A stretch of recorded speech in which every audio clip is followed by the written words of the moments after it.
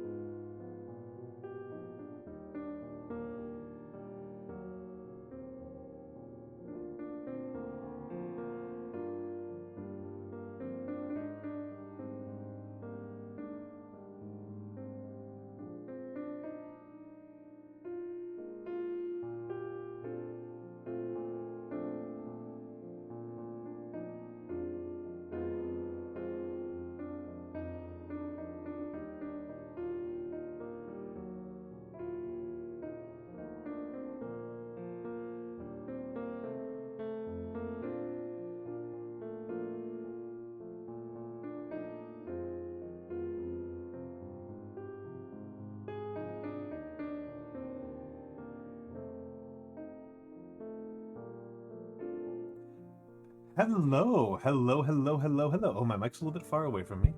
Ooh, always forget something. Hello, hello, hello, hello. It is I, Almantas, former professor, current VTuber, old man who loves old things. How are people doing tonight? How are people doing tonight? Did I say this already? I am Almantas, former professor, current VTuber, old man who loves old things. It is a pleasure to be back. It is a pleasure to be back, everybody. Thank you, Ali. Oh, hold on a second.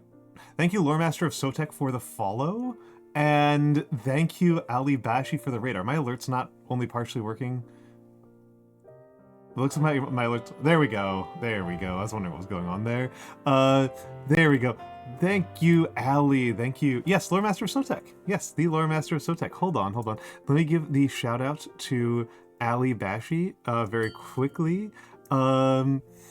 Yes. Yes. Hello, Eclipse. I am a little bit behind. I usually tend to... Let's give the full shout out to Ali Bashi. Let's give the full shout out to Ali Bashi. Ali is a delight. I adore Ali. I adore Ali. Oh, Skellingtons, you were with Ali. There we go. And so is Tohu. Well, we're going to get to that, Skeletons. We're going to get to that, Skeletons. We are going to get to that. So, things have been happening quite quickly here on stream, on my first stream back. I should also say hello. I should say thank you for the 15 months to Epion Avenger. Epion, I owe a great debt of gratitude to. He helped me select my streaming PC. So I have a great affection for Mr. Avenger, for Mr. Epion, for helping run some technical support on my end. But yes, Ali is... Oh, and Loremaster Sotek, thank you for the Prime. Thank you for the Prime. That's very kind. God, I never get over that. I don't think I'm ever going to get over how funny it is to hear the TTS. I got a few. We're going to get to there. We're going to get to there. We're going to get to there, Gamma. I haven't even gotten through saying thank you to Ali for the raid.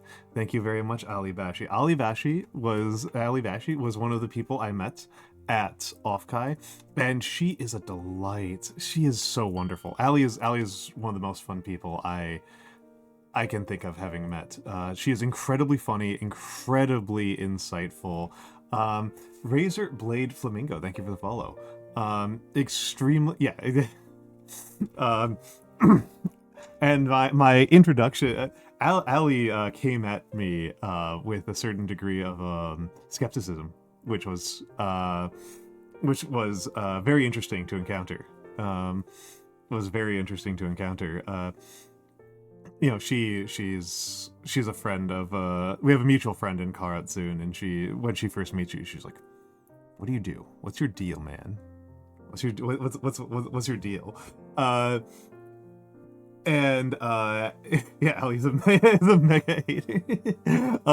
No, I think I won you over. I thought you were a delight. But I appreciated, right, in this space where kindness and generosity is so virtuous, and there's such an incentive, right, to be oh my god, I'm such a big fan as soon as you talk to anybody, that it was actually kind of a relief to encounter somebody who was coming at me with the point first. Coming at me point first, coming up with a certain degree of skepticism and seriousness, and I really appreciated that. Yeah, I do think I won her over by just being a reasonable person, and she I think that makes the fact that she was warm with me the rest of the time. Oh, yep, there's a sock. That she was warm with me the rest of the time. Feel more earned, right? Like being friends with a cat, right? Like being friends with a cat.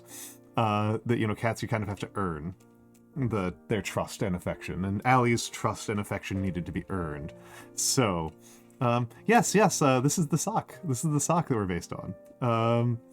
The sock model is a very funny story. The sock model is a very funny story, which is that, I saw the sock models, and then I saw the actual sock puppets. Oh, hold on. Okay, hold on. We have a break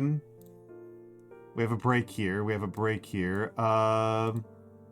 There we go. That should be fine. There we go. I've been fiddling around on the back end with optimizing some things, and it does occasionally, some of my redeems might be broken. That one was a little bit of a break. But I will just have to deal with that. So that's just the one I will have to take note on. That's not a big deal. That is not a big deal. That is fine. Yes, the thigh-high Almantas, as Rennie's dubbed it. But yes. Allie is a delight. Allie is a delight. She was one of my favorite people. One of my favorite people I met at Offkai. I met a lot of very cool people, and Allie was high on the list. Allie was very high on the list. Let's get in the hellos. Let's get in the hellos, because quite a few people have come through here, and I usually try to wait a little bit longer, but it's going to distract me. I'm going to be very distracted until I get through this. Hello to Seribots. Hello Almantas. Hello Vertebrae. Vertebrae gave me a very nice gift, and I will be showing it off when we get to the handcam portion of this. Hello Gamma, as ever. Hello, of course, to Epion Avenger. And, excuse me, throat is a little bit ticklish today. And hello to Archia Sholotl. And hello to Melkor the Great, who I also got to meet there. And hello to Recluse of the Veil, and hello to Lore Master Sotek, who I had a lovely conversation with. Me and Lore Master Sotek had a lovely extended, not actually very extensive, a lovely short conversation about the political implications of the changes that GW has made, inadvertently in many ways, with the Kislev lore. I am not very familiar with it, with the specifics of Warhammer lore, but I am a sociologist by training. I am a sociologist by training and a political commentator by profession, and so it was pretty. It was pretty fun to get into that. No, absolutely not, Tohu. We were literally sitting next to each other at a panel that we weren't paying very close attention to. There was absolutely not a video. Other people were being recorded in the room. We were not. No. We did not take. There's very little video footage from me from there. And. Yeah, no, that's how I do things, Lore Master. That's how I do things, Lore Master. And hello to Eclipse Bun, and hello Archia, well, that's Archia Shalotl again. Hello Tohu Bohu, and hello 1000 Skeletons. We do love 1K skeletons around here. And am I missing anybody? Miss Mochivas? Miss Mochivas. Hello. Tohu Vavohu. It's moderately cursed. It's moderately cursed, Tohu Vavohu. Much less cursed, though, I will say that. It's much less cursed. You have decursed yourself. And hello, McAllistrine. And, of course, finally, I've caught up here. Hello to all of the lurkers, the soon-to-be lurkers, and the VOD watchers. I appreciate all of you. Thank you all for stopping by. It's a real kindness of you. Okay, it is just Hebrew. I thought you were doing something a little bit goofy with it. I do not really speak any Hebrew. I know a handful of words of Yiddish. I don't really speak any Hebrew. For people missing this, Tohu Vavohu's name was, until very recently, Uwu O Snuggy Wuggy Nya Nya. Oh, also, hello, Beautiful Angel. Hello, Beautiful Angel. Let me just take a quick look through here. Did I miss anybody? I don't think so. Razorblade Flamingo, I said thank you for the follow for. I think we have everybody. I think everyone is accounted for. So that means I can stop worrying about it. I can stop worrying about it. But hello. But yes, Lore Master Sotek. Yeah, I tend to be an escalator on these things. I tend to like to move quickly and seriously on these subjects. I don't like to, I don't really see a lot of virtue in farting around in the shallow end of the pool. I mean, there's something to be said for it, and particularly when you're doing something. When you're trying to prove a particularly complicated point, right? When you're trying to prove a very complicated point, you often do have to spend a long time explaining the shallow parts of the story. One of the books that I read while I was at Offkai was not one of the books. The book I read while I was at Offkai, right? I got on the plane and I started. It was a book I had been sitting on for a minute. I loaded up the book, and as soon as I got to the airport, I started reading it, and I finished it the last day I was there.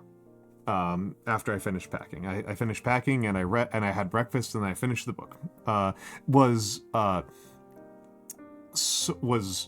Shattered Sword, which was very good. Shattered Sword was very good, and it's a very technical book. It is a book that is about the Battle of Midway, and it is pretty entertaining. That at the end of the day, it is a fairly lengthy book that amounts to accusing one very dead man of being a liar. That's fundamentally what it is this one particular guy is a liar. And in order to do so, it gets into the weeds on stuff like cylindrical engines versus other types of engines, and different ways of doing aviation gas lines on an aircraft carrier deck, and the forms of signaling that aircraft carriers use. It's an incredibly in-depth book that at the end of the day functionally amounts to calling one specific guy, Fuchida, Admiral Fuchida, a liar. And like I said, sometimes you really need to spend a lot of time on the details, right? You sometimes need to get really, really deeply into the details before you can get to the deeper stuff. But Sotek and I we didn't have to waste a lot of time, because Sotek explained I may as well explain it, right? I may as well explain what Sotek and I got into, which is that Sotek... Oh, actually, I forgot one of the most important things in the world. I'm sure she's already taken it, because I do not think that Allie needs to wait for me. I think Allie is a clever enough young lady that she doesn't need to wait for my permission for this. But Allie and all of you raiders, if you need to raid and run, please feel free to do so. I know that I tend to raid out when I am cold and hungry and sleepy. Some combination of those three.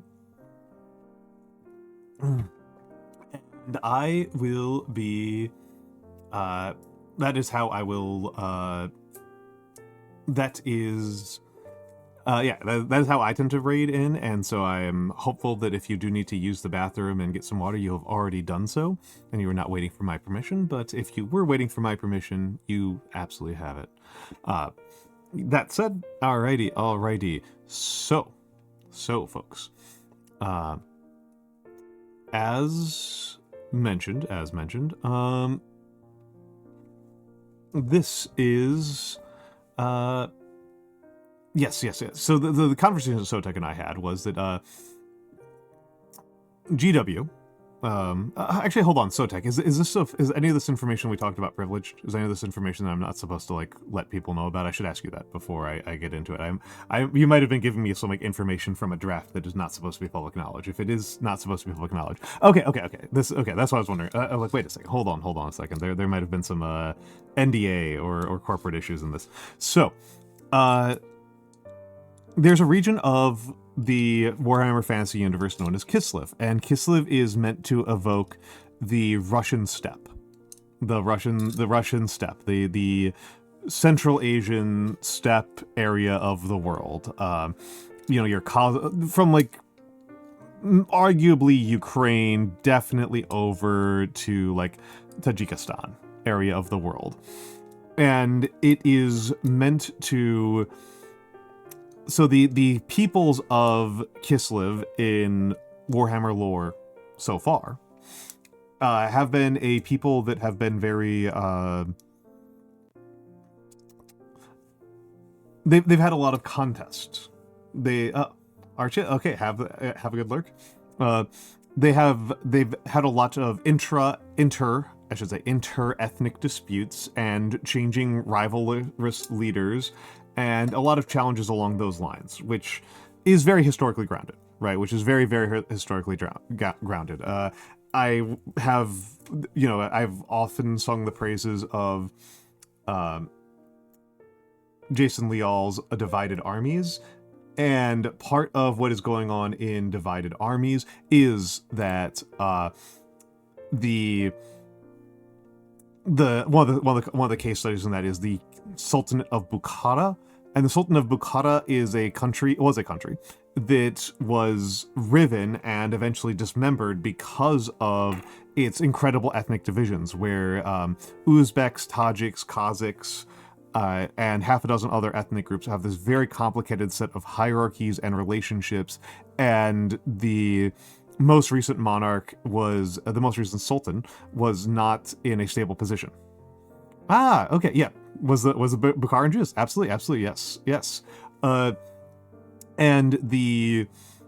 So Kislev is meant to be about this area of the world. It's meant to be a sort of fantasy analog for this area of the world. And GW was looking at what was happening in the Russo-Ukrainian conflict. And they said, oh, this is very complicated. This whole thing happening in Russia and Ukraine is very complicated. What if we simplify things and kind of recuse ourselves from the existing conflict by changing the nature of Kislevian conflict to be of Kislevian society? What if we change it so that Kislevian society is simple? It is simple that the Kislevites, the Kislevians, the Kislevars are just one people. Are one people that have been united for a very long time, and there's not a lot of ethnic strife and not a lot of ethnic division, and they're kind of united against the civilized peoples of the world. So first of all, if you are familiar with any of the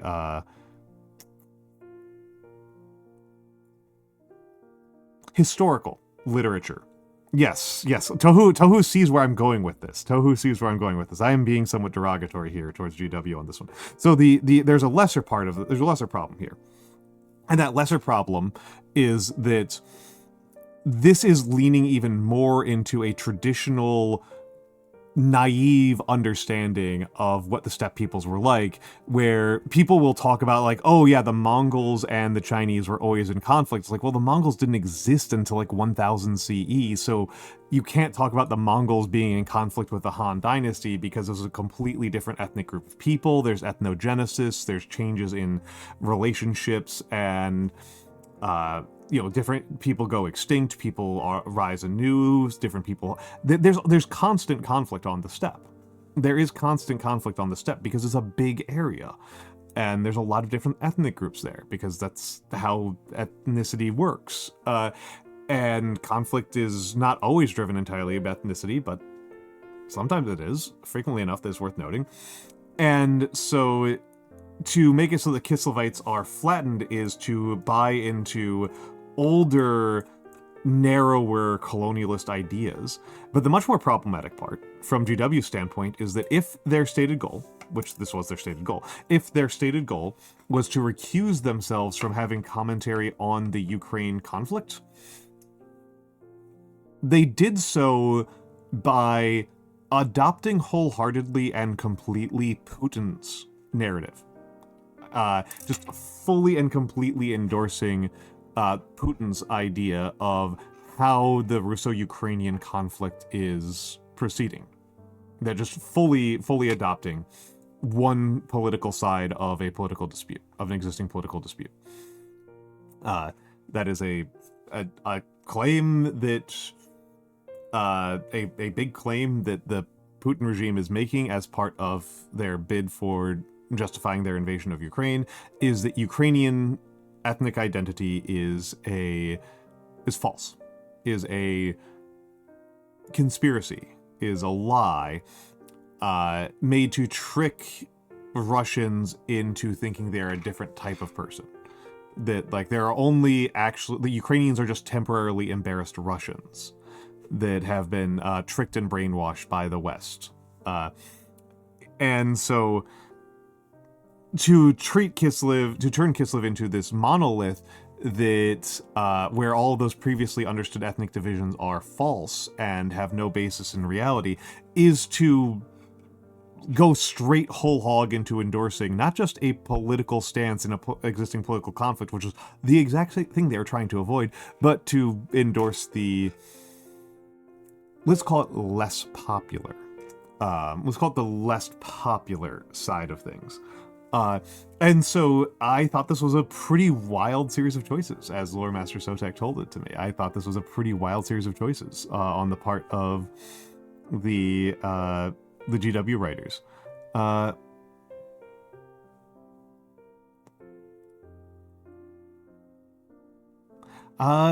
Archa, you absolutely have, I would say, Archa, that it is worth considering reading newer types of books. I am sorry that you had that experience, but I can absolutely recommend to you some books that are more detailed and can give you some more thorough detail. There's different levels of detailedness. This is part of the nature of historical study, is that different fields proceed at different paces, and the usual rule of thumb for historical works is that the usual rule of thumb for historical subjects is that the more well-studied a subject is, the more detailed each individual book on that subject has to be. And so if you're doing post-Napoleonic military history, everything is studied to death. And so again, I read Shattered Sword, it's hundreds of pages long, and it is getting into minute-by-minute analyses of individual orders given by individual ship captains. Right? Like, it's extremely detailed. Whereas if you are studying a subject that's relatively novel, it'll be a lot coarser, and you'll get a lot more generalities. That said, one of the most... I am finally going back and reading Ginsberg. I actually did not read Ginsberg because I wasn't a Europeanist, so I did not read The Cheese and Worms when I was in graduate school, even though that was like one of the more important books, and I probably should have. Ginsberg's The Cheese and the Worms is a history book, is an entire book about one guy. And not like a king. It is about a peasant. It is about one peasant, and functionally everything we know about him is from one trial. It's a guy named Minocchio, who goes on trial for heresy. I've talked about this book a little bit before because the fundamental structure of it is deeply, deeply funny, which is that Minocchio had some extremely weird theological beliefs, and he gets put on trial for heresy, and he is like high tier heresying it up. He is like really, this is not like a light heresy. This guy is like really going for it. Hold on, gotta recalibrate Bridget. This guy's like really, really going in on it. And then, like, he just kind of goes back to his life, and then, like, he's just so annoying about it. He's just so absolutely obnoxious about it that eventually he goes on trial again, and doesn't go as well for him the second time. But it is... this is not light heresy. This guy is not doing some light heresy. This guy, like I said, this guy is going for it. This guy is going for it. This guy is, like... Ordination is just a business transaction. Oh, I don't even know how much... that's already, like, so extreme, right? Baptism doesn't work. Like, he's really... It's like... This guy is not, like, fooling around with the... This guy's not fooling around. With the heresy. He is going hardcore on the heresy. It is deeply crazy how out to sea this guy is. This guy is partying. This guy is really, like I said, he's really going for it. And so, like I said, like, you can get into incredibly detailed books. And our Greek mythology, I mean, you can have fictional books and non-fictional books about Greek mythology. Like, it depends a lot on what the type of book is. I am not much of a mythology guy as a rule. I'm just too much of a materialist. I'm just too concerned with, like, physical accountability. I'm just too concerned with physical accountability. And so, like, I cannot, I'm just going through my DMs. There's a specific person I'm looking for, who had a specific DM I'm looking for.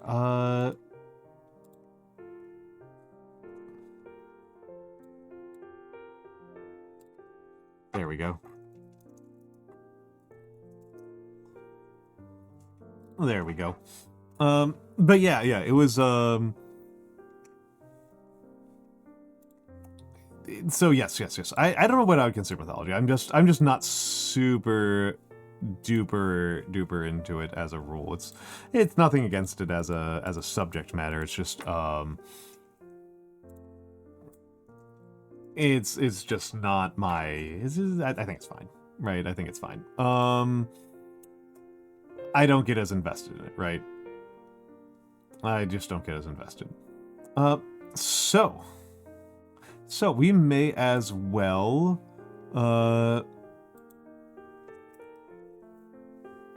and older ones as nonfiction. Well, the question, right, with a nonfictional, the question, right, with doing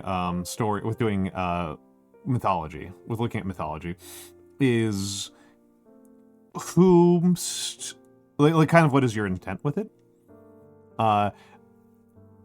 If I were to encounter a if I were to encounter a book, if I were to read a book that was looking at how did these things change over time? How did these things change over time? I would look at, what is our evidence for this myth? What is our evidence for this cult? What is our evidence for how this changed over time? That's nonfiction. That's nonfiction. That's academic nonfiction. That's a serious, reasonable topic to me. I would be very hesitant about a work that tried to start from a standpoint that there was some sort of, particularly for the societies I kind of know more about, like Roman, right? That there was some sort of stable understanding of the mythology of Rome.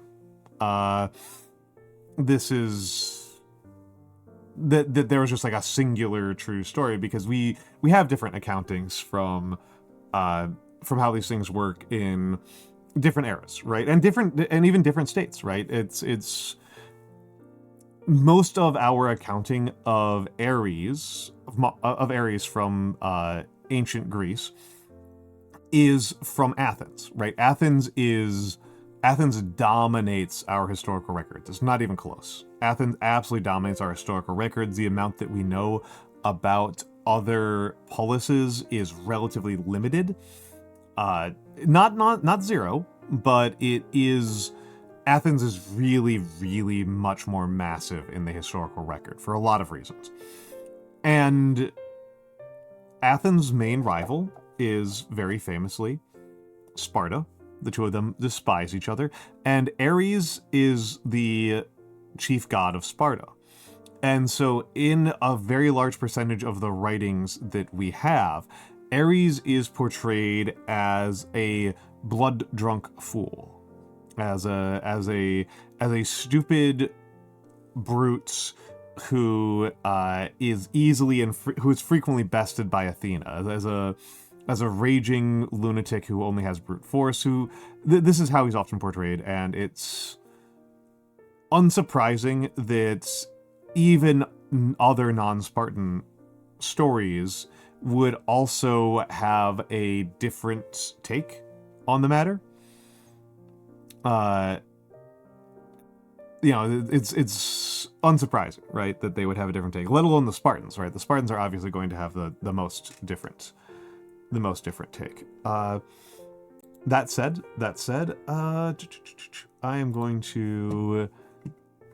we're going to get ready here for just a second.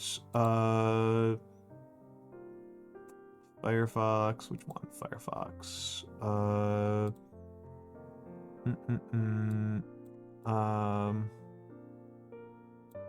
Okay. So today's stream, I think I'll change to reading and writing. I think I'll change it to reading and writing. Today we are going to be doing. This is how you're going to be seeing how I, as an individual, kind of do my thinking process, do my thought process. So this is not just going to be me talking about what happened at Offkai. This is also going to be me trying to write down my thoughts in a coherent fashion, because me and some other people, some of my close affiliates, are going to discuss what I say here in more detail. So I am going to treat this as a series of lessons learned. you are going to get a little bit more insight into how I think about the world than I think is typical. Oh, and how I think about myself. I should start off with, I am a very self-critical person. I'm a very self-critical person. My goal with what I am writing here is to have actionable items for how I can improve at future events. How I can have a better time at, if nothing else, Offkai 2026. That is the bare minimum. I want to have a better time at Offkai 2026. I want to have fewer regrets going into Offkai 2026 than I had at Offkai 2025. And so I am going to put some time into thinking about what I did right and what I did wrong and how I can do better, right? That is my plan. My thought process is not, this is not about celebrating. This is not about me showing off and bragging. This is, what did I do and what can I do better? I always want to know how I can do better. That said, we might want to start off with some of the show and tell a little bit. Might want to do a little bit of show and tell. That's hello, it's hard to show emotions. Hello, hello, hello. Okay. So we might, hold on a second, I'm just gonna adjust my camera a little bit. Vertebrae, are you still here? I want to know if Vertebrae is still here. Well, I guess she isn't here. Oh, you don't need to see that.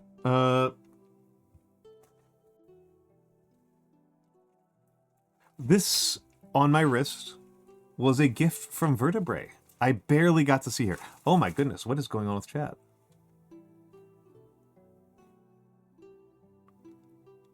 Hello, Alloy Sunseeker. Hello, Alloy Sunseeker. What is going on with chat? What is going on with chat? That is goofy.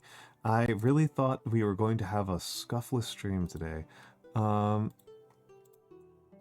But looks like I have been defeated. Let's see if that works here. There we go. That fixed it. There we go. That fixed it. I just had some broken CSS that I needed to clean. So yeah, now we've got regular chat. But yes, Vertebrae, who I saw only very briefly, made this for me. If she comes back, I will show it off again. If she comes back, I will show it off again. But we'll probably alternate between doing the hand cam and doing the regular cam. All right, have a nice lurk.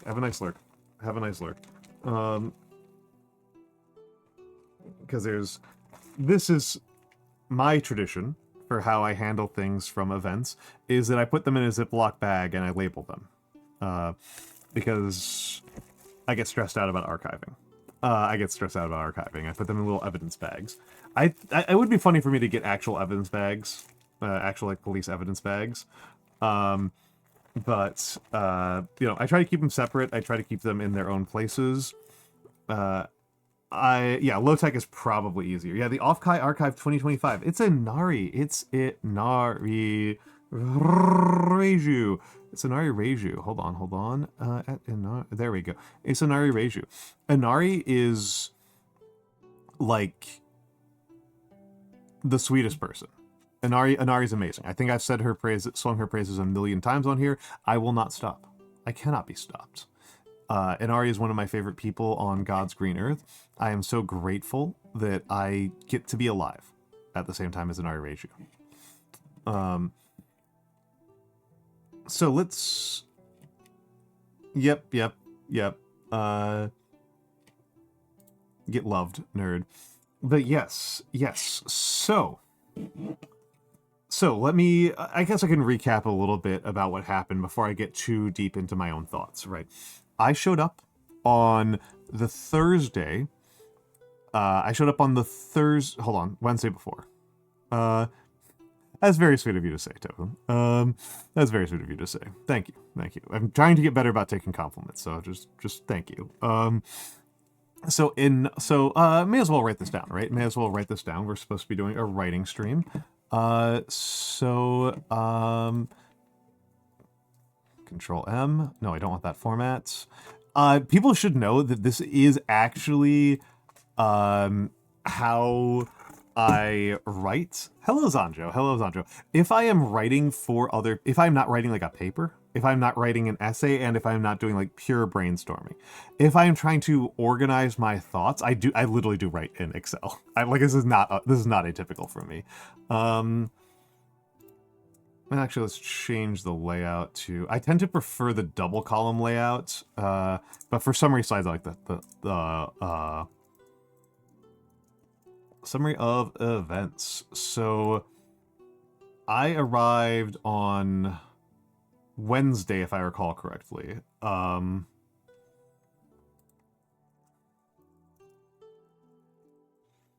think I arrived Wednesday.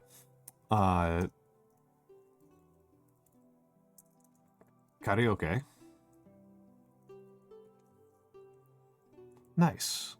Nice. Hold on, let's do one of the more important things to be doing in a moment like this. Not border weight. Where is it? I don't know why this isn't one of the top options. I always want this to be an option. Arrived Wednesday. Karaoke.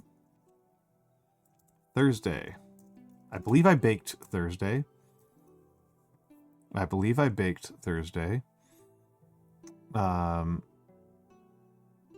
Did I do anything else on Thursday? Thursday I must have had a chill night. Thursday, chill nights. Friday.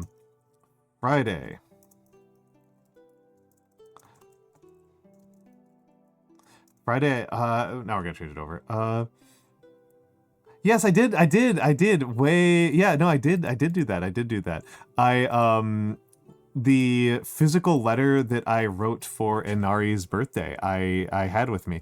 If I had thought better, I would have had more of them with me, but I didn't, so I didn't. Because there were a lot of people who I could have given physical copies of things that they had commissioned from me to Offkai. And I have them somewhere in my room, but I don't know. I don't know where I put it. That's very sweet of you to say, Inari. Inari is delightful. Yes, Zaf, I will be bringing those out. Yes, I do have those images. We will be seeing them. I did take enough photos.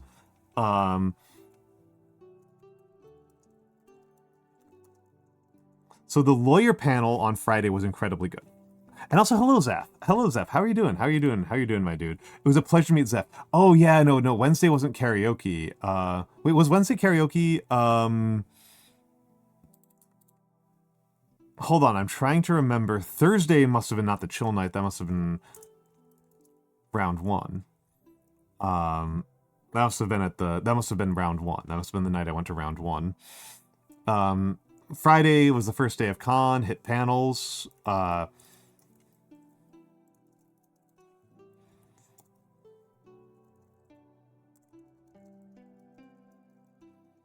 Most of Friday I spent going to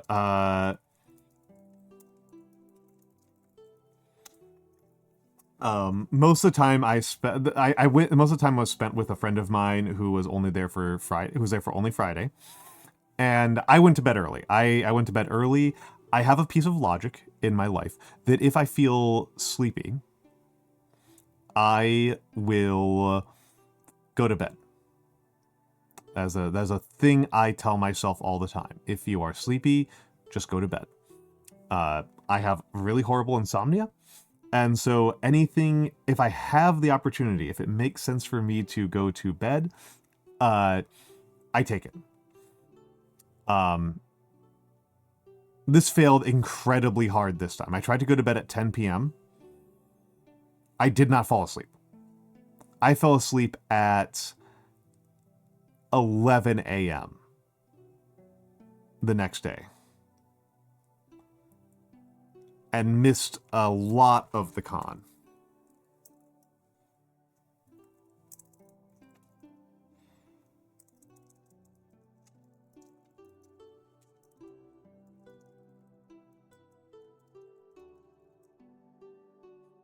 I did have breakfast.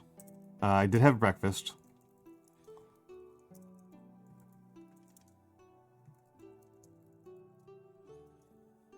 Yeah, that is going to be, I missed a lot of very important stuff on Saturday. This well, was the most sleep I got the entire weekend. This was the night I got the most sleep out of the entire weekend. Was middle of the day on Saturday. Was the most sleep I got. I had a horrible sleep the entire time. My sleep was devastating. My sleep was horrifyingly bad the entirety of Offkai. I did not get good sleep at Offkai. That is going to go hugely into lessons learned. Is going to be stuff about sleep. I have devastating insomnia in general. It was particularly bad at Offkai. It was particularly bad at Offkai, and I have theories about how to resolve that. Hey, Nano, I'm talking about you. Blue, sort of. I am one of those people who sleeps better if I change sleeping locations as a rule. Because I'm talking about what happened at Offkai, and you were the one who I had breakfast with on Saturday. Yeah, the feline wizard has appeared. The cat that is also a wizard and the wizard that is also a cat have both appeared. It was a really good breakfast. That place ruled. I would have that place again. I would have from that place again. I would have that place again. What else did I do on Saturday? Oh yeah, that was another karaoke day. As I recall. That was messy. I will not talk too much about what was going on there, but the karaoke places at but the nature of for some reason San Jose is just louder. San Jose is just loud. Yes, it was, Nyan. It was the day you walked straight into a door. Yes, it was. You did do that. You did walk straight into a door. It was very cat-like of you. It was extremely cat-like of you.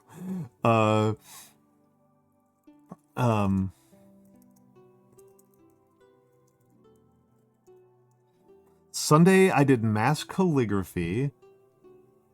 Yeah, it was as in unlocked.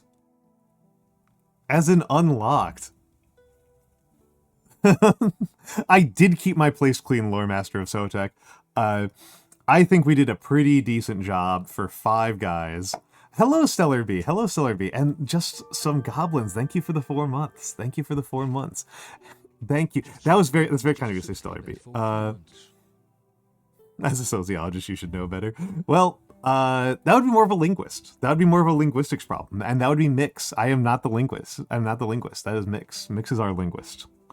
I did not trick you on purpose. And hello, Bear. Thank you for turning me into a sock. I have been socked. I am less sock. I did have one of those to consult on site.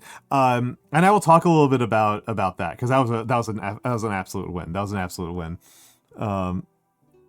I am doing okay, Skyrish. I'm doing okay, Mr. Bear. We are talking a little bit about, I'm getting my thoughts organized so that when I talk about things later, so what I'm doing is I am writing down my reflections, because writing is a creative process. And it changes how you know things, right? You can know things better by writing about them. This is part of the reason why we do it. And so I am writing things down. I'm writing down my reflections about Offkai, and so that I can go over these with my viziers at a later date. And the summary of events that I'm writing right now is so that when I refer to things later on, it will be easier for people to know what I'm talking about, right? So we can go back and look at them. Sunday was the mass calligraphy day. Was Sunday the house party?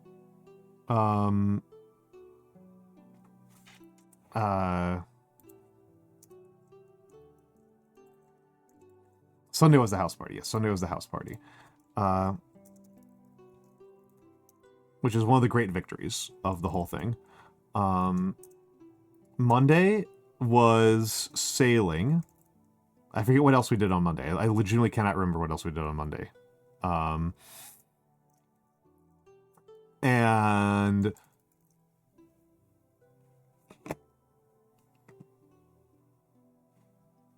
Sunday would have been it because it was the night you did Korean barbecue. Okay. That's what I thought. That's what I did. That's what I thought. I can't remember what else we did on Monday. Sailing, Ethiopian. I rarely mention food items on here, but Ethiopian is so good that I'm going to mention it. I do like Ethiopian so much that I am going to mention it.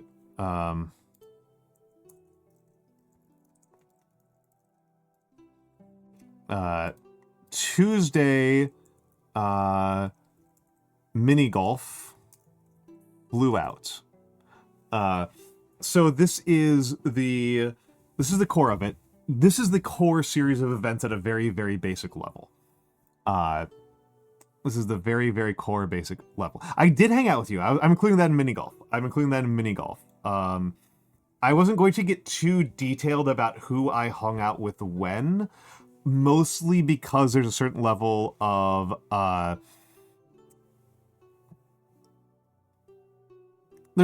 don't know how much people want me to talk about how they were there. There are some people I hung out with who I know don't want me to talk about their presence there because they were there on stealth on purpose.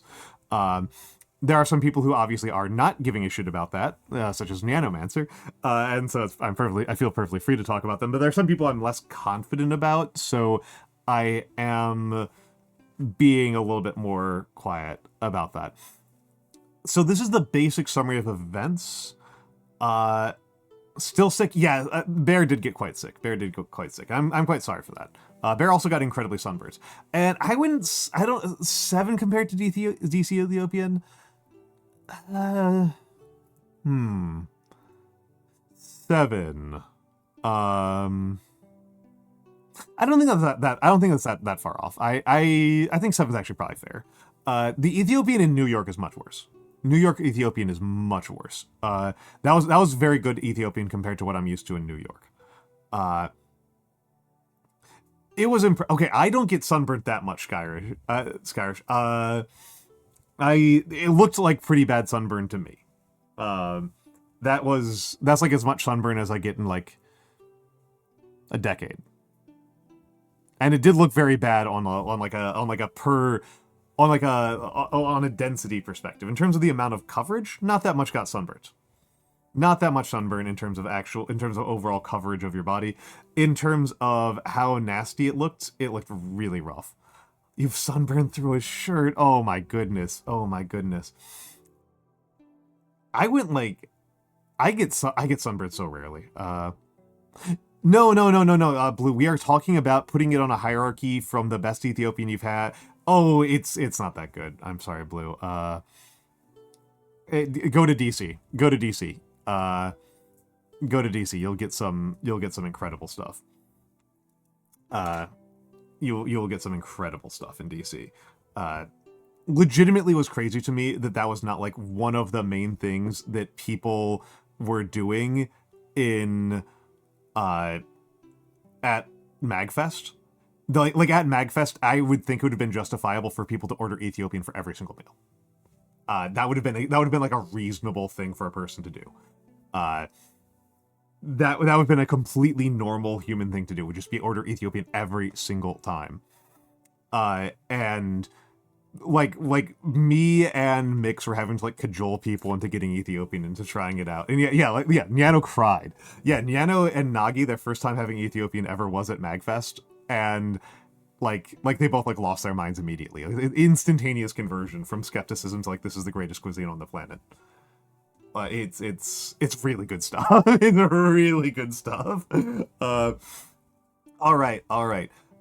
We are 1 minute out from ads, so I'm going to run those early because I need to use the bathroom very badly. I will be back in 3 or 4 minutes, and you will see me soon. Amusingly, I was not actually particularly impressed with the Mexican food I had in San Jose. I was not super impressed.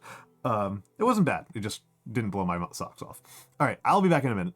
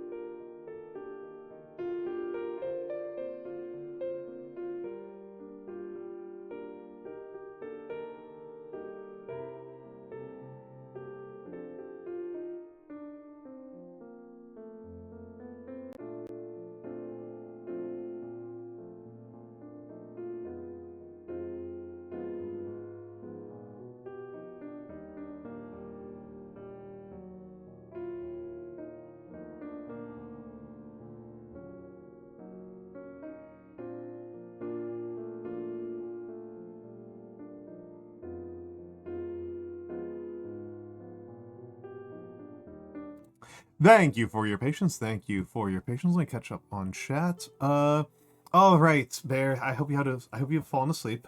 Oh.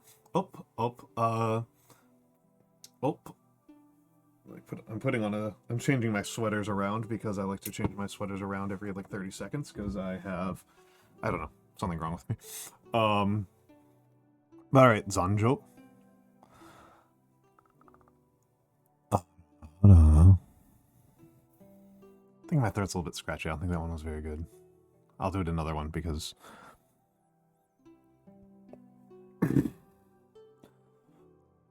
I don't feel like that was very good. There's something wrong with my throat. I apologize. And Pickles Little Do, thank you for stopping by. Have a good night. And Hakuya, yes, I am starting to settle back in. I have spent most of my time since I got home cleaning and trying to get back into my routine, and part of that is streaming. So I'm very grateful to be here. I am very, very grateful to be here. I didn't feel like that was a very good one. There's something, I can't get the smoke in my voice. I can't get the smoke in my voice. My throat feels weirdly smooth. Something feels, it's not catching in the back of my throat. Gave me a craving for spicy cookies you can't scratch. Oh no. Oh, yep.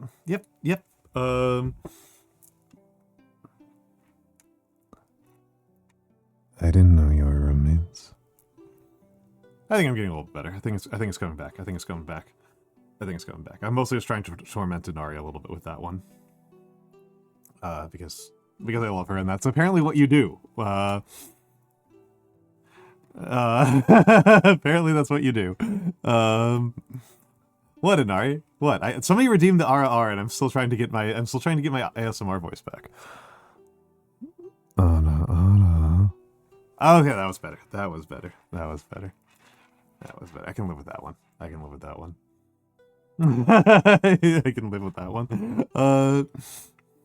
No, Inari. Inari, my dear Inari, please do not leave. I will knock it off until somebody else does another ASMR redeem. And then all bets are off. But yes, this is the basic summary of events. So let's start with, I want to talk about this in terms of lesson learned. So I've got missteps and victories, right? We have missteps and victories. People want the sock active here the whole time. Oh, okay. The lawyer panel was really good. The other panels were less so. And hello, Inari LaFay. Hello, Inari _LaFay. I was the one talking up the lawyer panels. That's probably where you heard that from, Inari. Was from me. You probably heard it from me. I'm probably just hearing it over and over again. Other people had good things to say about it. Yes. Yes, I am going to write up I'm going to do a slideshow writing up what I learned from it. I did take notes. I did take extensive notes from it because I am a nerd. And I could go over that during, actually, you know what? Hold on a second.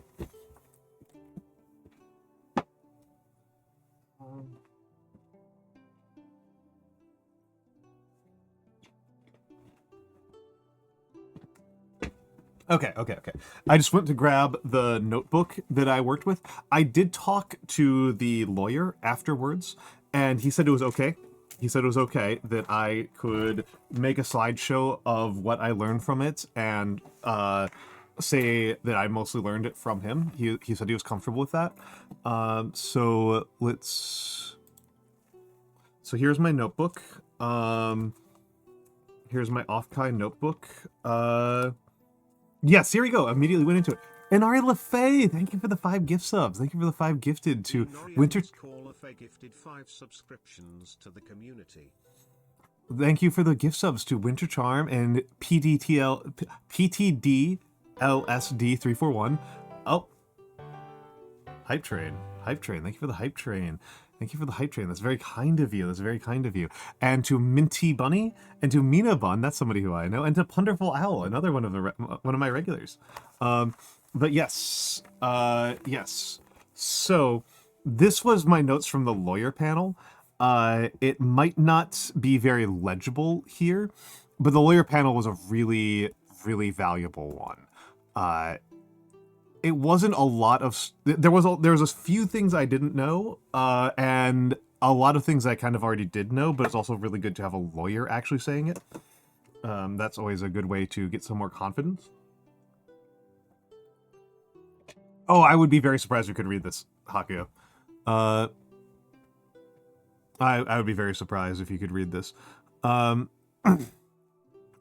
because this person, Duran Esports... Duran Esports is active on Twitter, and they run an agency. Oh, Inari, thank you for the gift sub to Archia. Yeah, I mean, for one thing, it's not the most focused. The focal length is not... Yeah, Duran is, Lucid. It was Lucid. That's what it was. Yes, I couldn't remember the name of it. I had it open in my tabs. But yeah, he was very helpful. He was very helpful. It was also kind of funny because there was at least, like, one other lawyer in the crowd. You think this is bad? You think this is bad? I hope nobody can read that. I'm really hoping nobody can read that. If somebody can read that, I'm going to be very upset.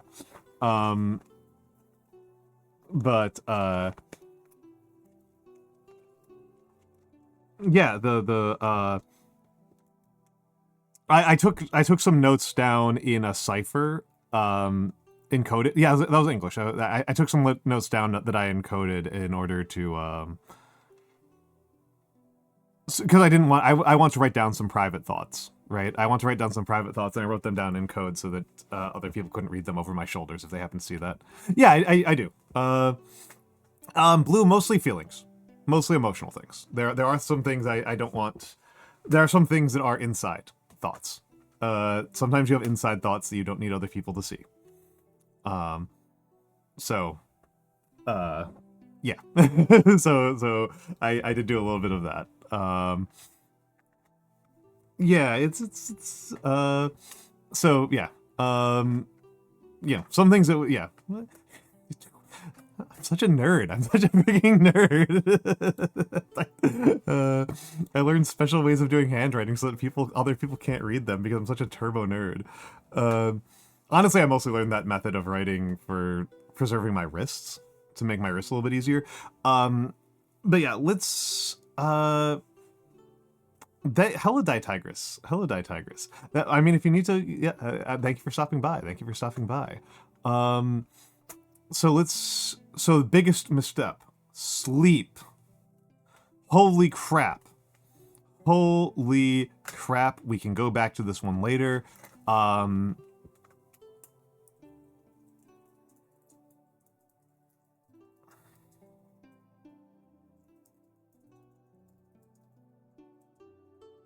is that less than sign so huge? Holy crap.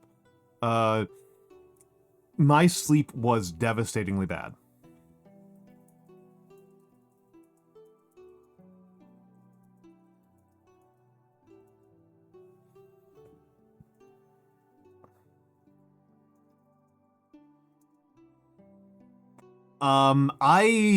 That's not actually it's not super duper unusual. It is super duper unusual for me to get less than 2 hours of sleep multiple days in a row. But I do I have lifelong insomnia. This is a lifelong thing. It's mostly trouble falling asleep. It is mostly trouble falling asleep. I'd like to tell this story because I think it's funny. When I was born, right, and they took me out of the hospital, and they took me home. The scam period is over, thank heavens. When I was born and they took me out of the hospital, my mom, by the end of the day, was like, there's something wrong with this baby. This baby's busted. This baby is busted. As far as I know, I come by it honestly. Other people in my family have pretty bad insomnia. I might have the worst that we know about. But it's something that I've learned to cope with to various extents. This was extreme. I am used to struggling to fall asleep. I'm used to spending an hour or more trying to fall asleep. I am used to only being able to fall asleep if I do a fairly rigid series of rituals leading into going to sleep. I need to brush my teeth right before I go to bed. I just need to. I just need to. If I don't, my teeth will drive me insane. The feeling of my teeth will keep me up the whole damn night.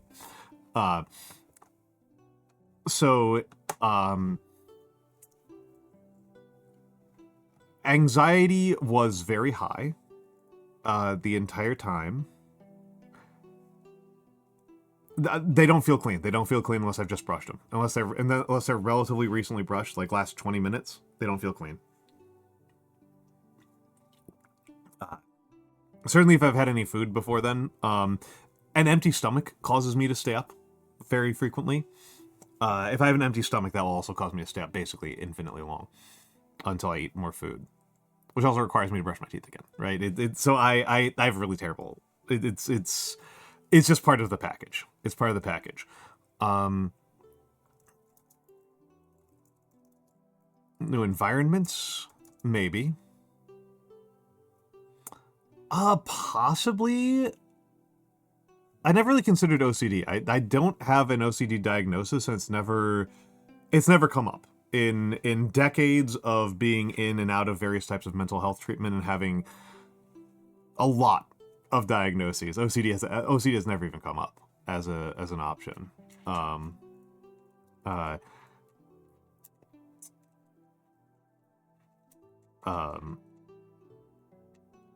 It's possible the new environments. That's one that people have suggested repeatedly.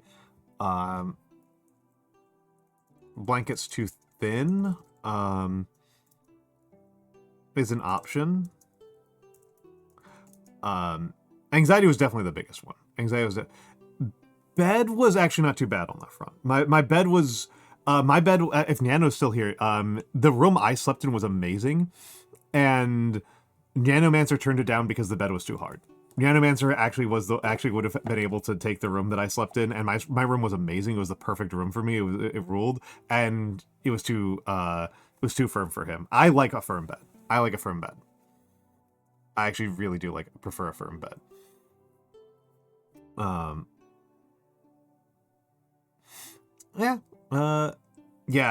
I like sleeping in firm beds, and I like sleeping in hammocks. Hammocks are also usually pretty good for me. Oddly, I sleep really well on public transit, which is very weird for how much other insomnia I have, but moving vehicles other than planes tend to actually put me to sleep relatively reliably. However, that's not practical, right? There's not a practical way to just sleep to just do that.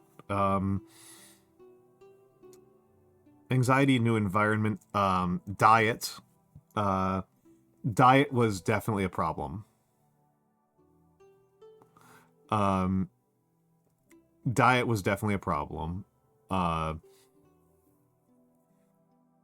The food that we were having at Offkai was really rich compared to what I am used to. We were eating out and ordering delivery quite a lot.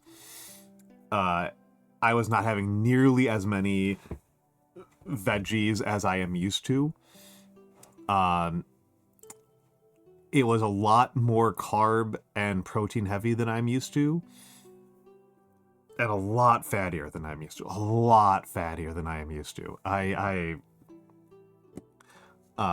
am used to having a much more vegetable heavy diet. Not just because I'm vegan, but also because I'm old. So that was a factor. You lost weight on the trip. I'm pretty sure. I gained 4 pounds on the trip. I am pretty sure I gained like a significant amount of weight on the trip, which is a problem because I'm trying to get down by 30 pounds. Oh, I'm trying to get my weight down by like 30 plus pounds. Oh, am I the only one who gained weight? Was it just me? Was it just me? Yeah, gut biome is a factor. That's true. Yeah. You're already... You are pretty thin. You are a pretty thin fellow, Hakia. You are a pretty thin fellow. I am 30 plus pounds up on my goal weight. I am a little bit thicker than I would like to be at the moment. Hello, potato cats. Hello, potato cats. We'll talk about the bread. We'll talk about the bread. And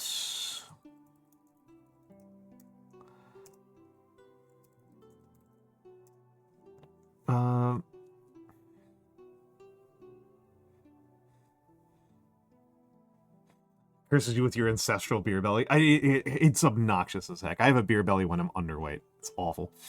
So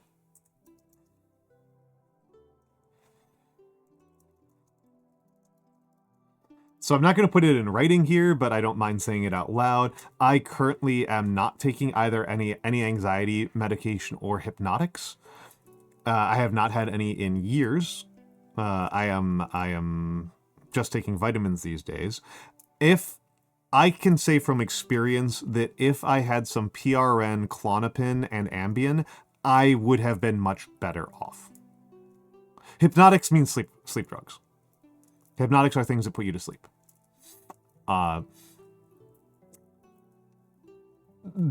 It is... I have had Ambien prescriptions before. I am wary about Ambien. I try to avoid it. I have not had any in years and years and years. Ambien is a very powerful medication for me. Ambien's very effective for me. Most painkillers, for example, are not effective on me. A lot of drugs are not super effective on me. Ambien knocks me out instantly. Ambien knocks me out instantly, but you develop a resistance to it very quickly. I found that it stopped being effective after a couple of doses in a row. So it is not a long-term solution to my insomnia. It is not a sustainable solution to insomnia in general. But for this use case, this would have been amazing. This would have been amazing. If I had had... If I would have been much better off with... If I had had some Ambien and or some Klonopin, PRN, I have not found any medications that are good for me to take regularly. But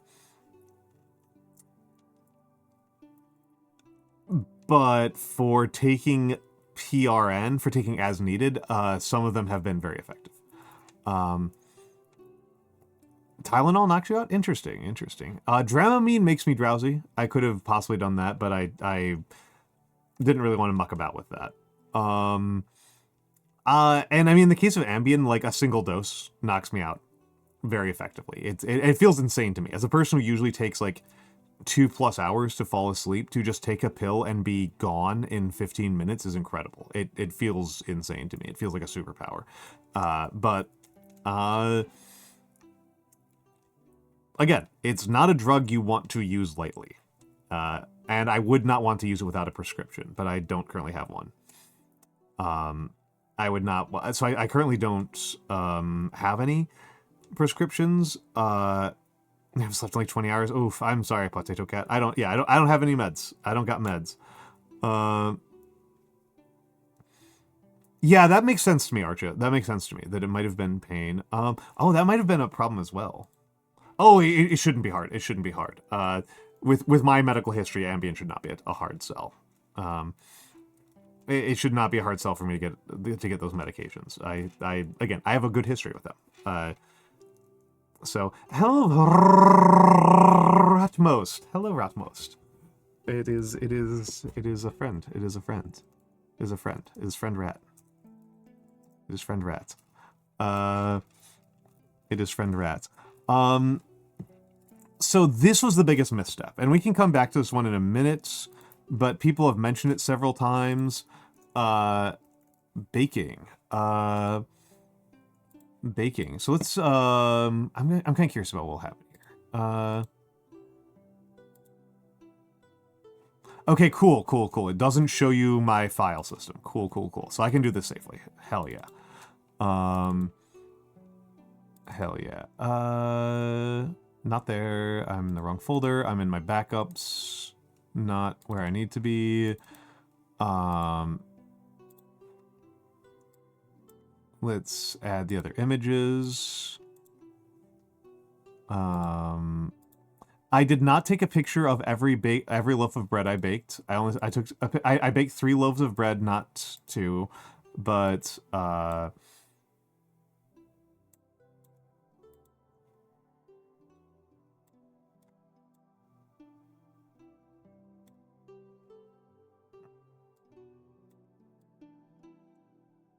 I did bake while I was there. I did bake while I was there, and this was a huge success, and I can improve it. I can improve my baking, my convention baking. I can improve the convention baking. I can see there's a lot of activity in chat, and I'm not paying attention because I'm busy resizing images. It's...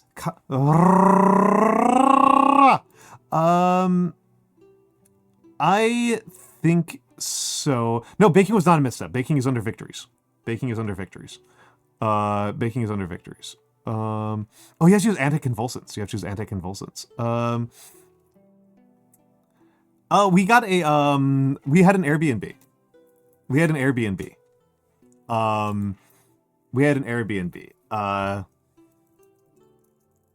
Yeah, many houses are just abandoned. You can just walk in. Yes, but Karatsun. Is a shout out on cooldown? Is shout out on cooldown? Karatsun was a major feature of my experiences at Offkai. I am very grateful to her. I had a lovely time. Kari, you missed it. Allie rated me. Allie rated me. She meowed a lot.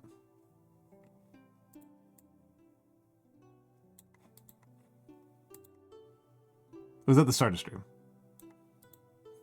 Okay, so if people haven't heard about this before, I hate spending money. I hate spending money. I'm super cheap. I am super cheap. I loved baking. I also just love baking.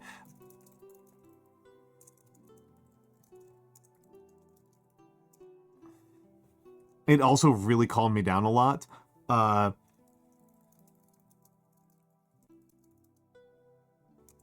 Wow, what's going on with my keyboard?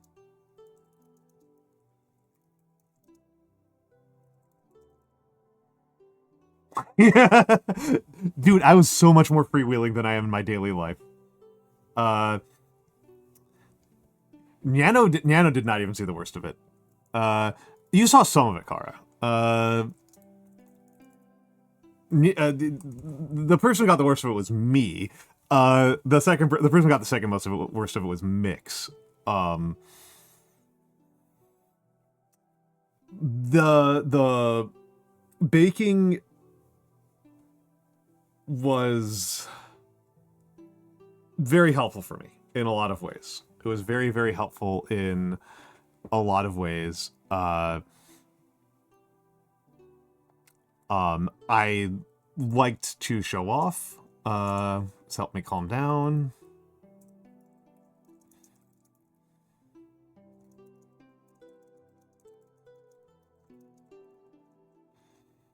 Would not have been possible without a detached kitchen. Wow,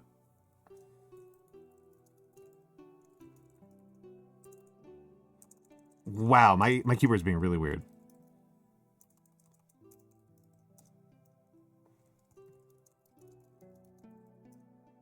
So for future cons, make sure I have an oven.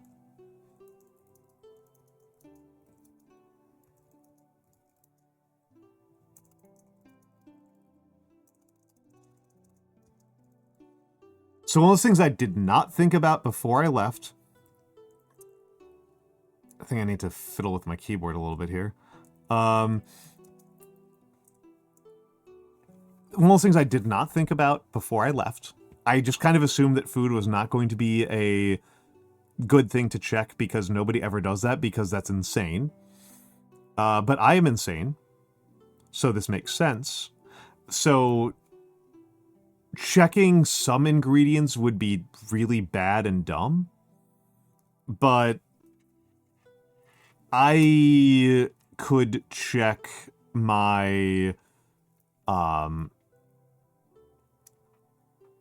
I could check some things like my yeast and flour and well, don't break. In checked, it's fine. In checked, it's fine. Because they're going to be looking for the actual chemical signature of the cocaine. They're not going to be looking for the visual indicator of the cocaine because they're not going to bother opening it up unless they have to. I can just check the ingredients, right? I can just check the ingredients, and if it's anything that's not like, there's a fair number of them, I can just check it. It's just like not a big deal. It's just not a freaking big deal. I checked a lot of them coming home, and that would just like save me a lot of pain and frustration. Well, my checked bag was like way under the limit anyway. The limit's 50 pounds, and my checked baggage going out was like 25 pounds. So literally covered, right? I'm already paying the $35 for the checked bag. Who cares, right? Who cares? I've already paid for it, so it's sunk cost. Yes, exactly, Ratmos. That's what happened. I was grocery shopping in a town that I wasn't familiar with, and that was a gamble. And it caused me to screw up a little bit. The reason why I never made cheesecake was because I couldn't find the right ingredients in a timely fashion. That hard stop, something that me and Yano were really looking forward to. I was really looking forward to making a peanut butter cheesecake, and I just didn't. As a result of that. Yeah, different branding culture too. That's true. That's true. Hello, Vert. Hello, Vert. Oh, Vertie's back. Vertie's back. Vertie's back. Hold on. I have to show her. I have to show it off.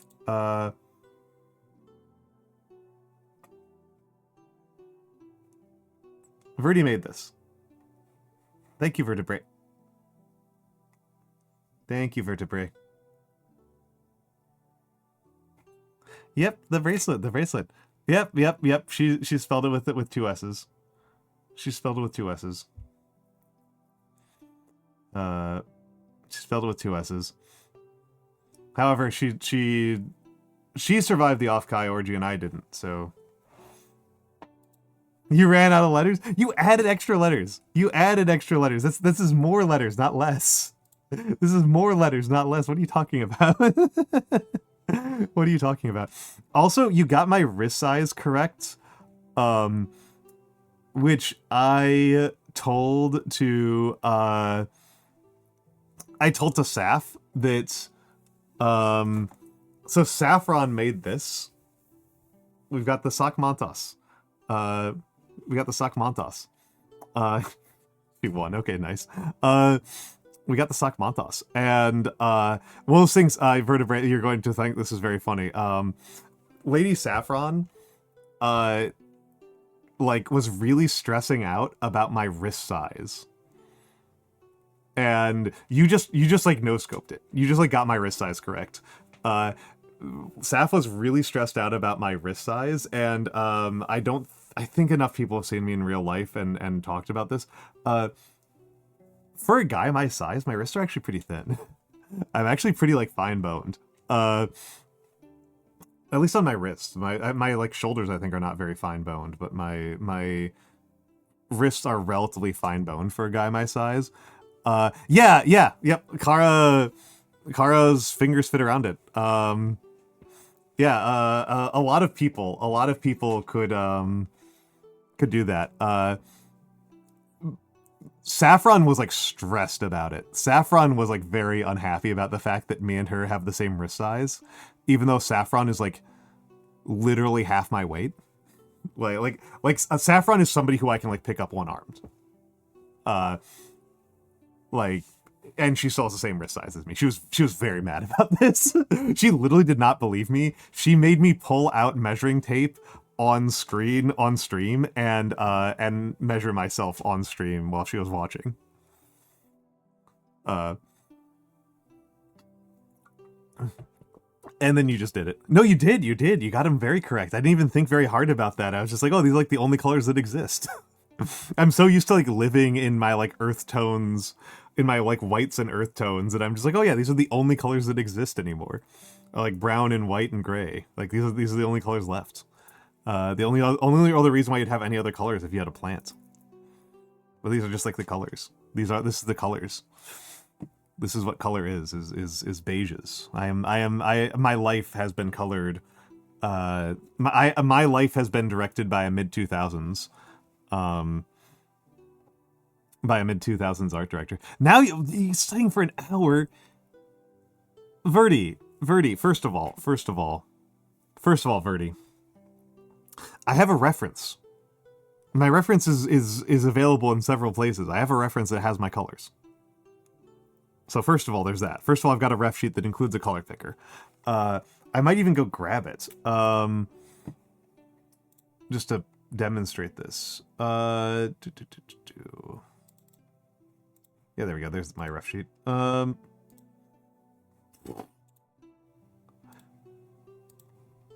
yeah, there's the color wheel on my ref sheet. You can be silly at times. I mean, a lot of people don't have this, so I understand. Like, I understand that, like, if I don't know that somebody has something, I don't even look for it. Right? I don't even look at it. Oh, you haven't seen the ref sheet before? Yeah. I was actually thinking about getting a new one because my model doesn't really look like this anymore. The proportions on my model are very different once we made the final model. We made the ref sheet, like, way back when.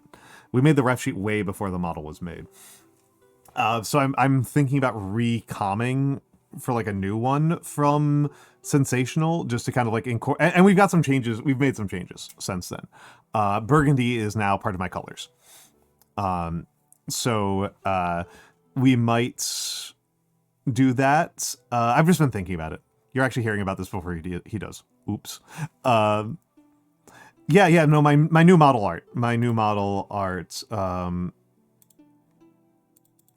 Where do I have a copy of it? Where's a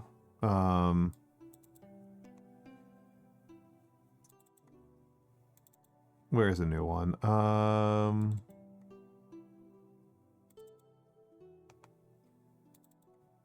I don't know where it is. I don't know where it is. We'll have to worry about it later.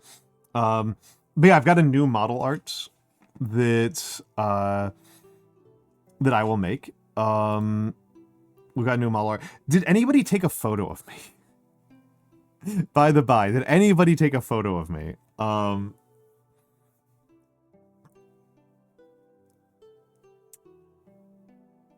Because I only have a couple of photos of me in cosplay, and they absolutely have my face in them. So if somebody has a photo of me where my face isn't in it, I would appreciate that.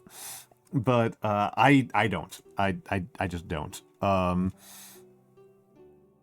4 photos of VTubers. That's fair. That's very fair. I've got a couple of photos of like.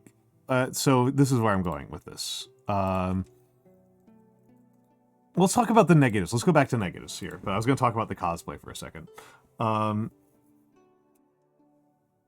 So sleep was horrible. Verdi, I was so surprised. I was so freaking surprised. I cannot express to you how surprised I was. I cannot express to you. Over any photos with their face. I will say, Melkor, I had a rule against taking photos with my face in them. For a very ridiculous reason that I am sticking to my guns on, which is that when I did my last subathon, one of the rewards was Almantas cosplay, and we didn't hit it. So I have to stick to my guns on this one. Do you usually get big day insomnia? Not super usually, Ratmost. I think my anxiety was really being driven more often by regret than by anticipation. I think I was being more driven by regret than by anticipation. I was thinking about potential faux pas that I had made and events that I had missed. Well, I'm not going to face reveal. I will be on a mask for it. I will have some sort of mask on for it, but it is the overall fit reveal. So some people did see it at the con. That's a bit of a con exclusive, we might say. Hello, Klondike. Hello, Klondike. Good to see you. Or should I say K10ND1K3. There we go. K10ND1K3. There we go. There we go. I can do that fast now. Welcome and welcome in. Yeah, I don't tend to have big day insomnia or anxiety. It's not impossible. I've had it before, but not super duper common. But yeah, like regret driven insomnia, like really like well, and that's the thing, Vertebrae. That's the thing. I was usually feeling okay up until I went to bed. Up until the minute I went to bed. As soon as there was nobody around and it was just me, heart was racing. Heart was racing all night. Every time. When I was by myself, I was just absolutely trapped in. I was in the pit. And so, yeah, you are familiar with this phenomenon. Yeah. I'm super extroverted, right? I am super extroverted. I'm super duper extroverted, and so whenever I was around other people, it was quite a bit better managed. I like other people. I like being around other people. I like talking to people, and so yeah, I would kind of be losing it when it was just me and my own thoughts. And it wasn't even so much thoughts, to be honest. I wasn't having too many cognitively driven anxiety. It was very much like my heart is just racing and I cannot slow it down. It was driving me nuts. I do think this has actually kind of driven me to think more seriously about getting a weighted blanket. I really struggle to sleep without a blanket unless I'm like sleeping on in a car or something. If I'm in a moving vehicle, that's one thing. And hello Deedledoo. Hello Deedledoo. But I was driven kind of insane by that.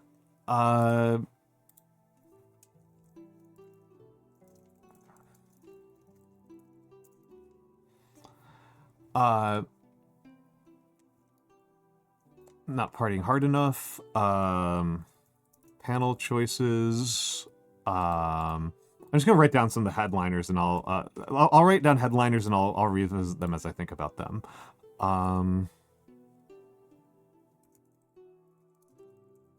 This is true, Blue. This is true. This is true. This is a workable thing, though, right? That's just a business. That's just a thing that's just a thing to be worked with. Yes, I've done that too, Ratmost. I have done that too, Ratmost. Just the I remember I've lived in areas of the world where the lowest temperature it gets all night is 100 degrees, which sucks. And even then, I still have to put a little flat. I still have to put a little sheet on me.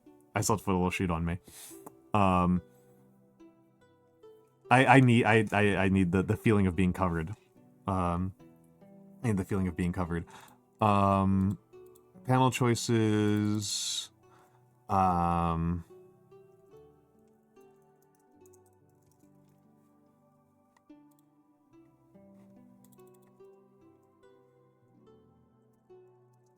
There we go. Order of operations errors. And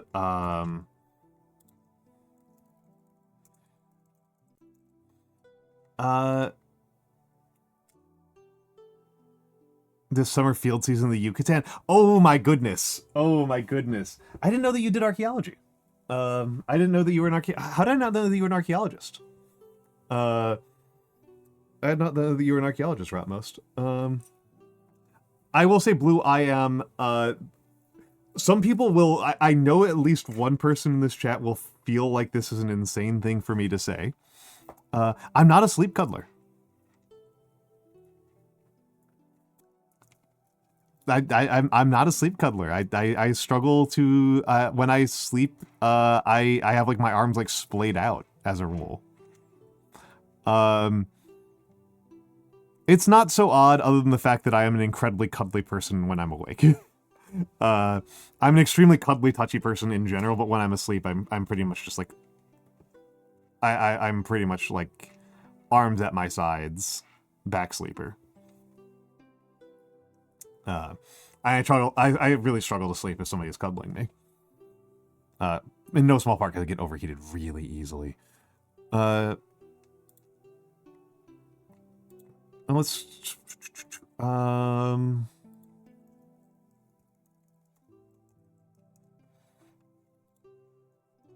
like gum in the other person's hair. Oh no. Oh no.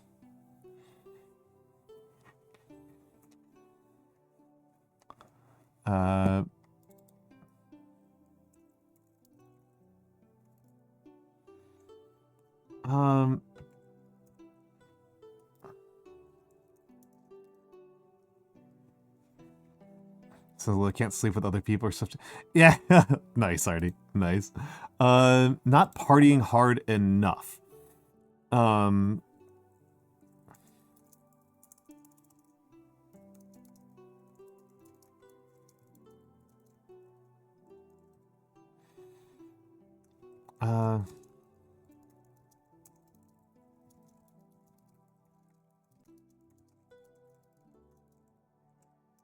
So, people... I'm not sure if people are familiar with this. Offkai has a somewhat infamous reputation for being the party convention. It has something of an infamous reputation for being the party convention. Yeah, party FOMO. I am, in spite of being such a big dang nerd, I actually kind of love to rate. I actually kind of love partying. I actually kind of do like partying a lot. K10ND1K3, thank you for the follow. I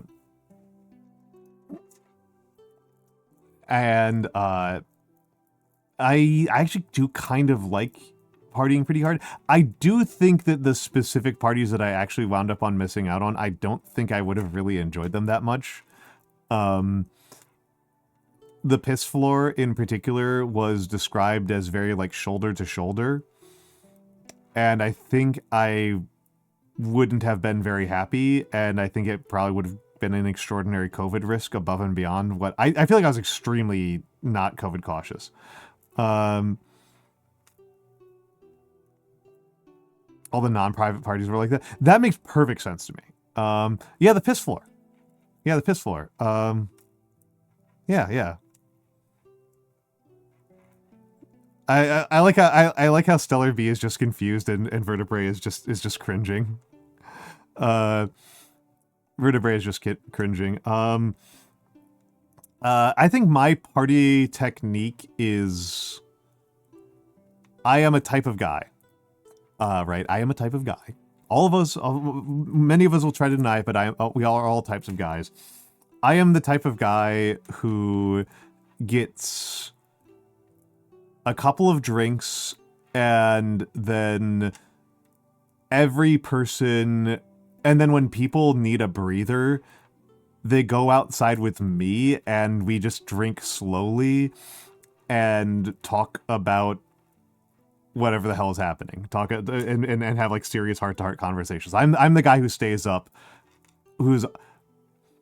That's the thing I did. I'm the person who stays up till like with people till like 7 a.m. talking about I don't know, their gender dysphoria or something like that, right? It's very much... I am very much that type of partier. I am at the actual main event of the party for like 15 minutes, and then I spend the rest of it at the side in the side chats, in the side rooms. But I definitely have some FOMO about that. You are a little guy, Retmost. You are very much a little guy there. Yeah, and Tohu Vavohu is talking about the smell of it, but I tended to hear when people called it the piss floor was because the floor was, as a result of the type of plastic wrap they have, reminiscent of a men's room bathroom.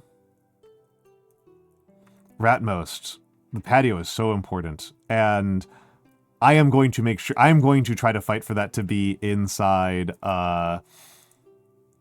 in my future. In my future. One day, thank you for the Prime. 13 months. 13 months. Like I said, Stellar, it is the infamous PartyCon. I am old, so this was not really my kind of thing, but a lot of the folks who go to Offkai are, you know, they're college age. This is very much a college student party. You had an insane potion on the piss floor. See, people are it's just the piss floor.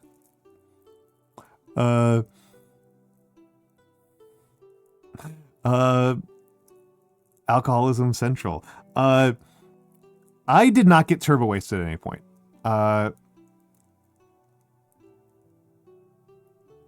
Found a jazz room. That sounds so cool. See, that's the sort of thing I missed. That's the sort of thing I missed. That's the sort of thing I missed. My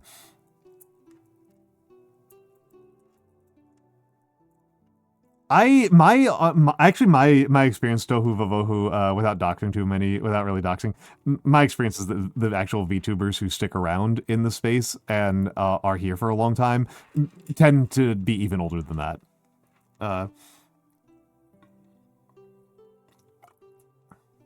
I think the average VTuber performer is actually, I don't even think they're mid-20s. But so I could have partied harder. And I know some older ones. Yeah, there's a lot. So yeah, the I don't want to talk about the age distribution too much because I try to be vague about myself, and I think it'd be very rude for me to be too speculative about other people's ages. But yeah, it's there are two genders of VTuber, as I say, and one gender of VTuber is people like me and Cleo who've had like 15 careers, and this is just kind of where we wound up, and because this was kind of where the next chapter of our life felt natural, and we wanted something different than the kind of work we were doing before, and we've got lots of other experiences. And then college students. Right, those are the two genders of VTuber. And so the yeah, so it was Ancient 33. An Ancient 33. Yeah, finally the two genders. I mean, this happens a lot in VTubing, to be honest. There's a fair number of actual binaries.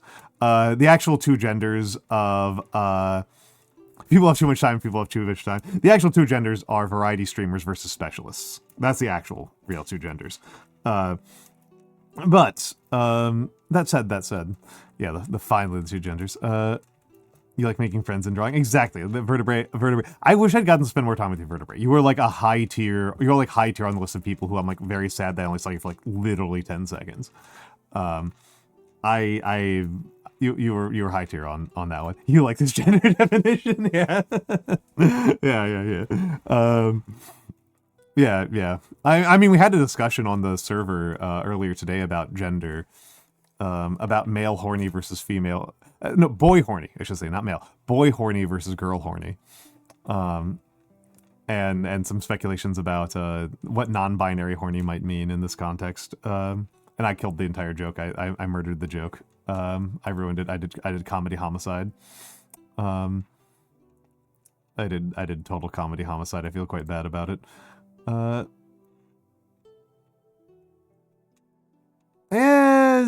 don't know. I don't know.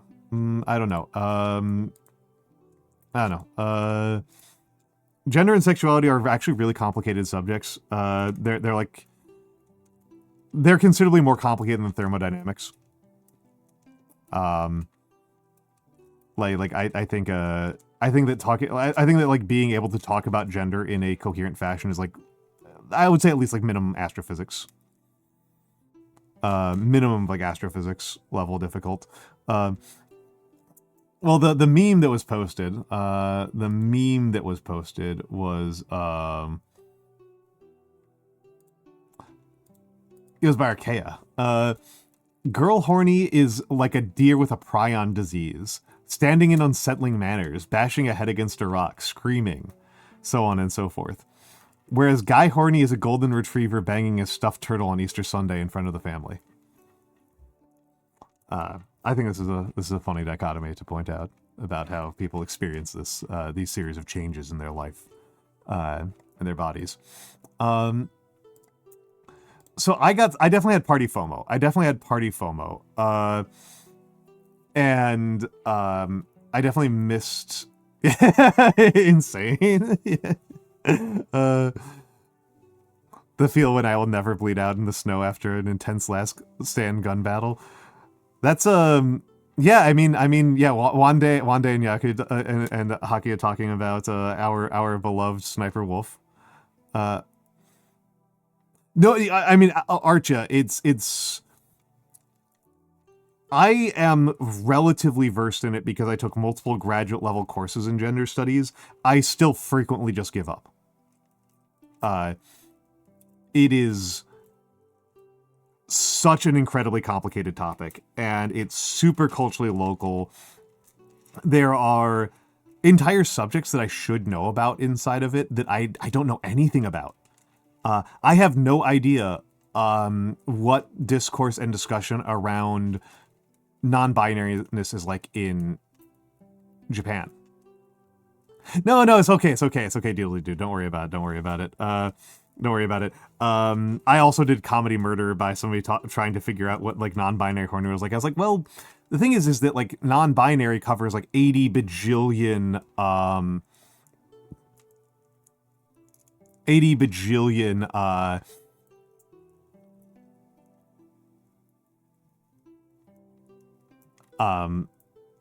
different genders. Like there's only 2 binary genders, but there's 80 bajillion non-binary genders. So the possible kaleidoscopes of types of horny, of non-binary horny could be insurmountable.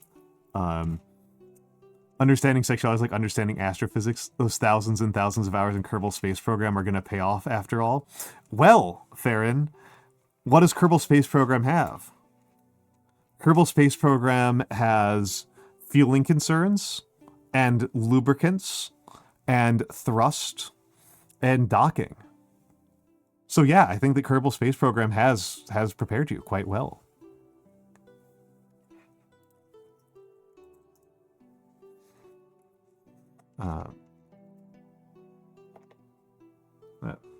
So yeah, no, I would be interested in talking to somebody who does feel comfortable in non-binary considerations in Japan, because again, I don't know crap about it, and my gringo ass understanding of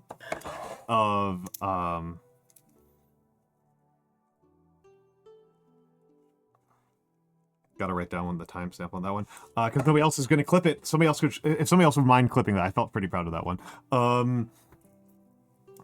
Well, deedly-doo, that is literally the premise of Gender Trouble, one of the most difficult and important books. Yeah, that's fair, Hakuya, that's fair, Hakuya. But like, so much of what non-binariness is in English is about pronouns. That's like so much of that's like so much of like the focus is on pronouns. Oh, and also, hold on. We are about to go into ads, but Wande redeemed a good boy just a second ago. So I'll get to that in a second. But yeah, I think that it would be worth it's you, the good boy. You like gamers?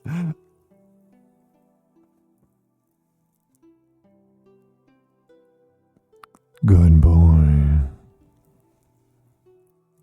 My ASMR voice is all messed up.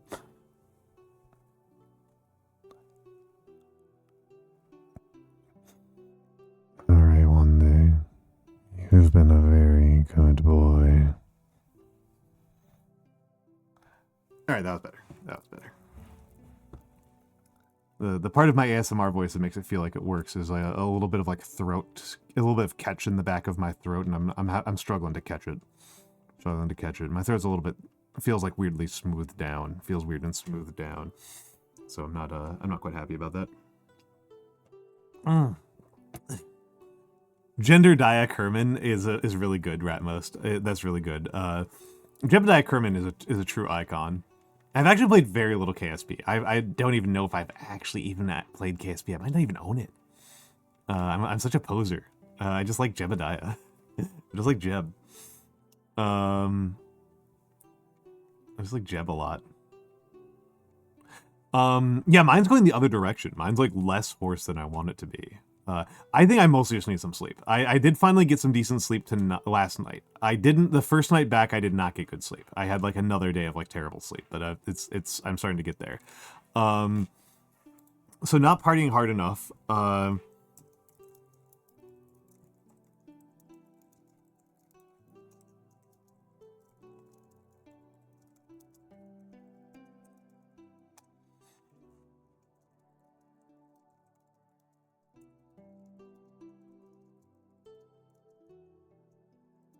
Thank you, Deedle-Dee-Doo. Thank you, Deedle-Dee-Doo.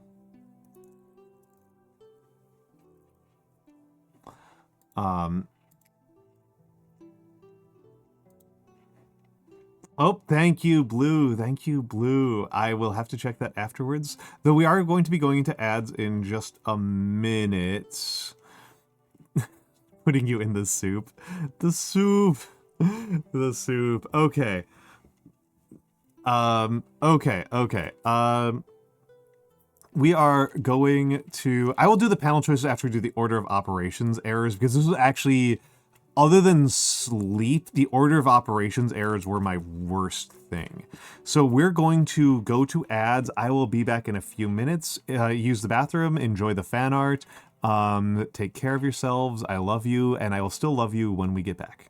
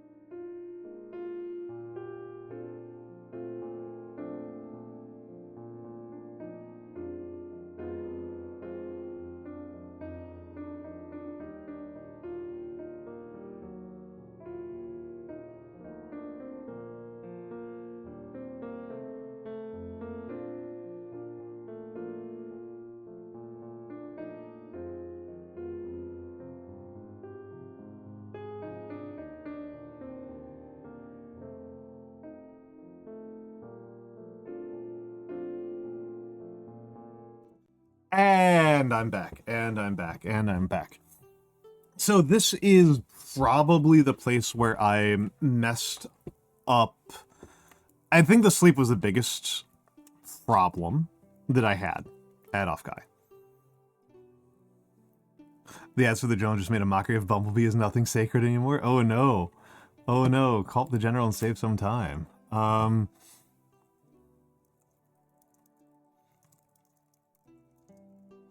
Hold on. Okay, looks like my mic is still fine. I heard like a weird click. Oh, we're fine. We're fine.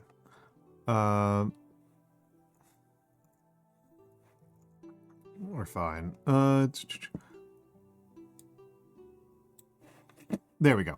So order of operations, I actually did.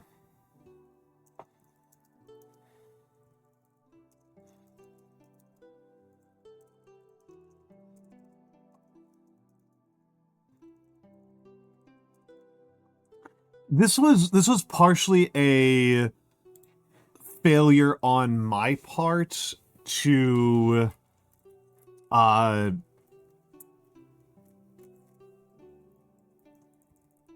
should actually call this vibing. Day 2 is vibing. This was a failure on my part to comprehend a little bit of what was happening at the convention, right? I kind of had a failing of... There was a bit of a failure on my own part at thinking about what I was actually doing at the convention. And let's... I really just want it to always be outline format.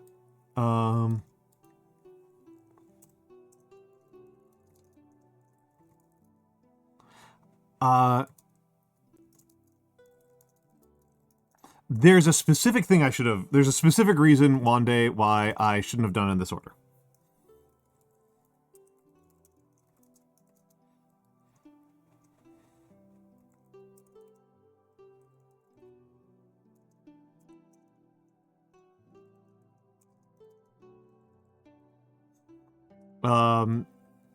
There's a specific reason why I should have done it in this order.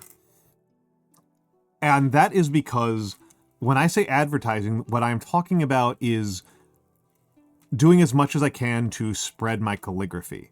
Because, hold on, I didn't grab it. I didn't grab it. Give me a second.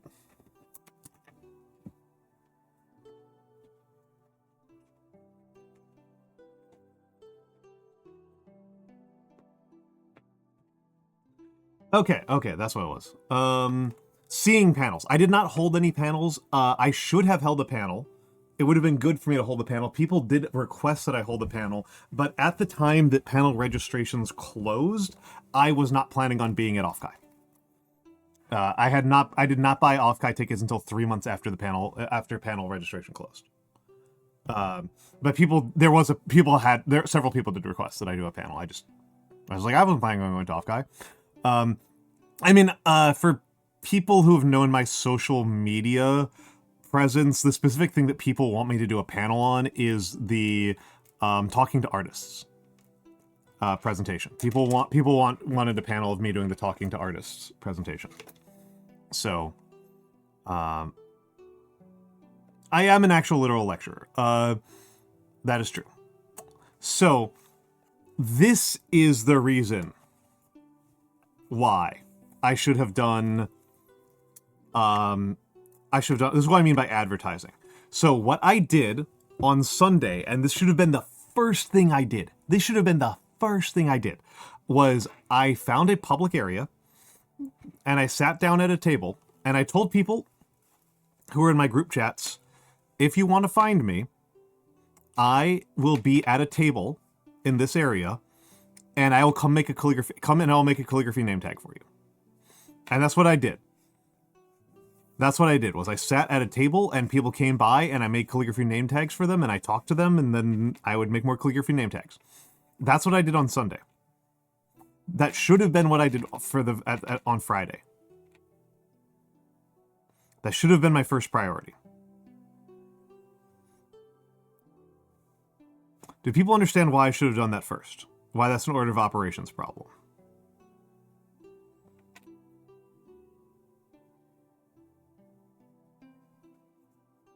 Yep, Tohu gets it. Tohu gets it. The reason why this is an order of operations problem, the reason why this is a failure of order... Yeah, should have been day one. Then people see them. Then more people see them. Yes. Well, no, more people see them. People were, like, wandering around looking for, like, who did them. Yeah. I did do them spontaneously whenever I saw people, right? Whenever I saw somebody I was friends with, I made them one. And if anybody requested one, I made one for them. But doing it as a concerted effort would have been better. I should have done that as a concerted effort. It was catch as catch can up until the last day. This was foolish of me. This is just a mistake. This is just a misplay.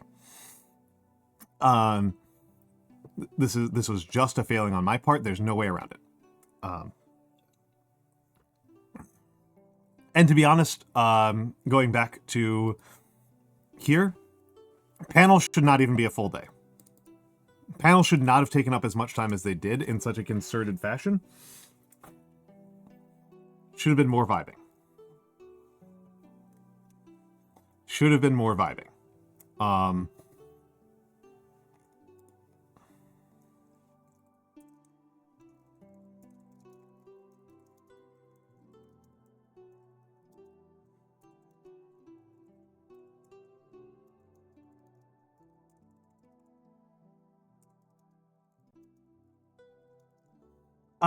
Vibing in this context means spending my time talking to people.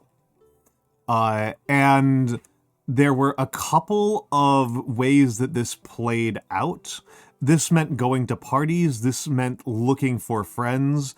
This meant focusing on the social element of it. Whereas I should say for panels, it was like con activities might be the way to put it. And so I should also point out that part of the reason why this was a bit of a failure on my part cognitively is that I didn't really... I thought I was going to meet other VTubers,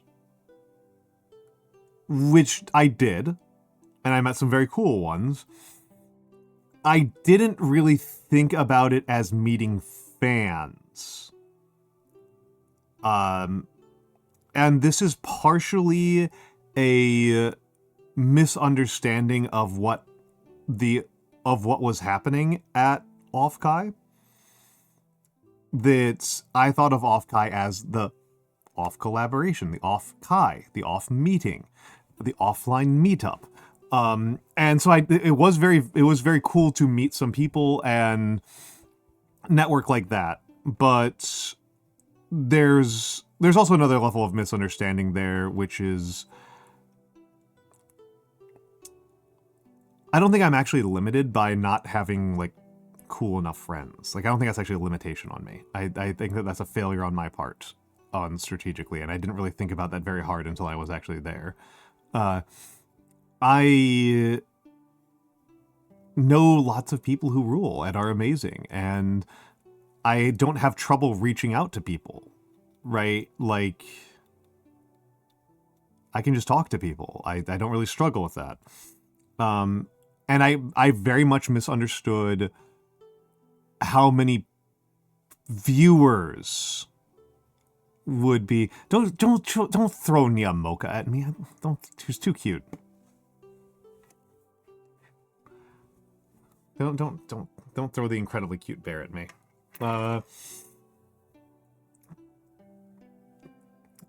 But I did not realize how many people who were like on the viewer side of things were happy to see me. I did not think that that was going to be happening. And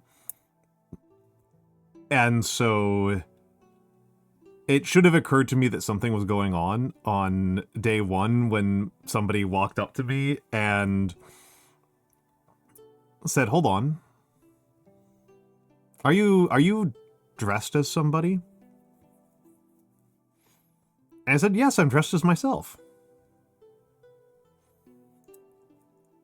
And it was not Epion. I did not run into Epion. If Epion was there, I missed it. I didn't see Epion. But yeah, somebody did come up to me and was like, are you dressed as somebody? I was like, yeah, I'm dressed as myself. I'm like, oh my god, I can't believe it. I should have occurred to me that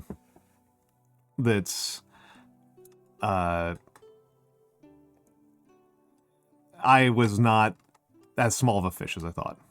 Actually, not too bad, Stellar. I was actually stunned by how not bad it was. I was really stunned by how not bad it was. I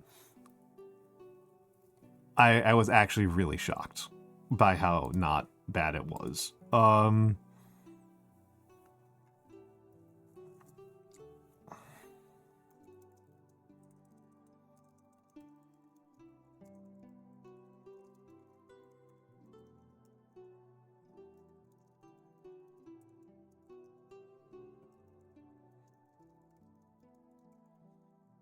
So I consider the cosplay a great success. Going back to victories, I'm putting in the cosplay. People could describe. Rinny's was there, but she was sick, so I missed her. Me and Rinny's have already talked about this. There are a bunch of VTubers who I wanted to meet up with who were there, and I didn't manage to meet up with them. I'm not going to say all of them because some of them were stealth. But there were some people who it's like. There are some people I'm pretty frustrated I didn't get to meet up with. Yeah, my cosplay was very successful. I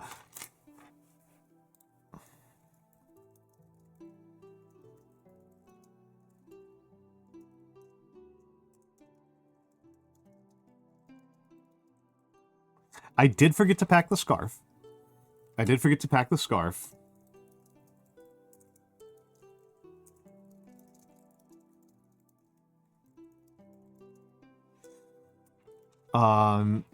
Buy a second sweater so I don't have to do laundry every day.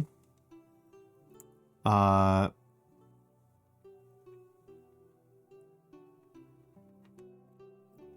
I see it. Frame the question. Cute. Cute. Frame the question around glasses.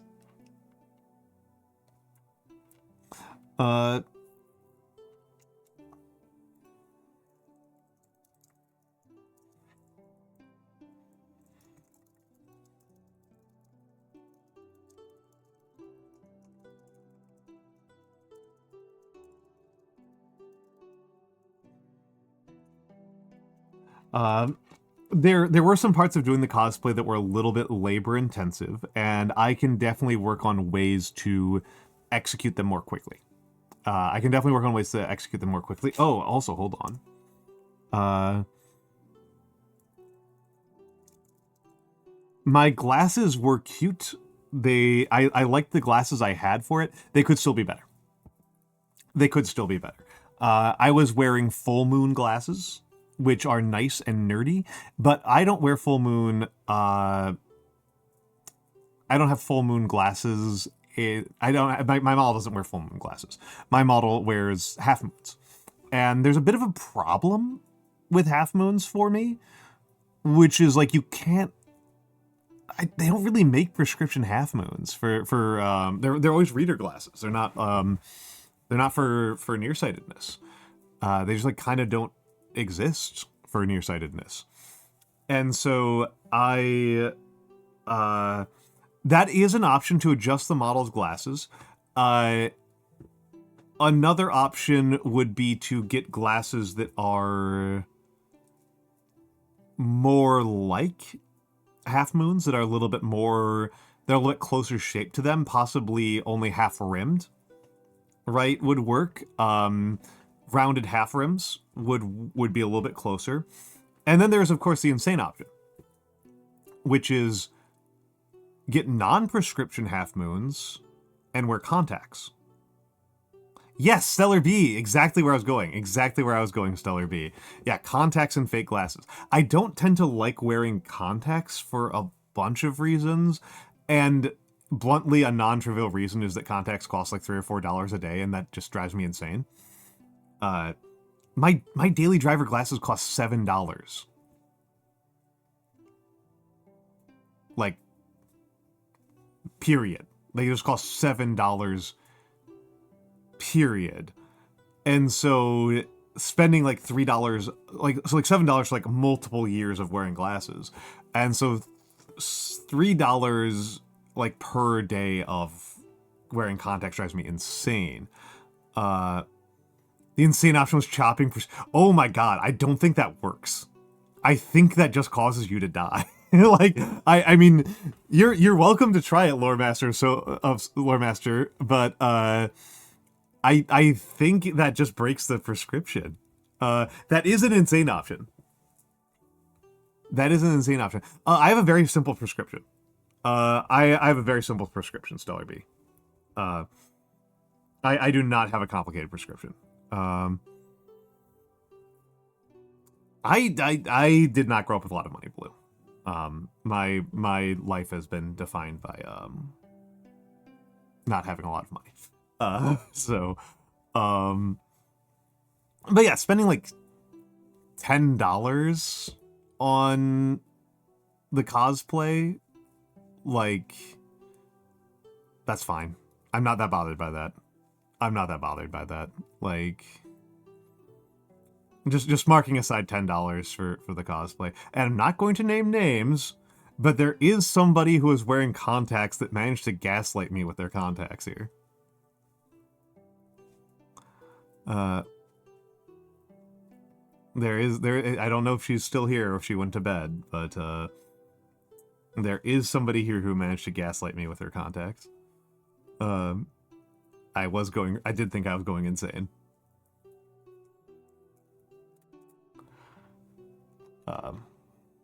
I will let her volunteer herself, but I'll leave it alone. So yeah, the cosplay was a super success. Yeah, I think they went to bed too. I think they went to bed, which is extremely reasonable. Which is extremely fucking reasonable of them. Very, very normal behavior at this time of day. But yeah, I think the cosplay was a huge success. I should have done this while we were in an ad break, because I do have the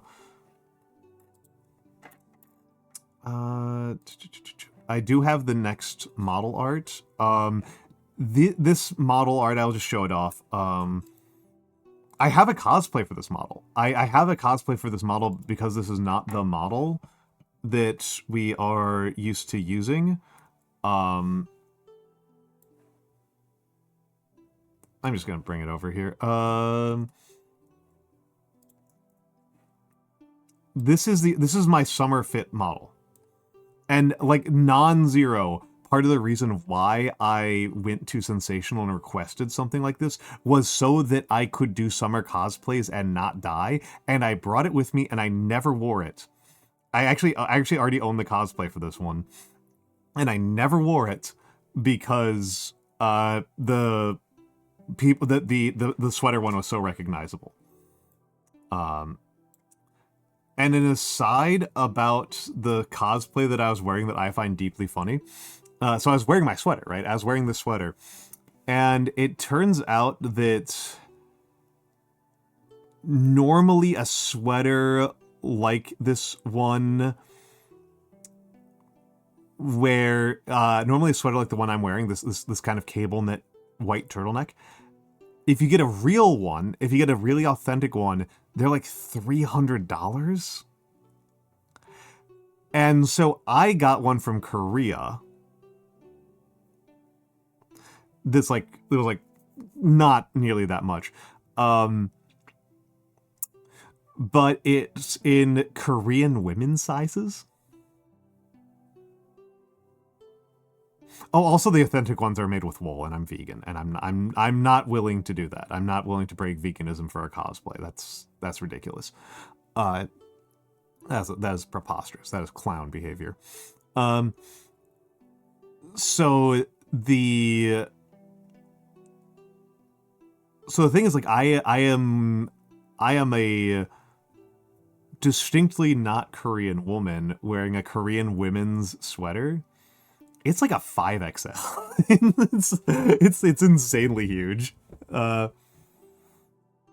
I can show the actual sweater. Hold on, give me a second. I need to go find it. Where did I put the dang thing? Where did I put the dang thing?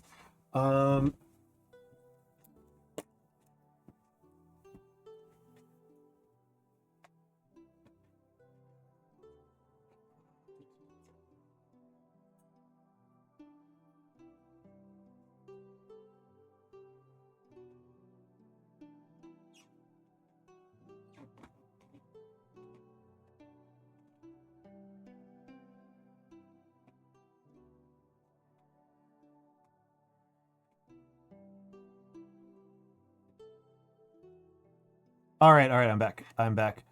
And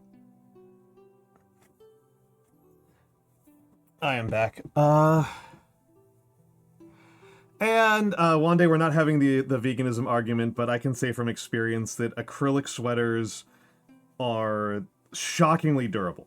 I've got an acrylic sweater that I've been wearing for 30-something years, and it's still fine. Honest question. Depends on what you're worried about sustaining. Depends on what you're sustaining. If you are worried about from a global warming perspective, the synthetic's going to win. Unquestionably, the synthetic is absolutely going to win by a lot. If you are worried about other forms of sustainability, it's going to depend a lot. It'll depend on where specifically the sheep were and what those sheep were specifically fed and how they were raised.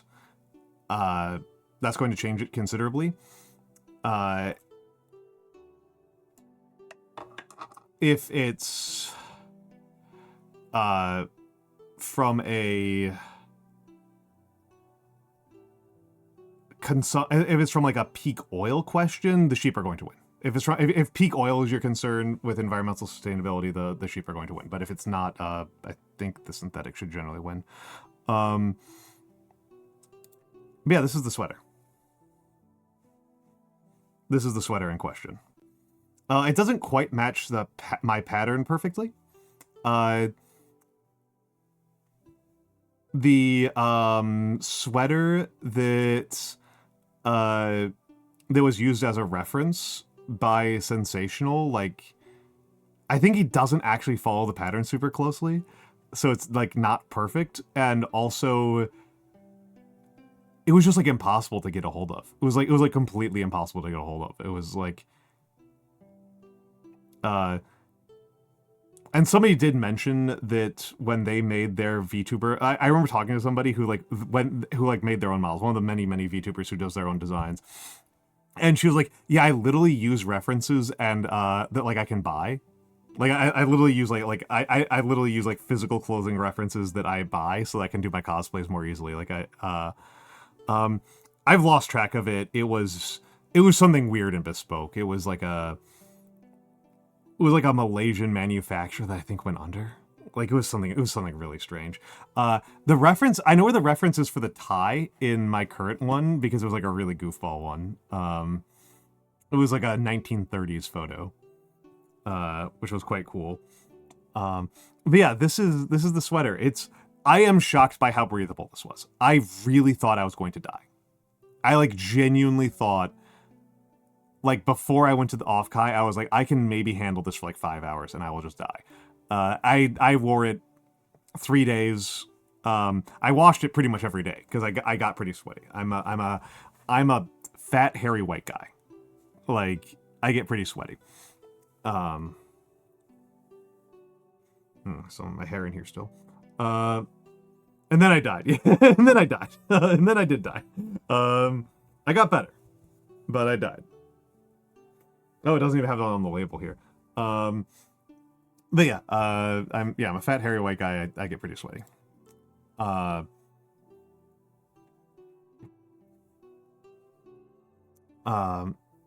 the cosplay was a huge victory. I didn't die of heat stroke. I do have this fit for the other ones. I just literally never used it. I actually overpacked enormously because I didn't think I'd be able to wear the white sweater every day.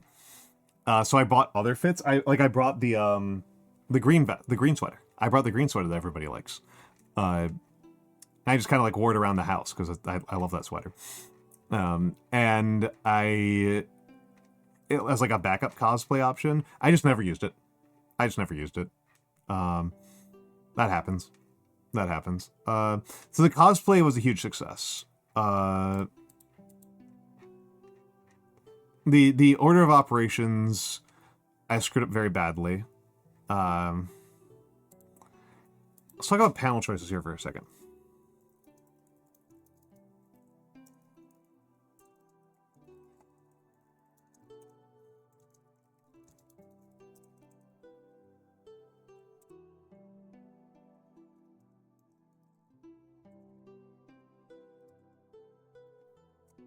I made bad panel choices.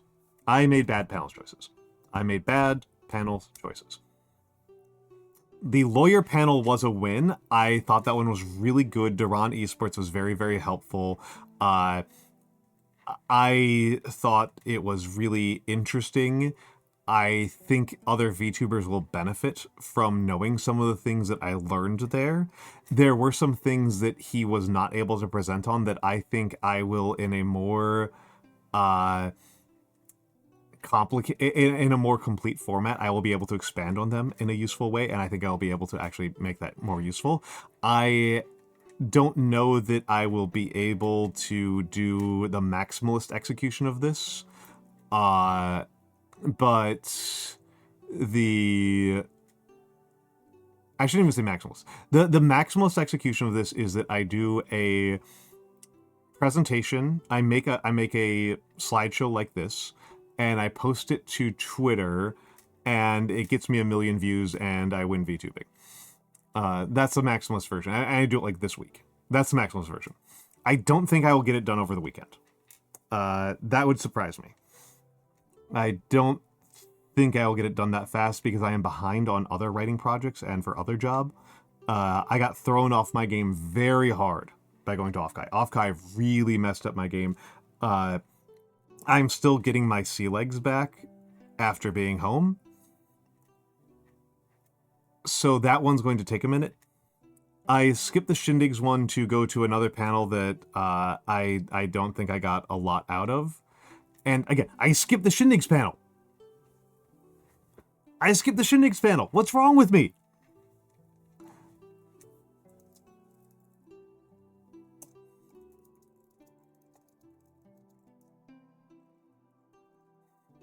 Why did I skip the Shindigs panel? What is my deal? What is my deal?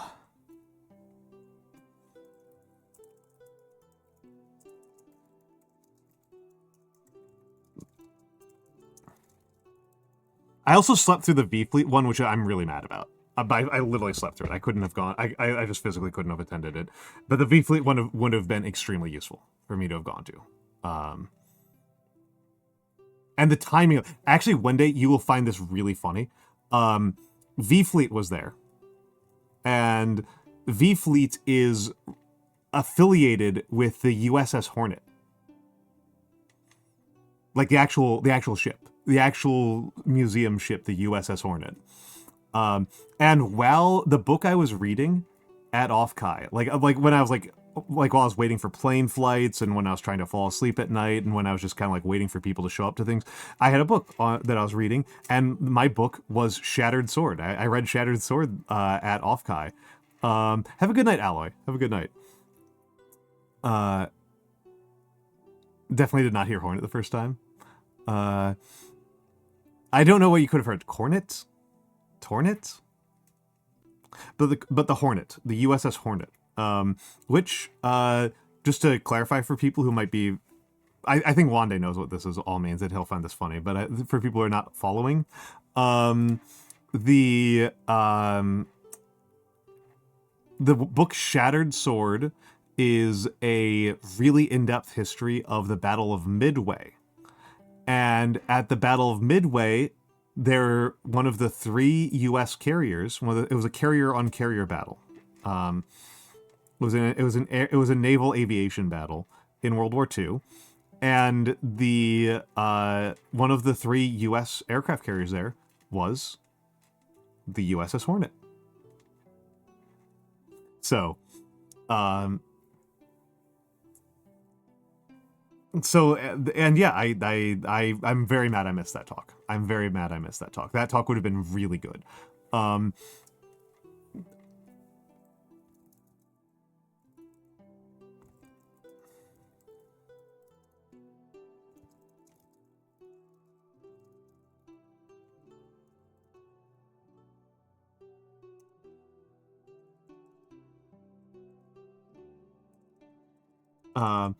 And I won't put this in writing right here, but I think that the kind of test for like how useful and informative one is what is the person's source of expertise. The lawyer panel was extremely useful because I was a lawyer. I think the V-Fleet one would have been very good because I was a museum curator. That was in charge of the one about museums. Ones where the expertise was entirely because the person was a VTuber, less informative, right? Less informative. I'm not going to write more down about that because I don't want to, like... I will not write more down about that, just in the interest of collegiality. But I think it was more... I think that going to, like, outside experts, I think, were... what to look for. And again, I was looking to panels to be informed, not to be entertained. I managed to not... The entertainment panels were kind of just like watching a live stream. Like, I do get that other people are getting things out of that, but I am literally a person who prefers listening to an album, listening to a disc, listening to a record, there we go, to going to a live show. Like, I literally prefer not being at a live show to being at a live show for the same band. Even as a metalhead, I'm an absolute heretic on this one. And so going to a live panel that is mostly about being entertaining. Hello, Ifity. Hello, Ifity. Welcome in, Ifity. Ifity was in the fighting games tournament, and sorry that Colt killed you. Sorry, Colt killed you. I'm only pointing this out because you were making fun of the fact that Colt, after Colt did that, he went onto Twitter to complain about how annoyed he was that he couldn't use his own hitbox. That he gave himself blisters by using a loner. I'm also just like, also Blue, I kind of just like, don't really enjoy crowds that much. The novelty of being in a crowded area is very, very small when I'm in crowded areas on a daily basis because I have to ride the subway. Like, it's... yeah.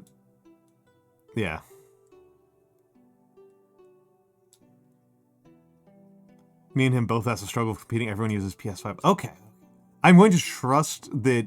So you guys use Xbox or Hitbox? I'm always I don't fight in games. I don't fight in games. I'm very bad at fighting games. I've only really played like friendly games of Melee and like a little bit of Blaze Blue, and I was very bad at it. Fighting games, I'm very bad at it.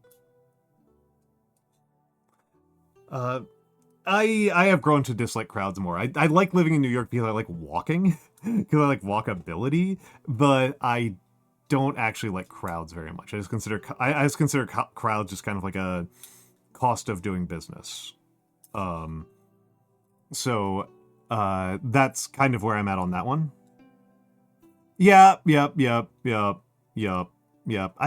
don't even hate it. I don't even hate it. I don't even hate it.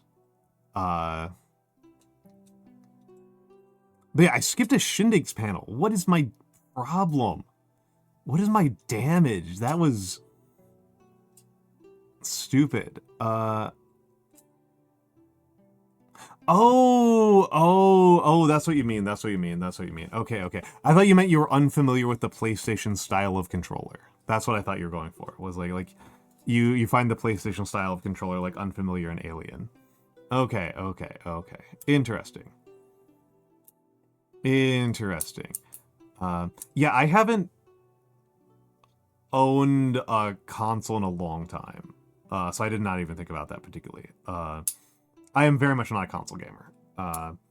I struggle to use controller to play Dark Souls. That's how much of a not console player I am. Is that I prefer using like mouse and keyboard for Night Raid. Oh.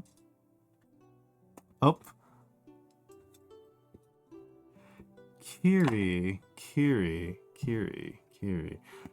My ASMR voice is a little bit off today, but Kiri.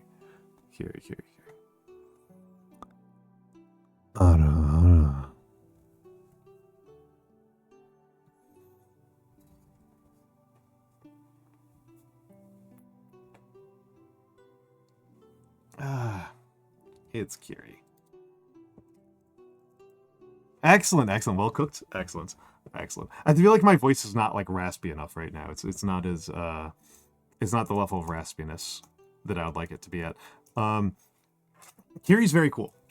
Folks. Oh no, of course, Kiri, I have to overthink it. That's my thing. I love overthinking. I live for the overthink. Kiri, I constantly talk about this. I literally just told Kiri that I've been telling people about this. Big collabs are a challenge. Doing a big collab is a real challenge. And Kiri, for her debut a while back, had like 30-something people on the collab. I don't even remember what the number was. It was insane. And I was number like 20-something in the order. She was doing like a serial interview style. She was interviewing people in series. And despite the fact that it was like 30-something people and I was like number 20-something in, I was timed down to the minute. She had it flowing so smoothly. She was so good at keeping things moving and keeping every person on target. I am amazed. This is a real achievement. It was in groups of 4. She would do a one-on-one interview and then a 4-on-1 interview. Kiri, it's really impressive.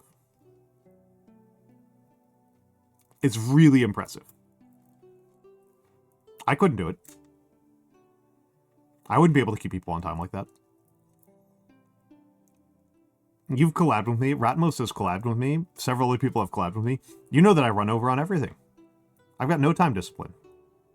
I don't have no time discipline. I actually work with people with much worse time discipline. Archie, I would say don't worry too much about the details on it. As much as I like Kiri's debut, I think that debuts, unless you have some sort of external reason why your debut is going to, like, have promotion that exceeds your normal streaming capability, your debut is just going to be a slightly fancy stream. That's it. If you've got like corpo resources behind you or something like that, that might change things up. But for the rest of us, a debut is a type of stream. It's not worth murdering yourself over. It's not worth dying over. Punctual and communicative. I am a good communicator. I just mean like once I'm on camera, I just kind of keep talking, right? I just kind of keep talking. I am very happy to just keep talking to people. There's a reason why I don't try to do series interviews on my own channel. That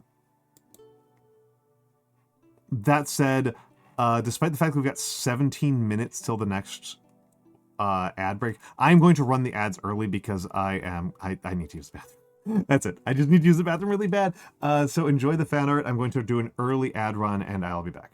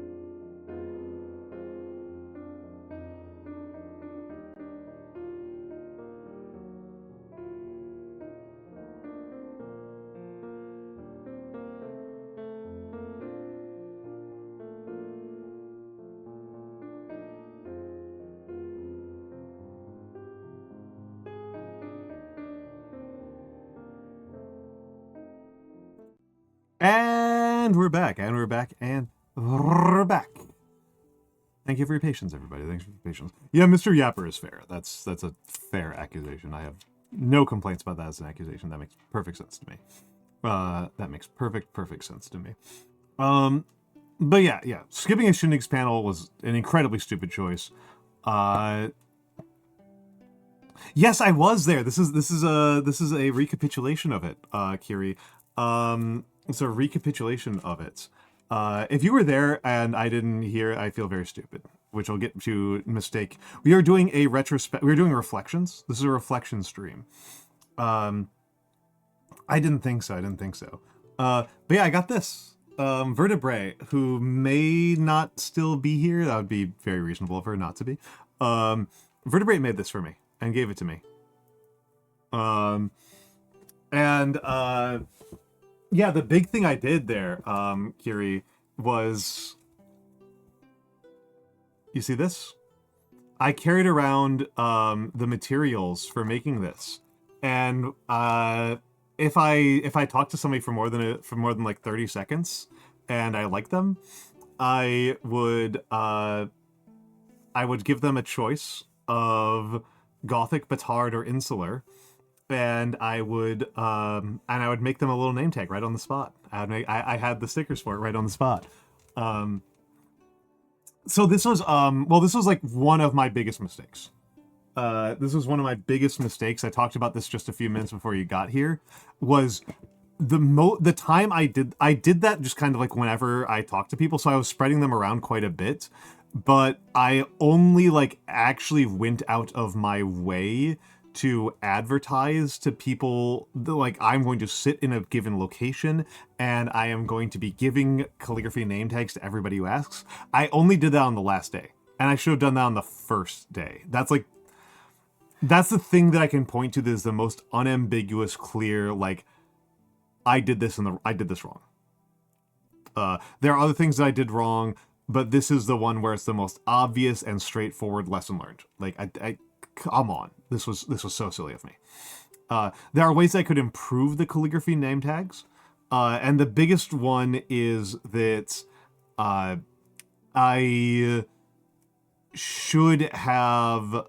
had intended to, and I didn't, and we can talk about this again later. Hold on. I forgot about this. Yes, here we go. I did this. This is my order of operations. I did an order of operations there. Another way I could have improved the calligraphy name tags was I had thought about it and I didn't do it. So I'm going to kick myself over this, is buying labels that had my name on them already. I was buying a bunch of custom labels that have Almantas written on them so that people know where to find me. Right, so, by Almantas. It felt like it would take too much time for me to write by Almantas on every single one of them, so I didn't do that. I just wrote people's names. Especially because by Almantas is actually like on the longer side for names, to be honest. That's actually like a little bit of a long one. Having that part pre-printed and then doing people's personal calligraphy anew every time would have, I think, been a good compromise. I just didn't do it. It would have taken me like an hour. Like, it wouldn't have been like a big deal if I thought about it after MagFest. And I just didn't do it. I don't have any excuse. I just didn't get around to it. I just forgot. I just plumb forgot. And frankly, there's no reason for me not to do it, like, literally today, because, like, they're labels. They're not going to go bad. Right? Like, I'll just have them in a bag on the wall, and then next time I go to a con, they'll be there. So, even though I don't know what con I'm going to next, I don't know if I'm going to... I don't know which, if any, cons I'm going to next. It's entirely possible that the next one I go to is MagFest 2026. Right, like, I don't know. I don't have any plans. Entirely possible the next one I go to is Offkai 2026. Entirely possible I don't go to any in 2026. I don't know. I don't know.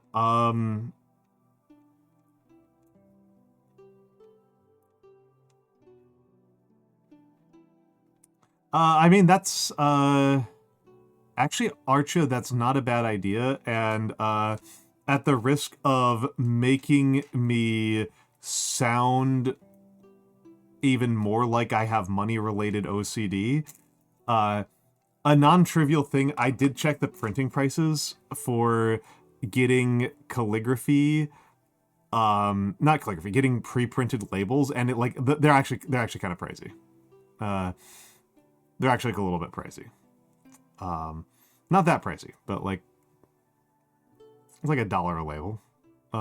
They might fade depending on how you store. That's a good point. That's a good point. That's a very good point, actually. That's a really good point, Blue. I've been thinking really hard about that. I don't have a printer.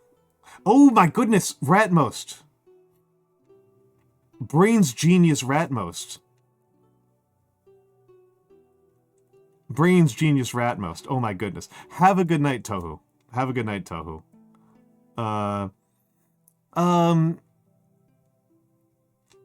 They're not like, and yeah, Archer, they're pricey on the scale of comparing them to non-pre-made labels. They're like cents. Also, Kiri, have a good night. Have a good night. Unless there's something, you should have spent more time with your favorite Tohu. I feel like I had a good time. I had a good time spending time with you, Tohu. Tohu, I feel like I can say this one. I'm not going to say everybody's name because I don't know that I have permission for it, but Tohu and I went sailing. Along with a couple of other folks. Which was a very, very cool thing to do. That's... you know what?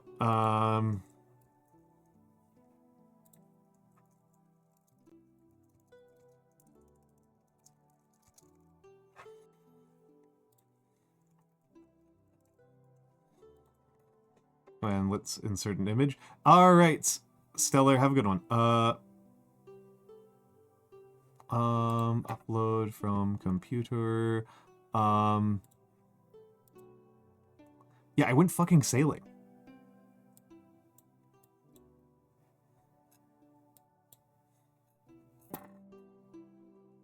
Like, come on.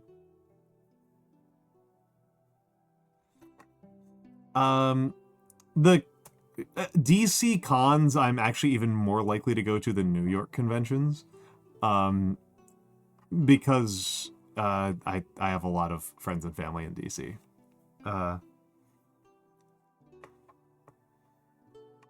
Clear stamp is easier to stamp with, but those are... Okay. And Bugathy, Bugswell, Buggington. Hello, Bugswell. Hello, Bugswell. Hello, Bugswell.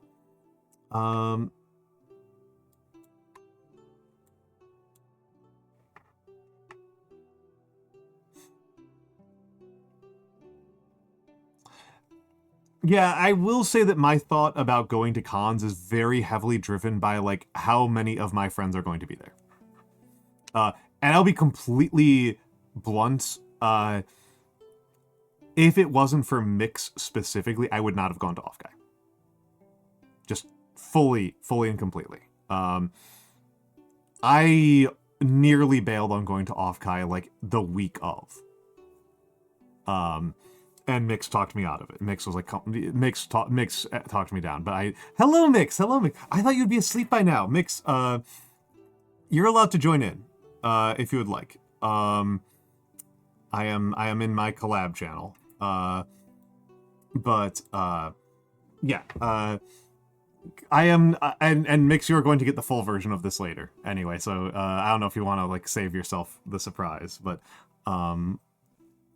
I am writing up a report on my reflections on what I am doing at Offkai, what I did at Offkai, and how I feel about it. And also, I will say, Blue, that is something that I have talked about a little bit, was people have asked about New York, and I'm like, New York kind of sucks for conventions. Like, there's a couple of convention spots, but I think the only one that would be of any kind of meaningful scale is the Javits, and the Javits sucks. I don't know what else to say. It just sucks. Like, it's not good. Yeah, of course I am. Of course I am. It's a pain to get to. It's not in, like, a good area. Hello, Nate. Hello, Nate. I would say no. I did not win. Hello, Nate. Hello, Nate. Also, hold on. I need to give the shout out to Mikks. Heck yeah, it's Mikks. It's Mikks UAV. Mikks is the smart man. Mikks is the smart man. The smart VTuber. The smart bird tuber. That happens. That happens. Yeah, Anime NYC is okay. The venue for it, though, I've been to Anime NYC. I feel like the venue for it is a little bit small for the type of nerd stuff that we're doing at stuff like Offkai. I don't think it would be able to support that good of a group of people. There's one in Jersey that I'm thinking about that would be better, but it would also be very, very funny.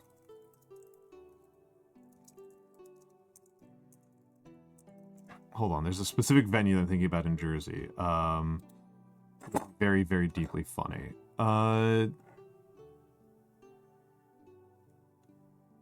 Hold on, it's not that one. There's MetLife. Who?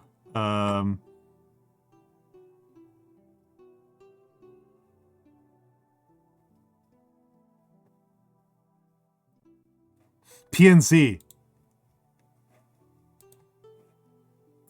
It would be, yeah, I think it's PNC is who I'm thinking of. Jazzahall! Hello, Jazzahall! Hello, Jazzahall! Hello, Jazzahall! Hello, Jazzahall, and hello, Locky Hearth. And hello, Steel Shield. What were you up to, Jazzahall? What were you up to, Jazzahall? Death Stranding. How was Death Stranding? You were playing Death Stranding 1?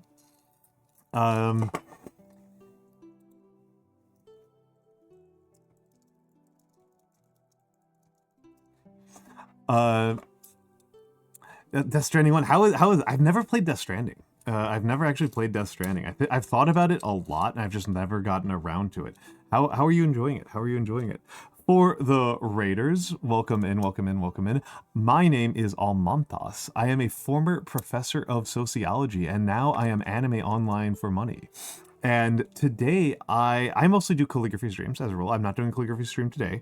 I do seem to have a bit of a repetitive stress injury, so I'm really resisting the temptation to do some calligraphy because there are 2 birthdays that I owe people birthday letters for. Oh, it's your 3rd time through it. Okay, excellent, excellent, excellent. Most of my streams I do calligraphy and do yap. Today, however, I am doing a retrospective on Offkai because I attended Offkai last week through this week. Weeks are weird. Time's strange. And I am having a discussion about what I... Yeah, who would do that? Who would do that? I'm having a I'm talking about what it was like for me, where I made good decisions and bad decisions. Because I did not make uniformly good decisions. I think, on balance, well, actually, I don't think it's worth worrying about on balance. I don't even know if that makes sense. I am focusing on the negatives. I will have you know. Oh, there's Mikks. Well, hold on. That I will not be slandered like this. What, as the smart lad? Yeah. Let me turn on the Foogies. Listen, bro, if you had heard the conversation I was having with Nagi yesterday, you would never accuse me of that ever again.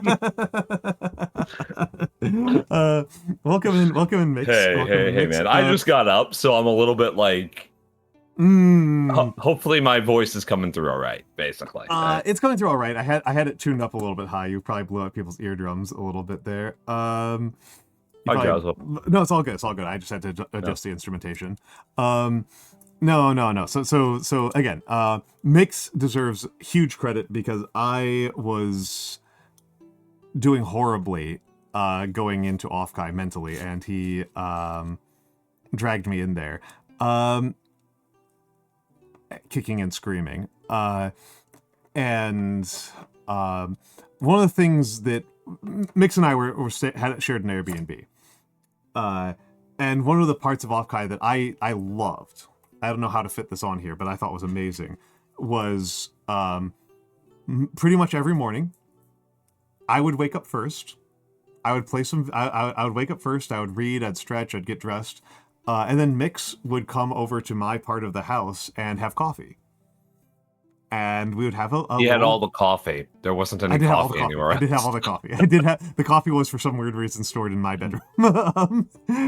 We could have moved it. Like, we could have moved it if we were really. I would have had to move the weird Keurig machine thing too, though, because it was all coffee pods. I could have also bought coffee, but I'm lazy. You could have bought coffee. Also, I think if we had moved it into the kitchen, there's a real chance that you would have like woken up one of the other people in the house. Yeah. So. I'm 100% certain that they're all fine with being named, by the way. Okay. 100% certain on that, yeah. So me, It was me, Mikks, Nyanomancer, Gravy Gator, and Voidwave. Voidwave of Rift Runners fame. Thank you, Rift Runners fame. I should remember this because I was technically there representing Rift Runners. By the way, check out Rift Runners. Third set going to be up for pre-orders online, or for orders online soon. I have no ulterior motive for saying this whatsoever. I am certainly not the communications director for Rift Runners. And so, yes, I thought that was a really lovely part of doing the convention, was having like a little breakfast coffee with my friend. Where we talked about mostly my brainworms. Yeah, that sounds about right. Yeah. Occasionally politics. Yeah, sometimes politics, sometimes what we were reading. Non-trivial amount of gossip, but most of that gossip mostly reduced down to me having brainworms. Sailing has good parts of it. I was the only one who got seasick, which was kind of funny. Void said he did a little bit too. Oh, okay. Void handled it better than I did. Void is a really, really like tough guy. He's a tough guy. He's a tough guy. Right. He's like pretty strong. Yeah. You fucking hated it. Yeah. This boat was, I would say it was a small boat, like 35 feet. But it was, I will say it was really fun. I don't know if I would have had as much fun doing it in general, because I've done other sailing before, and I think it's fine. I think that doing sailing as a thing to do after everything else you've done at a convention, where you're like super on and you're being super social and you're indoors and everything is electronics and phones and very social and very gossipy and all that stuff. Phones and dinners and all sorts of stuff like that. All that crap. To just be on a boat. Mm-hmm. It's really good to have the change of pace. I agree with that, actually. Yeah. It was a shame I couldn't go, but yeah, you didn't go because you get seasick super easily. I get super seasick. Like I would be like completely useless the entire time. Right? Yeah. I'm not a seagull or an albatross. Not a seagull or an albatross. We didn't. I don't think we saw. We might have seen an albatross. We saw a lot of terns, but this was also kind of a bit of a consolation prize because we wanted to hit museums, and the day we had for museums, we didn't check the fact that all the museums were closed. Are fucking closed for God knows what reason. But I just closed on Mondays. They're just closed on Mondays. And Tuesdays sometimes. And Tuesdays sometimes. So total failure on that one. But like doing something that is more like traditional tourist trap crap. Extremely good idea. Extremely well. I mean, I guess the museum staff have got to have weekends too, right? That's what I personally like my personal go-to after like doing something very social for a while. I like to go hiking. Yeah, it's got the same sort of energy, right? Of like you go climb a fucking mountain, like maybe you go with like one other person. It's like quiet, 1 to 3 other people, something like that, right? It's quiet. You do a lot of walking. It's physical exercise. It's physical activity. Change of pace in like the literal air you're breathing. It's really nice. And see, this is why it's good to have you on for brainstorming, because you reminded me of one of the big mistakes I made. Not enough exercise. Alpine All Bench went to the gym at 6 a.m, and I'm super jealous. I thought about packing my running shoes. I didn't. I thought I was already overpacked. I thought this was silly. I was like, am I really going to run? I should have packed my goddamn running shoes. I should have packed my running shoes. I would have felt so much better. Probably a non-trivial percentage of the anxiety I was feeling was just lack of exercise. Yeah, that tracks. Yeah. I was on my feet most of the con because I was working. Yeah. So like literally for 3 days straight, I was spending probably like 12 hours on my feet. Yeah. Walking back and forth. Yeah. So. Well, I mean, did you see how Alpine was walking around the con? I didn't get to meet Alpine, tragically. Oh, okay. I didn't get to meet Caillou, though. That's good, yeah.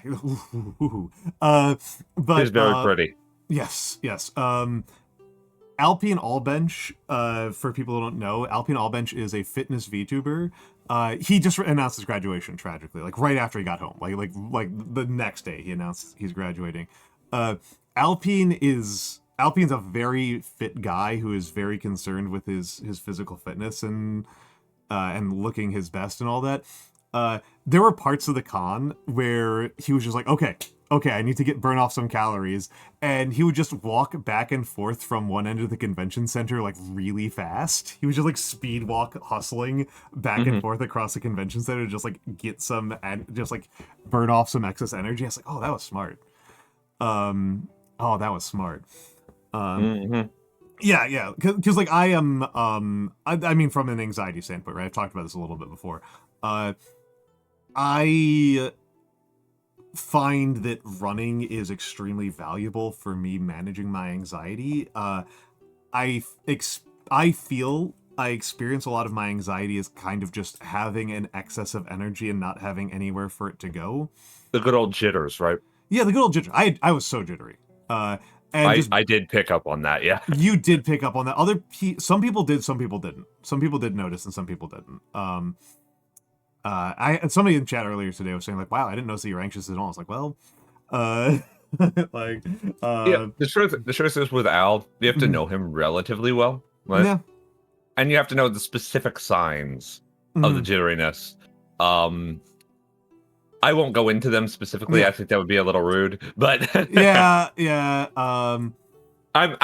I'm kind of trained to pick up on this stuff is the thing, right? Yeah, I have a background in mental health and in counseling, so yeah, it's not weird to not pick up on this. Al hides it really well.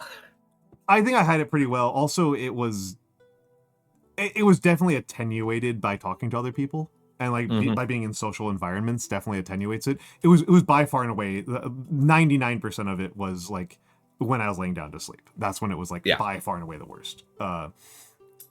And so, like, yeah, how would you have witnessed it? Because part of when it was happening was when there was nobody else around. Like I was like exactly. So like it would have been hard to have witnessed like the worst of it. And Blue, I had a ton of space left over in my bags. I had like an enormous amount of space left over. I did bring a spare pair of shoes, and I still had an enormous amount of space. I regret only bringing one pair of shoes. I really regret it because they were not good for the convention floor. Yeah, you should have had some. My feet still fucking hurt. Yeah, my feet still fucking hurt. I was shocked that I did not have more pain from the shoes I wore, because I wore those shoes to MagFest, and they were really uncomfortable at MagFest. And I had to like swap out of them for my more comfy shoes. My comfy shoes I only wore around the house. Like whenever you had the loafers, right? You had the loafers. Yeah, the knockoff Merrells. They're very comfy.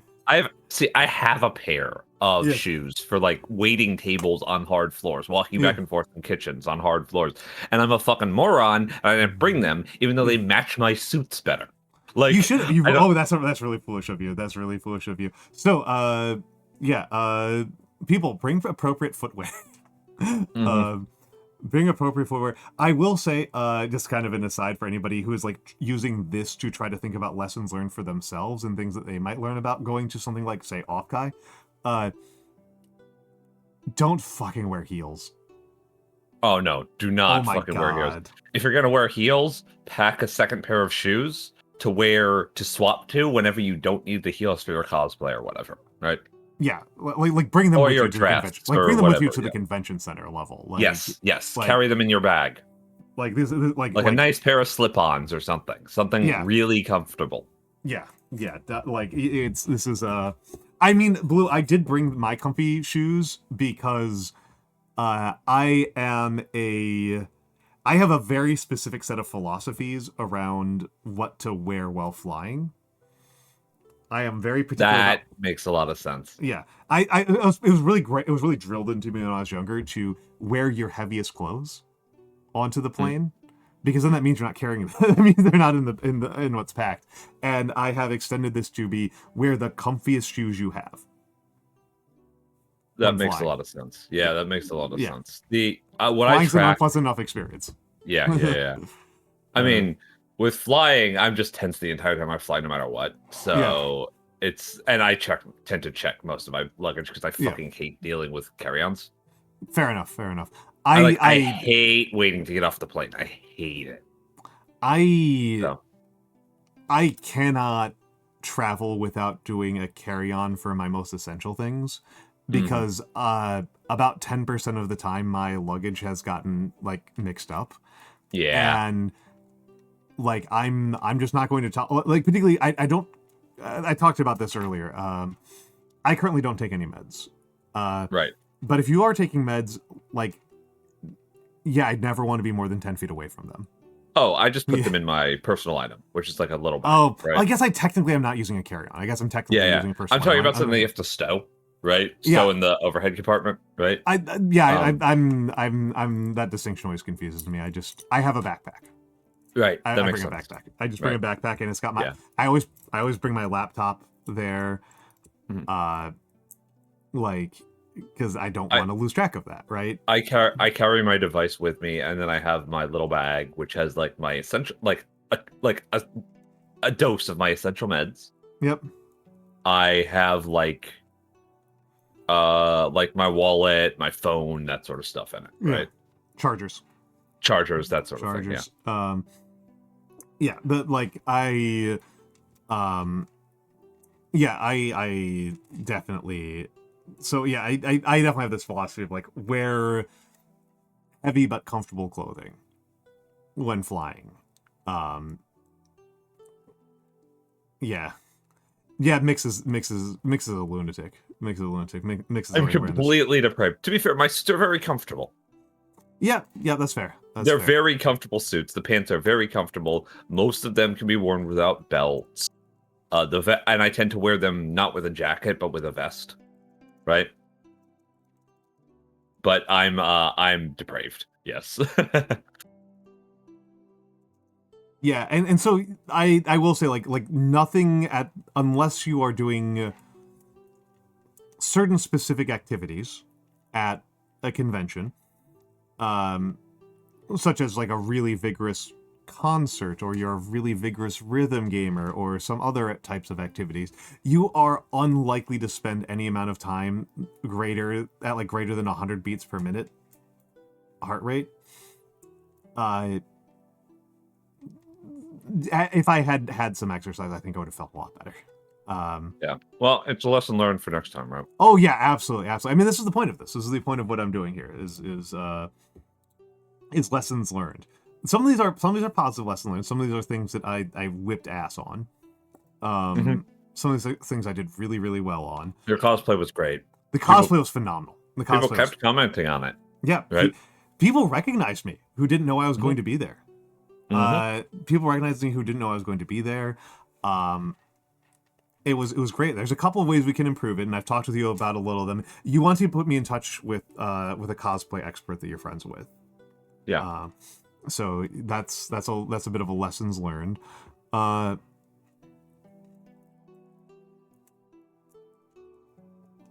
Who get shoes a little extra big. Yeah. I mean, I actually kind of think that's just like good shoe practice in general. Is like, it's easier to add a little bit of extra padding on the inside of a shoe than to take it away. So good inserts, right?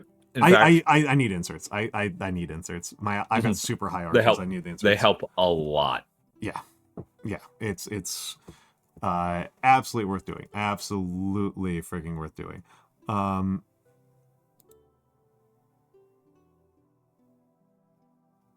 Oh, your resting heart rate is 150? Wow. Wow. Wow. I'm just gonna check my resting heart rate right now. What am I at right now? 58. I may as well show that on screen because that amuses me.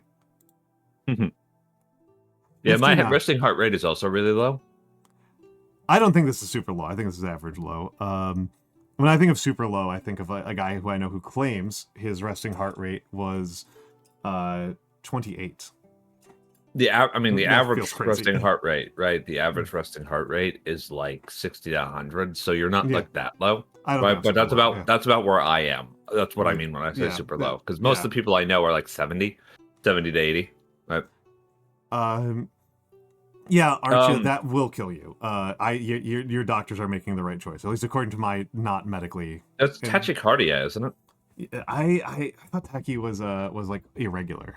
Well, it's arrhythmia. Arrhythmia is by definition irregular. I thought tachycardia was like a specific type of irregular. I think tachycardia is also irregular, but Yeah. I don't know any other term for this. Yeah. Super low blood pressure. Also, welcome in Sojudo Koi. I haven't checked my blood pressure in a minute. I really hope it's still low. I've had trouble with high blood pressure in the past, but it's been low of late. Yeah, as I think not I've low, told like you, regular. yeah, just lower than it usually is, right? Yeah. I mean, Okay. I'm a creature of like low blood pressure myself, to the point where it's like actually a bit of a problem, right? Like most of my problems, I'm like kind of on the opposite end of the spectrum that most people have. And they're like, "Oh, I'm so jealous of you," and I'm like, "You shouldn't be." Like, I have trouble gaining weight. I have very low blood pressure, that sort of stuff, right? But it's actually like to a deficit. So Jiro is claiming to have a BP of 80 or 70. Okay. That's I'm usually 120 over 80, which is pretty good. I've had periods where it's been high, but yeah, 120 over 80 feels pretty good to me. I'm fine with that. I'm typically like something like 80-50. 80-50, 80-60. Right? But I can drop much lower than that, right? I'm not like extremely low blood pressure, but I am low blood pressure, right? I am guessing, Archie, that was a typo, and it was 50 over 20. Because yeah, you'd be dead. Also, I don't think it works because I think the first number has to be higher. The first number does have to be higher, yeah. Yeah.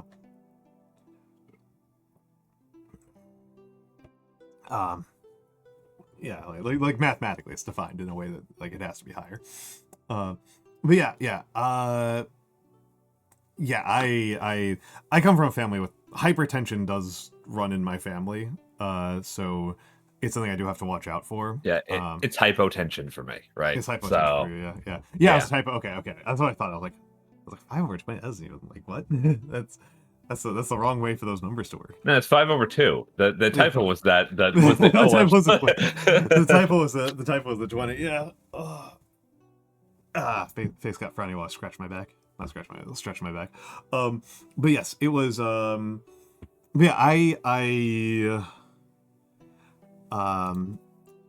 huge failure on my part. Was under advertising. I'm talking about advertising before the con. Yeah. A lot of people didn't know I was going to be there, including some friends. I had some friends who like I only found out about like afterwards. I know there were a couple people who came to the Rift Runners booth and they were like, "Wait, Alice here?" It was very funny. Yeah, more tweeting. I really under advertised it. I really under advertised it. In part because I was like anxious and like low certainty about what I was doing.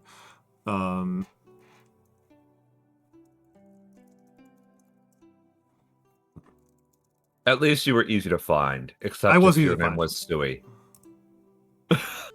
Stewie could not fucking find you. Apparently, I was like 20 feet away from him. I knew where he was. I like waved at him and he didn't see me. Like, I mean, the poor guy was like really stretched thin.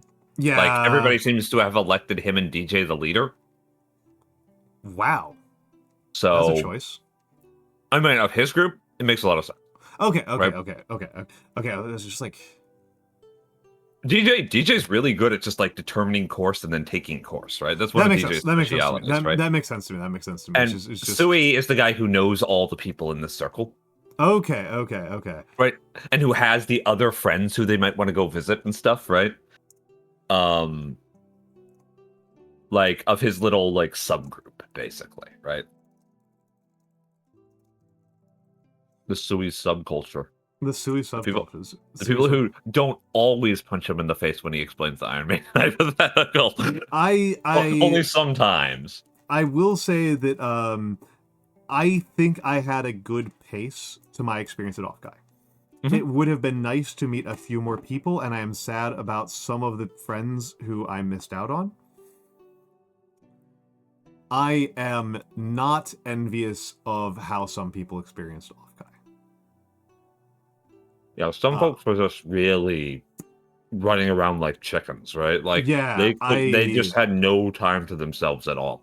Yeah, I don't think this qualifies as secretive at all. Inari and Cult were like really stretched thin. Really busy, yeah. Really busy. They're very popular. They're very popular people. Everybody wants to see them all the time. May seems pretty busy too, but May always seems really busy. I think it's just like the nature of her personality to always seem like she has somewhere else to be. May tweeted out something incredibly alarming. What's up? It was a very terrifying thing to tweet out. She has finally figured out that she has a vitamin D deficiency. Oh dear. And has started taking vitamin D supplements, and she says... and she said that she cannot believe how much more energy she has. That's terrifying. I am very afraid. I am very afraid now. I was like, that's why I told her. I was like, am I gonna die? Like, oh yeah. Like, holy crap. Like, that's terrifying. Shadowcat VT, thank you for the follow. Mecha Mecha's a force of nature. She's so cool. Mecha is a force of nature, Kara.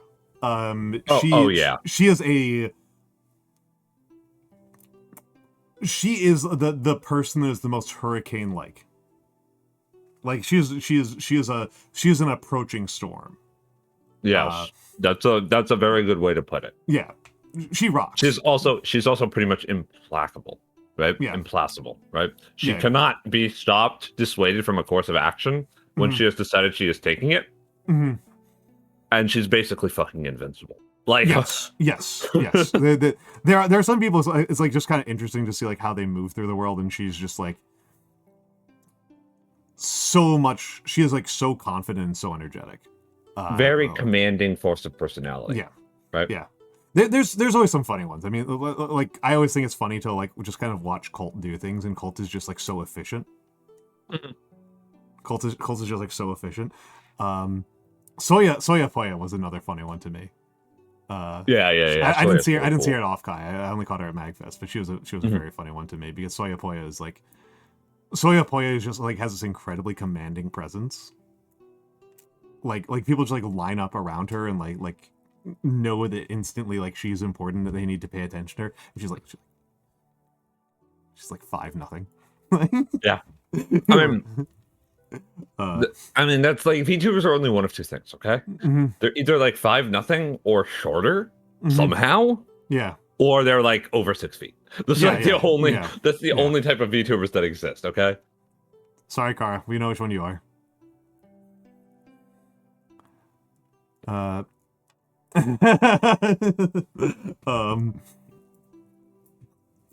Crazy how that works. It is mostly, however, with women.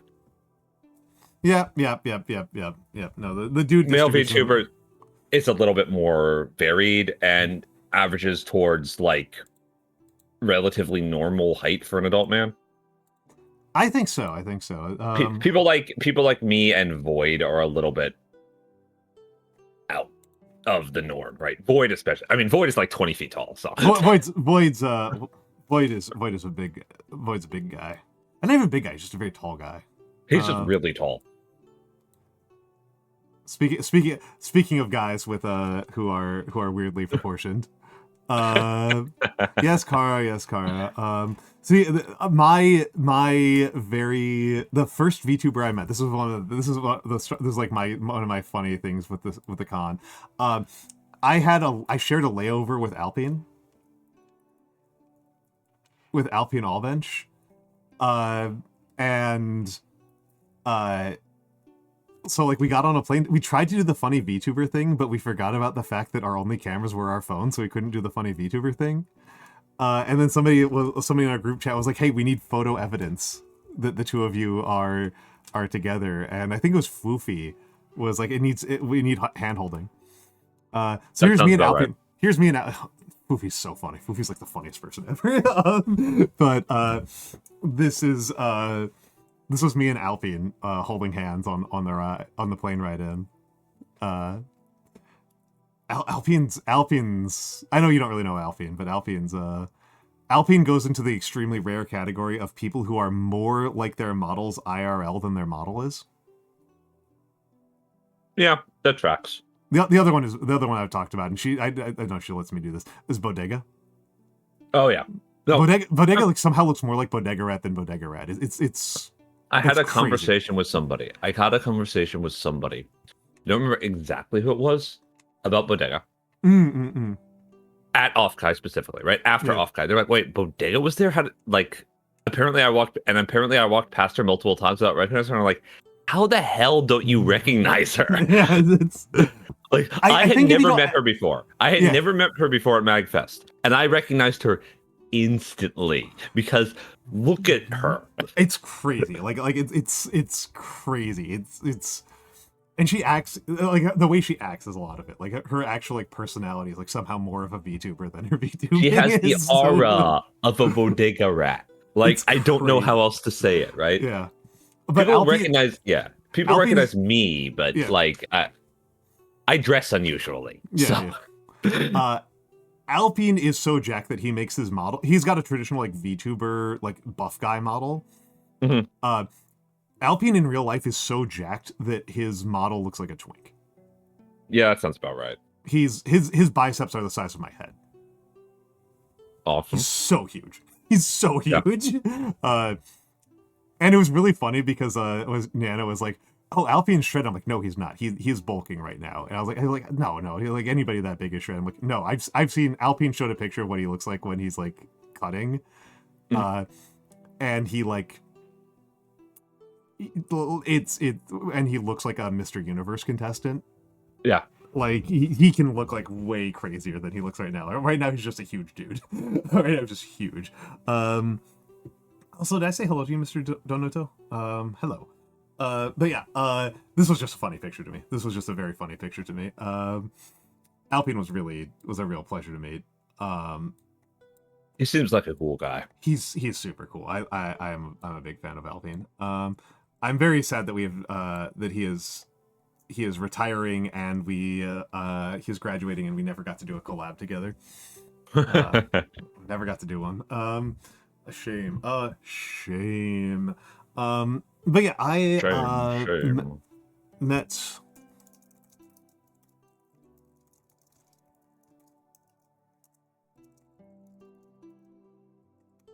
I met most of the friends I wanted to. I spent most of the time with the friends that I really wanted to spend time with.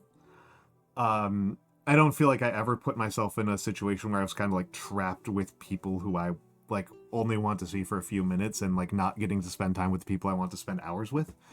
Like Mikks, you were one of the people I want to spend lots of time with, and I did. I want to spend lots of time with Kara, and I did. We spent a lot of time with Kara, actually. Yeah, we did spend a lot of time with Kara. Kara's crew is really cool, by the way. Yeah, I can see several of them in chat right now, and I like y'all. I like you guys. It was really cool. It was really, really cool. I got to meet a bunch of people who I'd only met Gravy for like 10 seconds beforehand. During like maybe not 10 seconds, but it was like I was like in a voice call where he was playing Night Rain with Nog. Yeah, you were there for like half an hour while we were playing Night Rain, and then it was a pretty shallow. On my end, it was a pretty shallow interaction, right? Because I wasn't even playing; I was just kind of there. but like getting to know Gravy was incredible. Gravy's so cool. He's such a good guy. Like genuinely such a cool person. I think I mostly did the things that I wanted to, which was really good. There were like I said, there were a couple that I missed. But this was a really valuable part of it from my perspective. And like there are some people who it's like already like next time it's like we're gonna spend more time together. Like I've already there's a couple people it's like I immediately just absolutely no question about it. And so I'm looking forward to those people. I'm going to talk about perhaps my Signal achievement. Yes, the house party. The house mixer, because it technically wasn't a party because we weren't allowed to have parties at the Airbnb. I was very insistent on that. Yes. We had an Airbnb. It had a patio. It had a porch. Not a porch. It had a patio. It had a backyard. It had a backyard with a little cute awning and some string lights and a table. And we had a bunch of beer, and I made some bread, and we had a small group of friends over. And if you are doing something like this, this is advice. This is full-on fucking advice for you.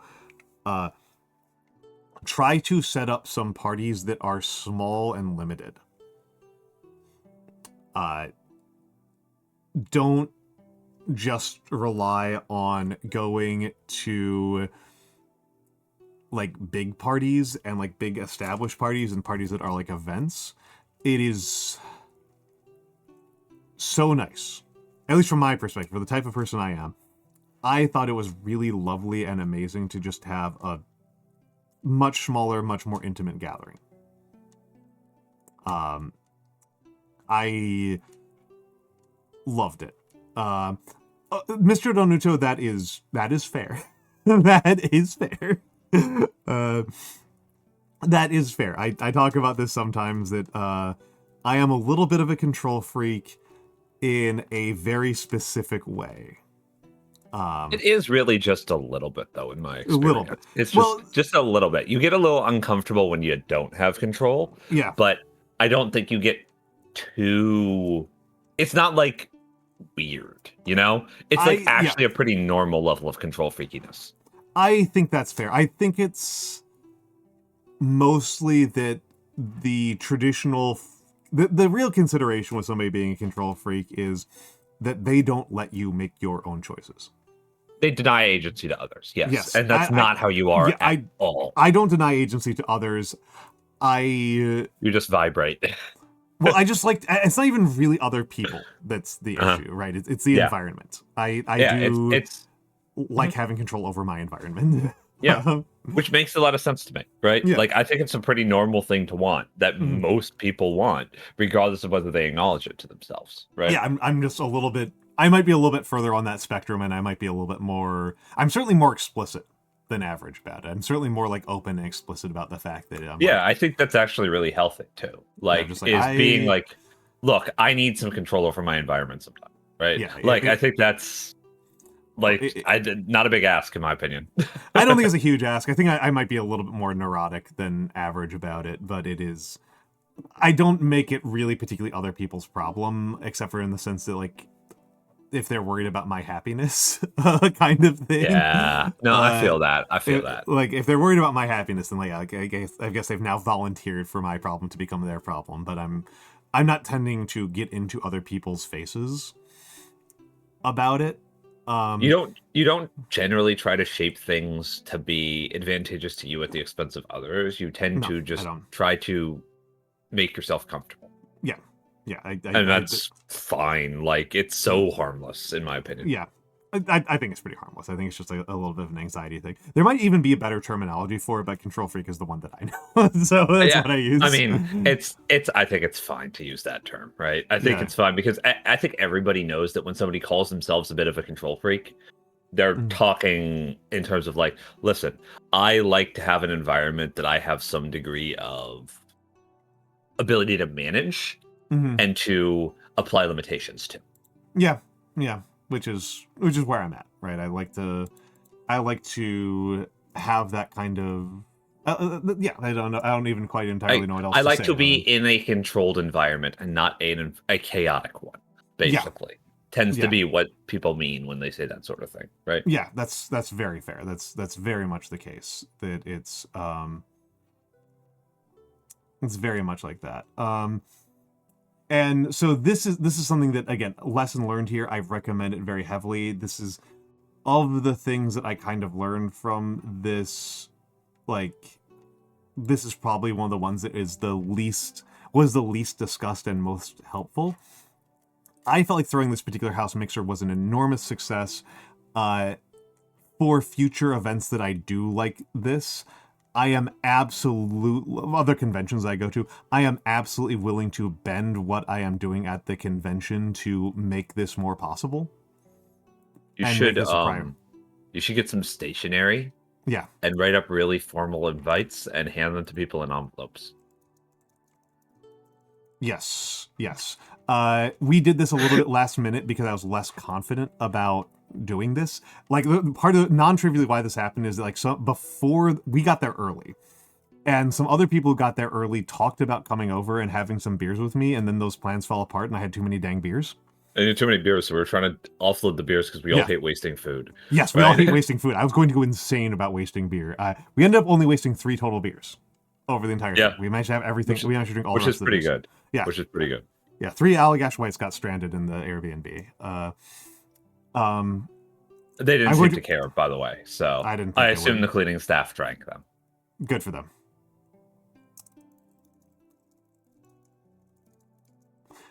This was something I forget who I was talking with about this. That maybe it was Utternear. That VTubers. So, like, I got what I think is like the easy thing to drink and to serve at a party, which is beer. Mm-hmm. I like beers. I got beers that I like. I got some Allagash Whites, which I like, but are not my favorites, because I know that not everybody has as much of an affection for the IPAs as I do. I would estimate that for 10 people, which was not the number of people we had there, but for 10 people, if I were to do like a house party for like my normie friends, I would get like 6 6-packs and like 2 bottles of wine. Yeah, that tracks. And it would be like a bottle of like Cabernet and a bottle of Rosé, something like that. Because Rosés are easy sells. For VTubers, I should have gotten like 1 6-pack of beer and like 20 bottles of soju. Yeah, that tracks. Yeah, so VTubers do not like these do not like the dark drinks. Generally speaking, in my experience, VTubers prefer sweeter drinks, and they prefer mixed drinks. Mixed. I mean, that was something I did talk with Utter about. Utternear was like really proud of his mixed drinks, but he got there late, and people were already pretty into it. Almost every single party I've been to, VTuber party, has had somebody actually making drinks. Okay, that's good to know. There's a surprising amount of people who have experience as bartenders in this space and as like drink mixers, right? Okay, yeah. This is a contrast to me, right? This is the contrast to what I'm used to as a red-blooded American. Yeah, I was gonna say an old hipster in Brooklyn, right? True. Yeah, that's fair, right?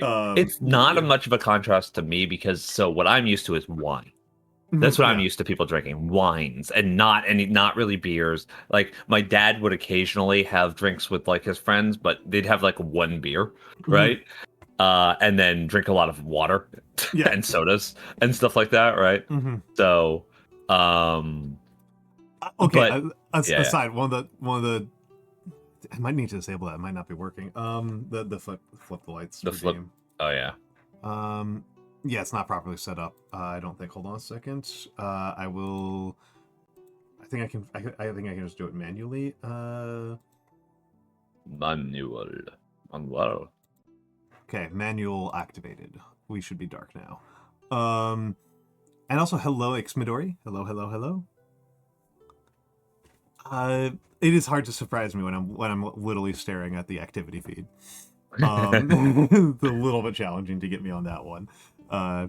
Especially because somebody did one of the ASMR redeems, and I missed it for like 5 minutes, and that always felt silly to me. But yes, one of the things that should have been like a real harbinger to me was that one of the first things I did was there was a meetup at a bar at Round One, which is a barcade, and there was a lot of VTubers. There was like 100-ish, I think. That sounds about right. That was night one, right? Or night zero?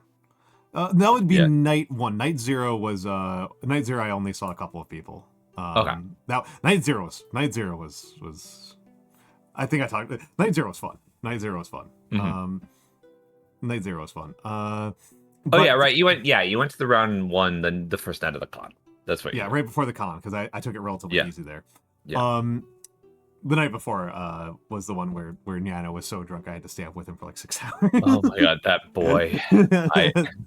He partied so hard.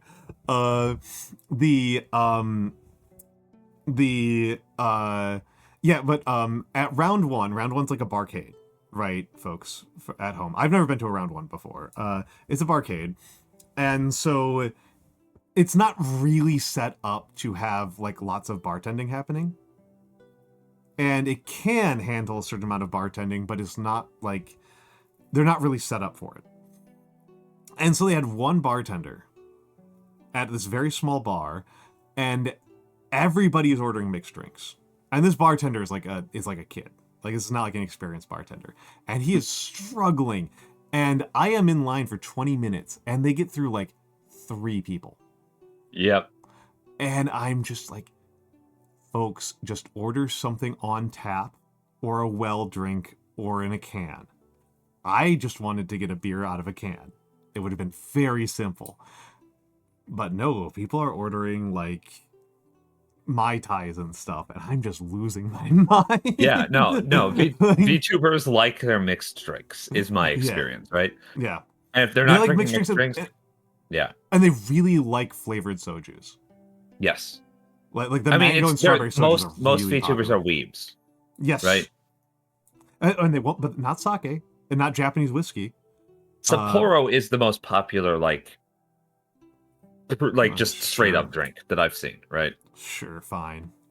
There's actually a really goofy thing where at one of the other parties when people were deconvening, and it was like a really mixed group of people. It was a really strange, eclectic group of people. Snooze.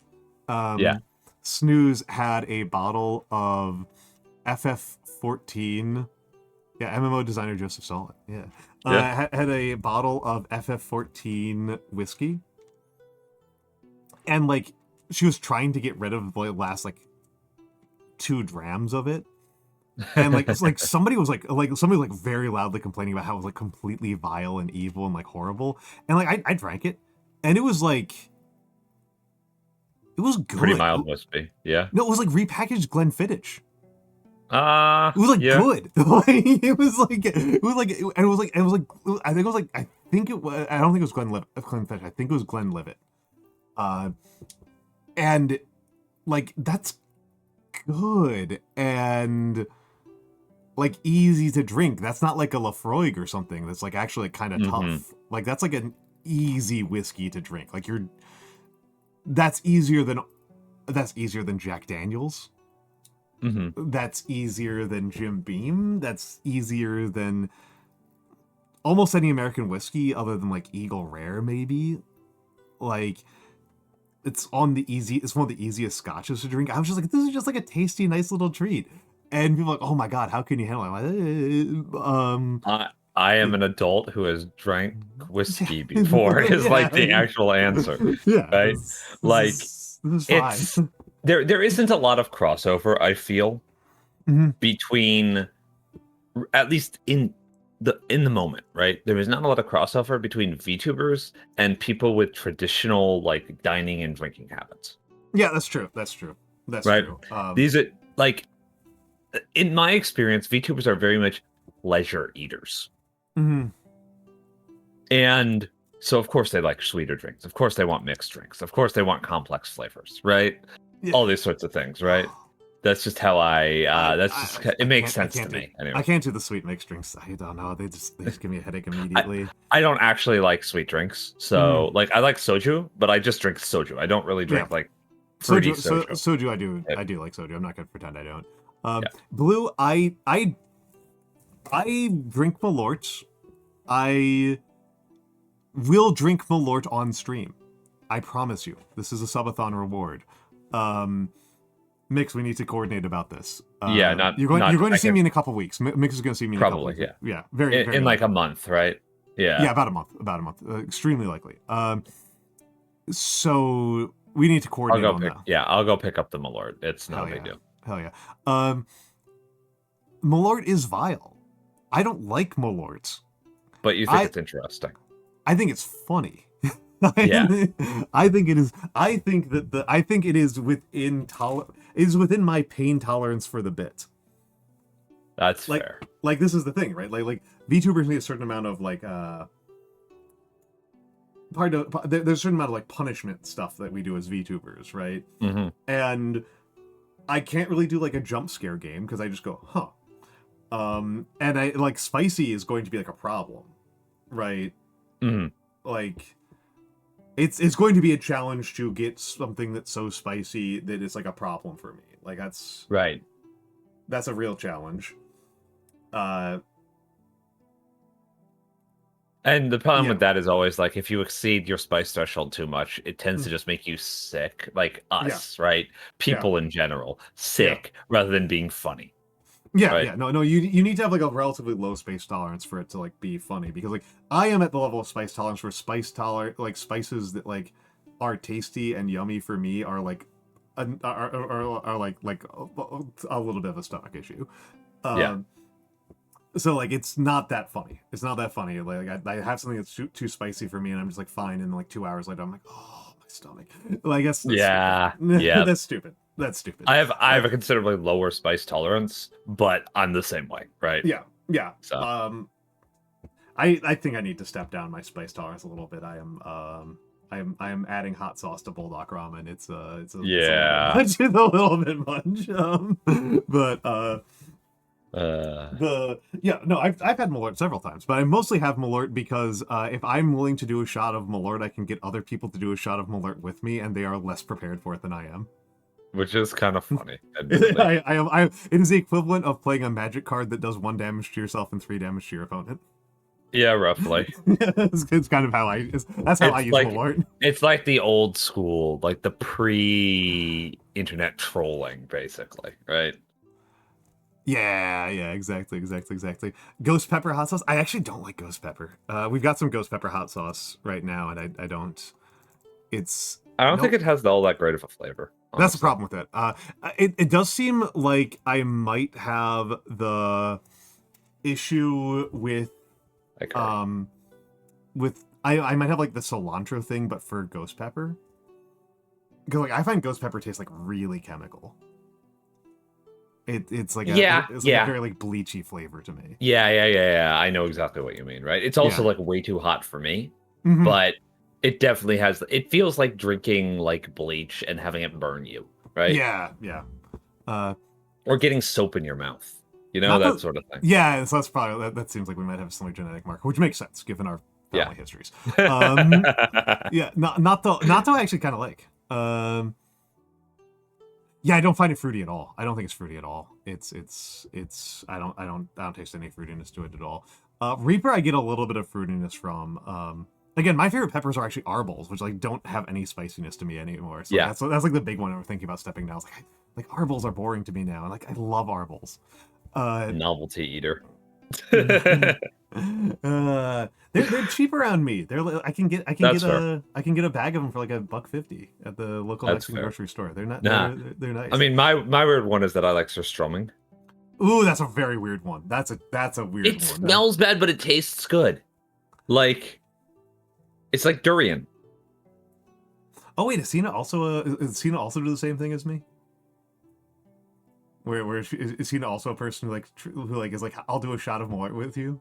Hina is like the kind of person who's like, I will do the terrible thing, just in general, right? It's true. Hina very much is like you in that regard, but also she's like, look, she has the same sort of like post-ironic coding as like Sui. Yeah. The do it for the meme sort of mindset, right? But taken to like a actually almost self-destructive end. Yeah, that makes It's sense. like, That makes sense. It's like pretty hardcore. That Like is- commitment to the bit, right? I'm going to make a note here that some at the house we did a little house mixer, and some non-VTubers came as plus ones, and that was really good to have. It was kind of nice. I did find myself very nice. explaining things a little often. You were explaining. You got very into like lecture mode. You got very into teaching. People kept asking me questions. They asked me, you directed me to explain things to people. Yes. Yes. No, I really enjoyed like at one point we were like kind of separated into two groups to keep like the noise level down. Yeah. Some people were outside hanging out, some people were inside. And I was having a really good political conversation about pragmatism with like the half of the group that I was with. I really enjoyed that. That was really nice. Yeah, I was mostly focused on just trying to make sure that like people were like physically comfortable and stuff. Oh, that was yeah. Well, yeah. I am learning that I should have because it was very improvised. It was very, very improvised. I could absolutely have handled it a lot better. We're kind of slapping things together, right? I'm kind of slapping things together. This was a plane that was assembled mid falling that still managed to not hit the ground. Yeah. Sort of this one. I can definitely do better. Again, the distribution of drinks was messed up. In terms of food, I just cooked bread for people, but I think it would have been good if I had one made a dessert. Yes. Right. Like I should have made a dessert.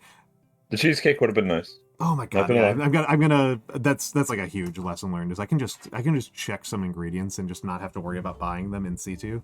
And the other part of it is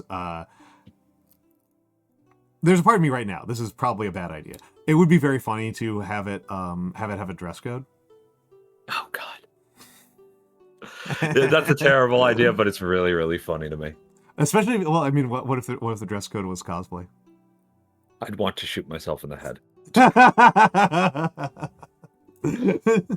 I think you already qualify. I think you qualify. Do I? I think you qualify as just cosplaying that is 1925. Fair enough. Look, it just makes me feel pretty. All right, leave me alone. I know. Kari's cosplay is crazy. Kari's cosplay is crazy. It was not targeted at you. It would just be funny to see people. I mean, some of them, some people. No. All of them were just wearing their clothes. I was the one who was the most like slovenly dressed because I was wearing my like lounging at home clothes, and I am used to them. I don't realize like how surprised people are by what I look like dressed out. By the fact that you dressed like a hipster, basically. Yeah. Yeah, your ordinary regular clothes. Yeah. Yeah. Onesie party is such a mid 2000s thing. It is so fucking cursed. It upsets me a little bit. It is so mid 2000s. But yeah. I mean, like. There are some VTubers who like them doing a self cosplay is completely insane. Yeah. Hazmat. It would be almost impossible. Yeah. Haz would be almost impossible. Utter would be a real challenge. Haz would have to do some fucking like conventional like film like conventional visual effects shit, right? Yeah. Like practical effects shit to pull that off, right? Yeah. No, but a lot of VTubers are just people wearing clothes that are slightly impractical.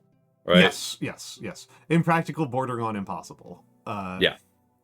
I never stop remarking on this, particularly when talking to EG, that a lot of VTuber outfits are just like actually literally defy how gravity works. Yeah. Just have like little floating components. Yeah. But yeah, this doing things that are and these are kind of related to these things, like the getting away from con and the house. The house maker was a specific instance of this, but I think the general principle, if other people are looking at lessons to learn for themselves, is figuring out some way to create a little bit of space that is more relaxed and more casual. I shouldn't even say casual. More relaxed and more a little bit less on its hype shit. Less on his hype shit. Yes. If you don't mind me saying, right? Less, like, lower energy, more ill. And getting it's not to party time, it's talking to time. Yeah. Getting exactly. to talk to people as opposed to like just kind of being in the same room shouting. Sitting, having conversation in a normal tone of voice without a ton of activity distractions going on. Yeah. Right. And if you do need the activity distractions, if you are the type of person who needs that, you can still just like do a little board game party. Yeah, doing a board game night with some friends would also be like a similar level of like. I mean, you could even. I last time when I needed like a little bit of quiet, right? Last con, I just went over to somebody who was staying in the hotel's same hotel I was. I had an open invite, go hang out, play like Smash, right? Yep. And there were like 4 of us, right? Yeah. It's just like hanging out with friends on a couch, basically. Yeah. Right. Absolutely wonderful idea. Absolutely wonderful idea. That said, we are going into ads, and I need to use the bathroom very badly. So we are going to go into ads. Folks, enjoy the fan art, and we'll be back in a few minutes.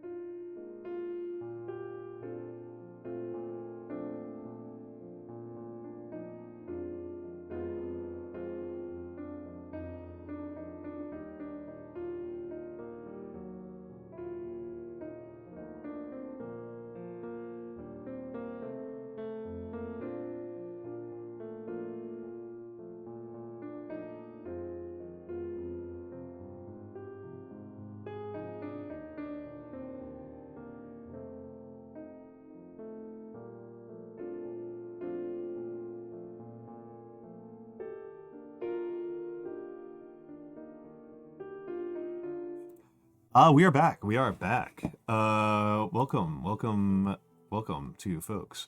But yeah. It's I found this to be this was like my crowning achievement. I feel super good about this. Admittedly, this is something like as a person, I love, right? Like this is as a person, I love to I love to throw little get-togethers where I get to show off my cooking, and it's a bunch of people having little like chill conversations and getting to know each other.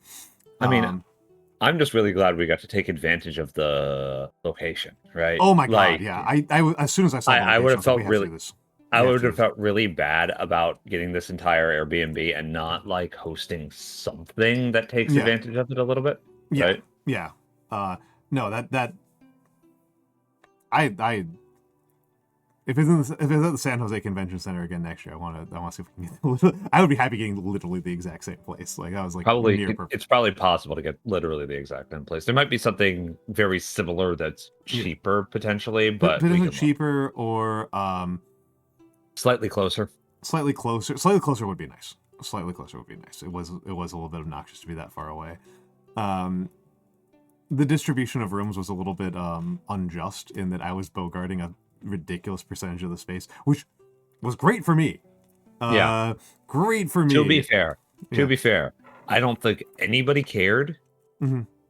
And that was mostly you were a victim. You were the recipient of a fortuitous circumstance in that neither Nagi or Quinn could be there. Yes. And right? To be honest, of all of the people, I'm the only person who's going to be using the kitchen at 2 a.m. Exactly. Well, I mean, I potentially could have, but I ended up not. Right? Yeah. So.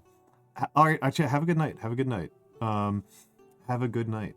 But yeah, so this is definitely something I'm going to be thinking about for future conventions. Is like getting a space where it's even possible to do this.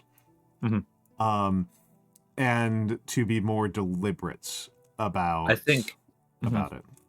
I definitely think the combining of forces that occurs, right? And so here's what's really nice about, if you don't mind me saying, right? Right. What was really nice about this convention for me compared to the last Offkai was that I reached out to the people who I knew wanted to go and were cool with me, basically, right? And I was like, months in advance, I was able to say, hey, I'm going to get an Airbnb. I'll put down the down payment. I'm going to invite, like, these people to stay in the Airbnb, and we'll figure out, like, the pricing and stuff as we go.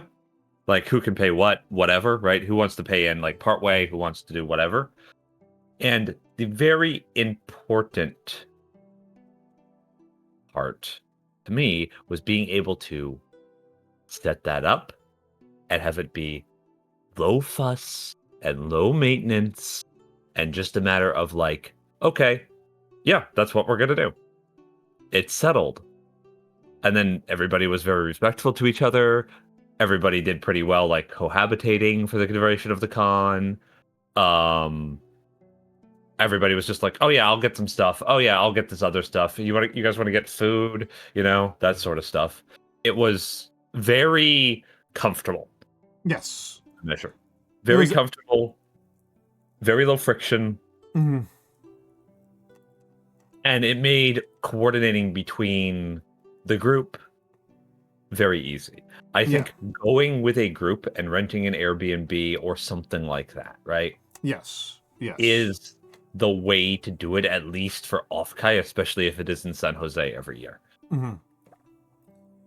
Yes. I can see the advantages of getting into either of the hotels. Yes. I think there's a good chance of it being in San Jose again next year, in case anybody's wondering about the speculation. I believe the reason why it's not at the previous convention center is it got too big. Yes. The number of people that were at this Offkai, it would have been literally impossible to house them in the hotel it was at the previous year. Yeah. In the San Jose Convention Center, used only like a third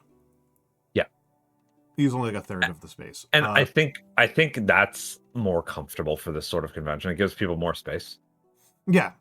Well, it also means like it'll take a while for it to outgrow it, unless something very explosive happens with it. San Jose is also a very good location for this kind of con. To be completely honest with you, it's a very good location, and the literal convention center is a good location. There's lots of stuff to do immediately around the convention center. God, Guild lots Hall of stuff nice. that Guild Hall is really nice, actually. Really right? Nice. Guild Hall's really nice. Yeah, it's hosted events for Society of Offkai. Yeah, I can believe that. And I think, to be a little political here briefly, very possible that future that next Offkai might not be much bigger and might even be smaller.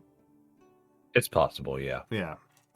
As tourism in the United States becomes more less limited. international appealing. Yeah. I know several people who skipped out. Yep.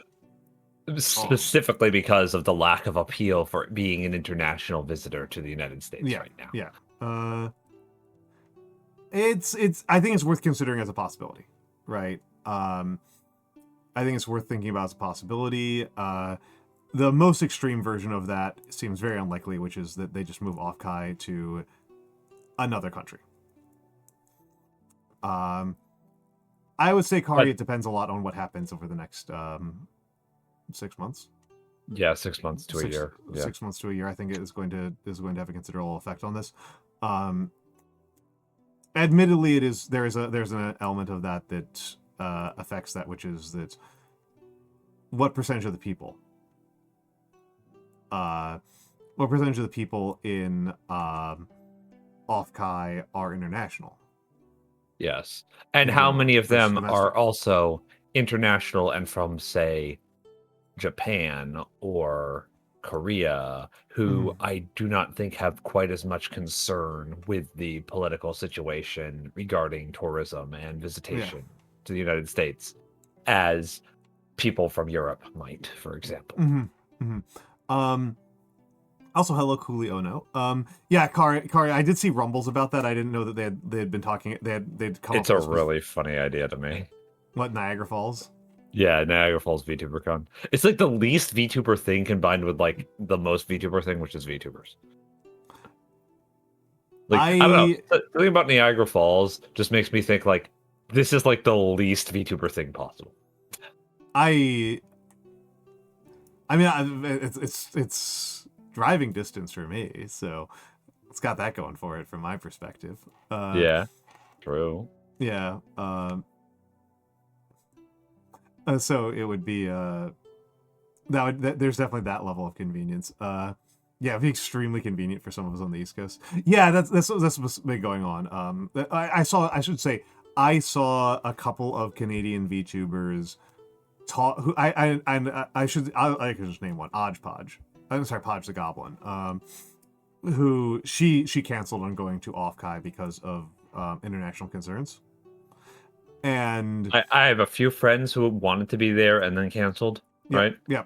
And a few people who I had offered, I won't say specifically who, but I had offered to facilitate their presence at Offkai, financially and like logistically.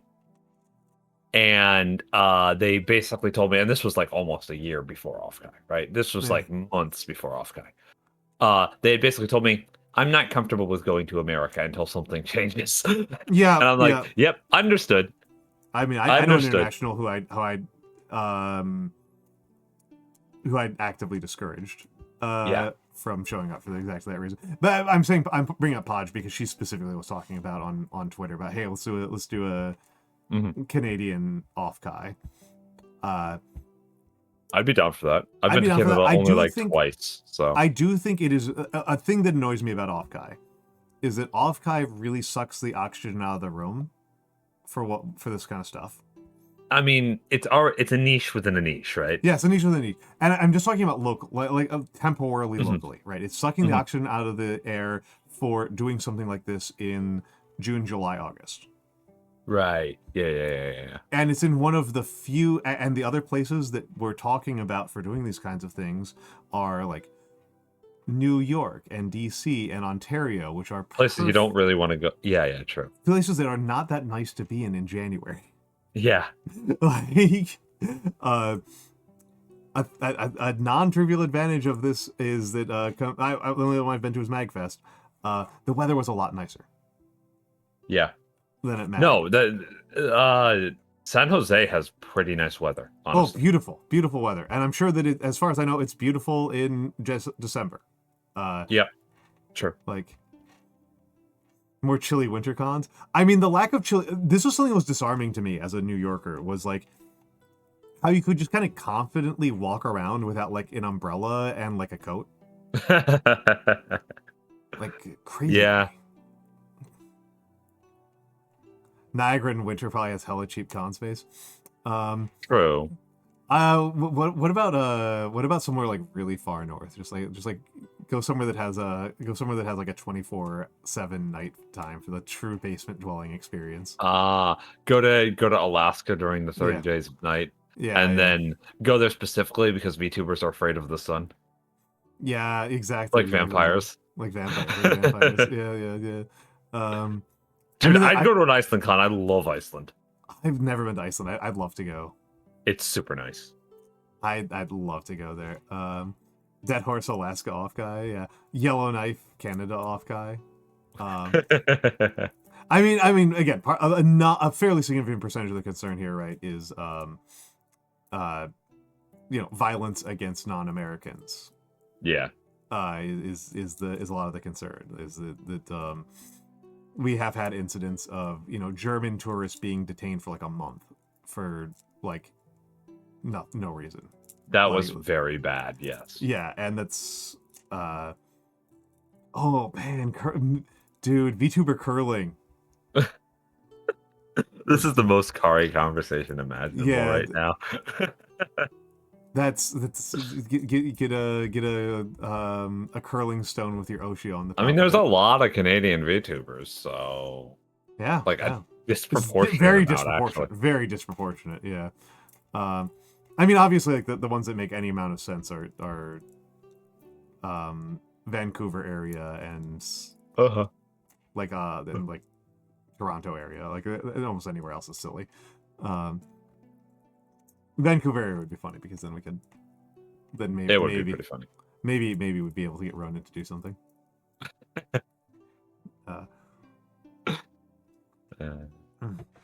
But Ronan. Ronan. I can't believe I went to a convention before she did. 2, in fact. Yeah, I'm breaking like 2 in the same year. Breaking my code of ethics here. Yeah. But yeah, it was. But yeah, this is. I have.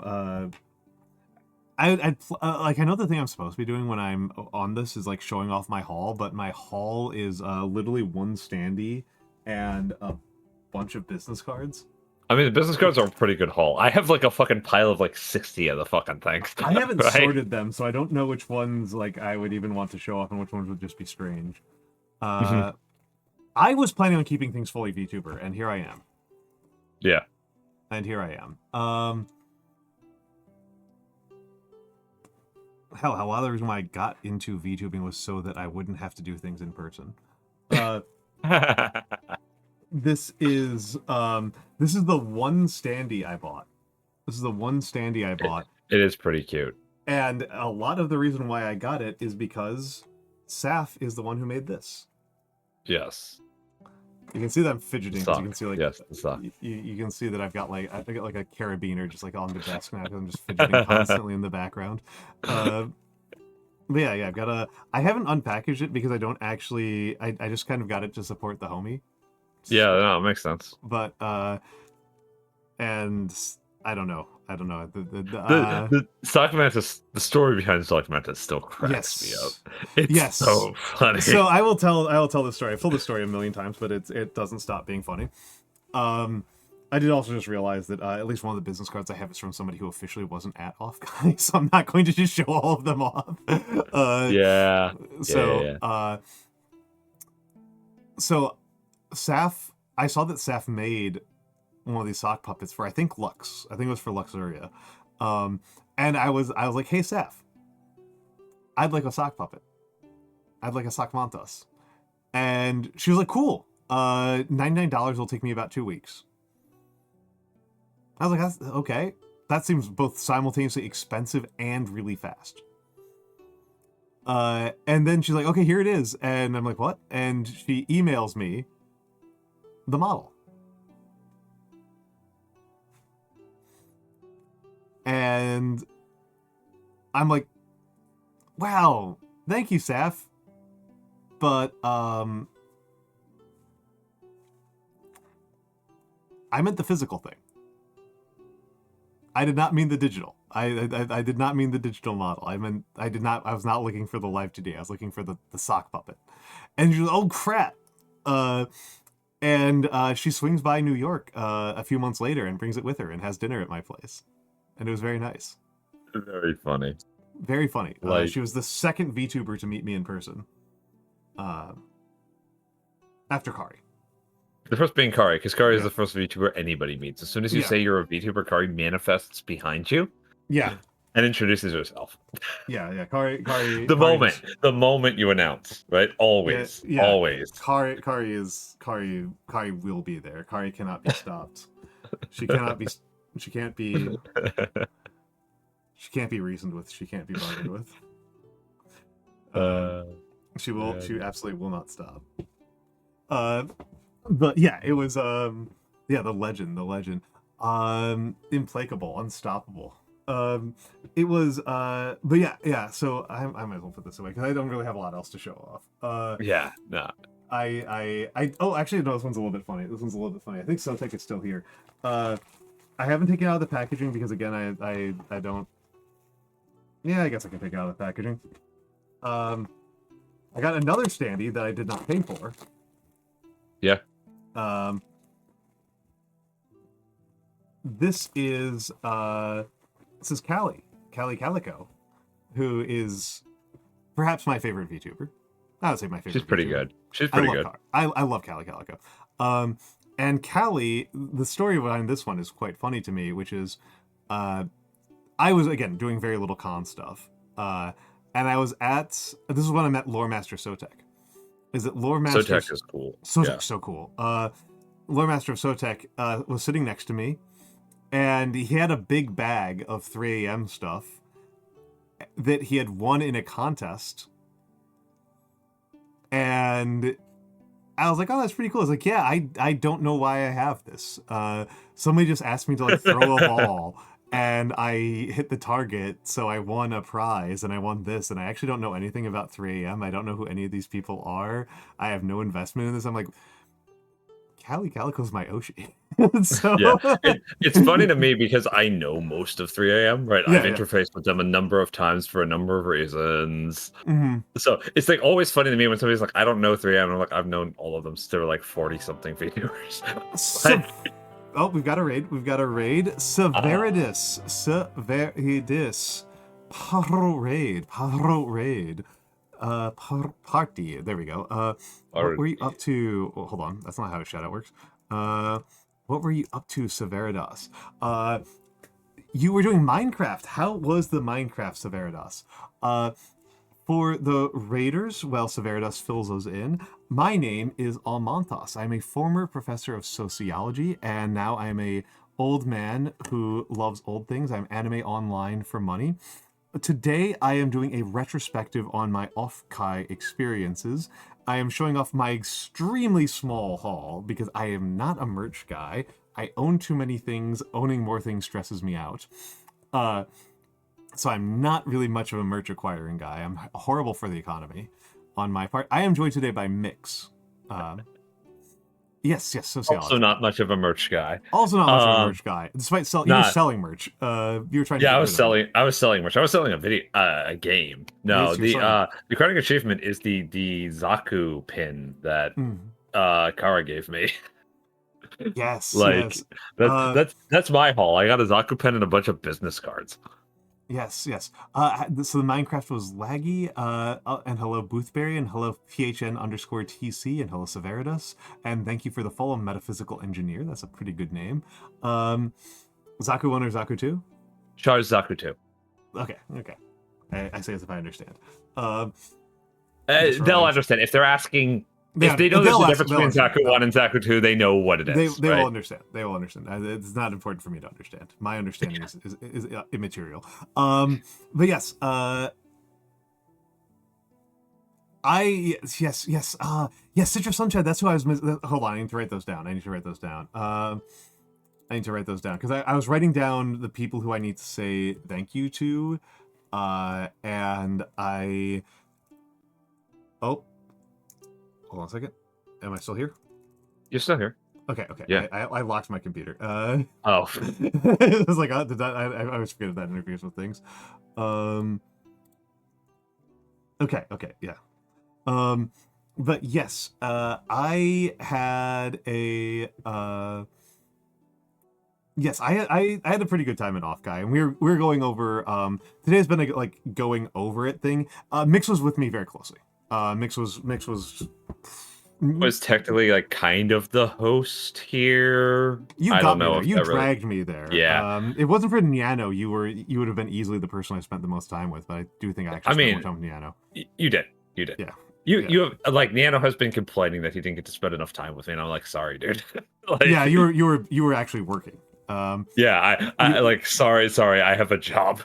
But also, yeah, let me finish the Raiders spiel. I mostly do calligraphy streams, and that is actually a significant component of what I did at Offkai, and we'll get to that in a moment because we haven't talked about that element of my Offkai experience. I mostly do calligraphy streams. I talk a lot about history. I do lots of just chatting collabs, which is why Mikks felt very comfortable just dropping in here. And I mean, it's an open door. It's an open door. You also explicitly invited me. I did. But... I did. Well, I mean, it implicitly invited you. I did the open door. But yes, we are having a nice little chat about what I am treating this as a series of lessons learned. I may as well bring it up. I am treating this as a series of lessons learned about Offkai. Hello, Humter. Welcome in. Thank you for the 8 months. For the 8 months. God, it's so funny. I never get over how funny that is. I like your panel choice notes. I like them quite a bit. God. Boothberry, thank you for the follow. Yes. Yeah. The lawyer panel was a definite. So this is an example of like how I'm treating this. This is me doing. I'm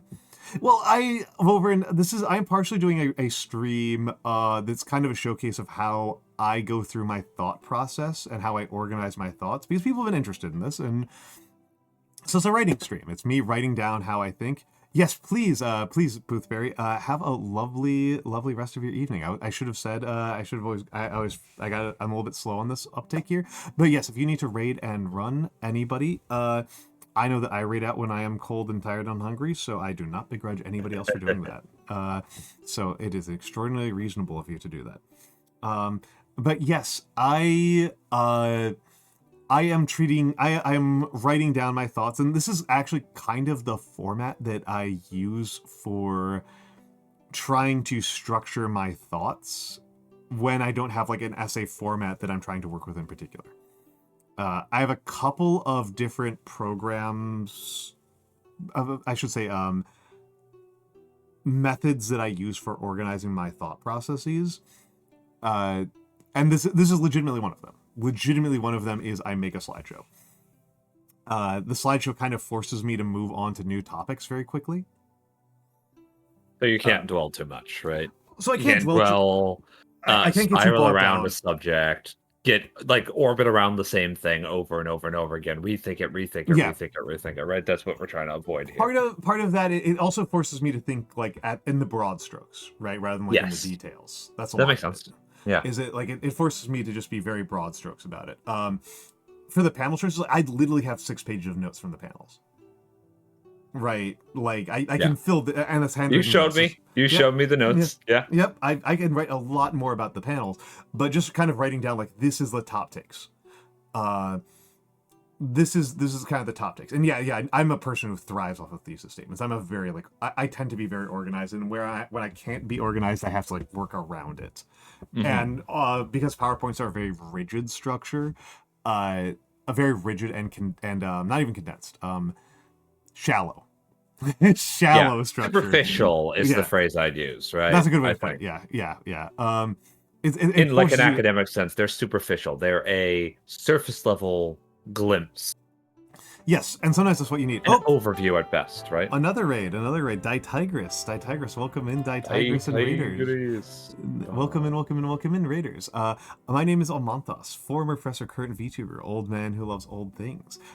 We are going over my Offkai experiences, doing some summaries, doing some explanations. I'm sorry you're getting a bit of a truncated version of the spiel because we just had a raid just a minute ago. I barely finished up the raid spiel from that one, so you're getting the short version, which is that summary. But Ditigris and Raiders, if you need to raid and run, that is extremely reasonable. Do not worry about it. I do not worry about it myself. Vovern, I definitely have a lot of places where I just write in Notepad. I use Notepad for some types of writing, particularly for tweets. Anything goes on social media, I do in Notepad first. Stuff where I'm like really worried about organizing and it's like really deep thoughts, I actually do in Excel. And those are kind of the three big ones, are Excel, PowerPoint, and Notepad. Excel note-taking is completely psychopathic, I recognize that. I'm a total fucking psychopath in the opposite direction. Mm-hmm. And I don't take any sort of notes whatsoever about anything. God, I can't ever. handle it. I can't handle Right? it. I can't handle it. Everything that I write down is like a formalized exercise in format. Right? Oh God, I'm depraved. I know. It's like I am a diabolical human being. Right? I can't write an essay without writing an outline first. I need outlines. I need my outlines. I can't live without them. Mm-hmm.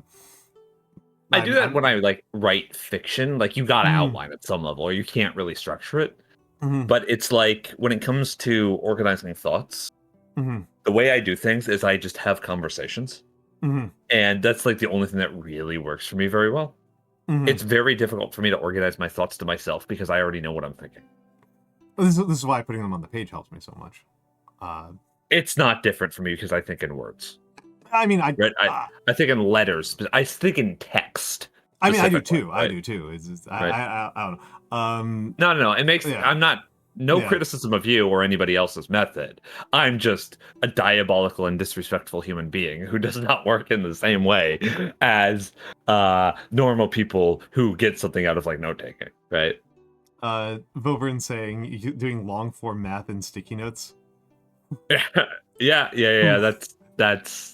I've seen that before. Yeah. Spicy choice. Admittedly, my Jazzahall's method is just to forget everything. It's oh, buddy. I can't stop you, but who, buddy? No, that tracks, Jazza. That tracks. That actually makes sense for Jazz. Yeah. Yeah. Some people we know are very, very visually driven. And yeah, it's so again, like this was my big takeaway from the panel choices is like, think about the expertise of the person doing the panel. I cared about the panels when they're more informative than entertaining, right? Yeah, that's I attended a bunch of panels last year, even though I technically wasn't supposed to be anywhere in the con because I didn't have a badge. Nobody stopped me. Like, they saw a guy in a suit, and they just didn't stop me from walking into the fucking room. They just assumed I was supposed to be there, which was really, really funny. So classic. Yeah.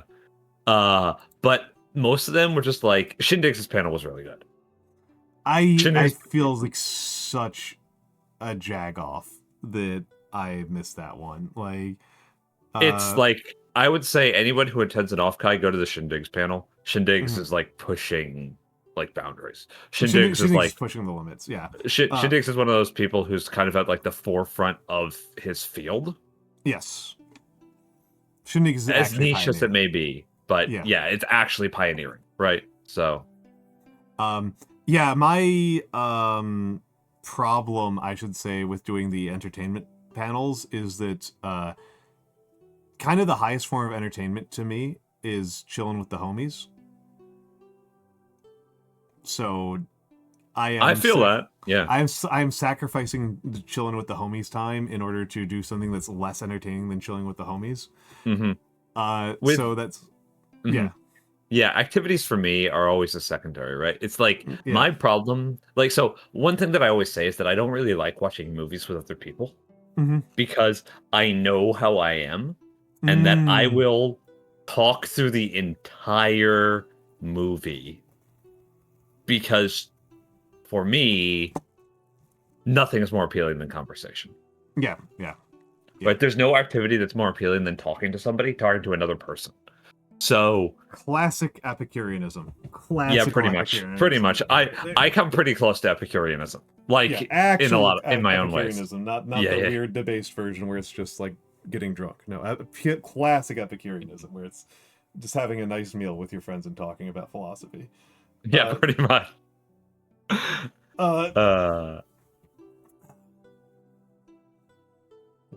It's been a good day hanging out with VAs. Vobrin's so cool. He really is. Vobrin's so cool. Like, guys, top if you have top tier person that I missed at Offkai. Yeah, it's really sad that he couldn't make it. Yeah, Nate couldn't make it, but a top tier person to hang out with. Vobrin's so cool. Yeah. But yeah, so I think there are definitely some places where like I've got some operational considerations in terms of things that were like, this was the biggest one that is like the biggest lesson learned for me, for my personal experience, which is I treated the con as like trying to meet like people that I would not otherwise meet first, and then and then like going to informative panels second, and then partying third. And the actual answer is that I should have treated it as meeting audience members first, chilling out with people I already know second, informative panels like a distant third or fourth, like is what I should have done. I really did not anticipate how many people who like my content rather than just me as a friend were going to be there. I really did not anticipate that. I was entirely caught flat-footed by that. And if I had thought about that, if I had understood it in those terms, I would have been better about that. I would have been doing like impromptu meet and greets more aggressively. I would have been much more aggressive about spreading the calligraphy. Speaking of which, I think specifically the thing with the calligraphy, right? Yeah. I think doing that day one would have been the right choice also, because it would have made it very clear that you were there to anybody who wanted to find you. Yes. And there are ways that I could have refined this a little bit, but I've put it up on screen. This is the back of my badge.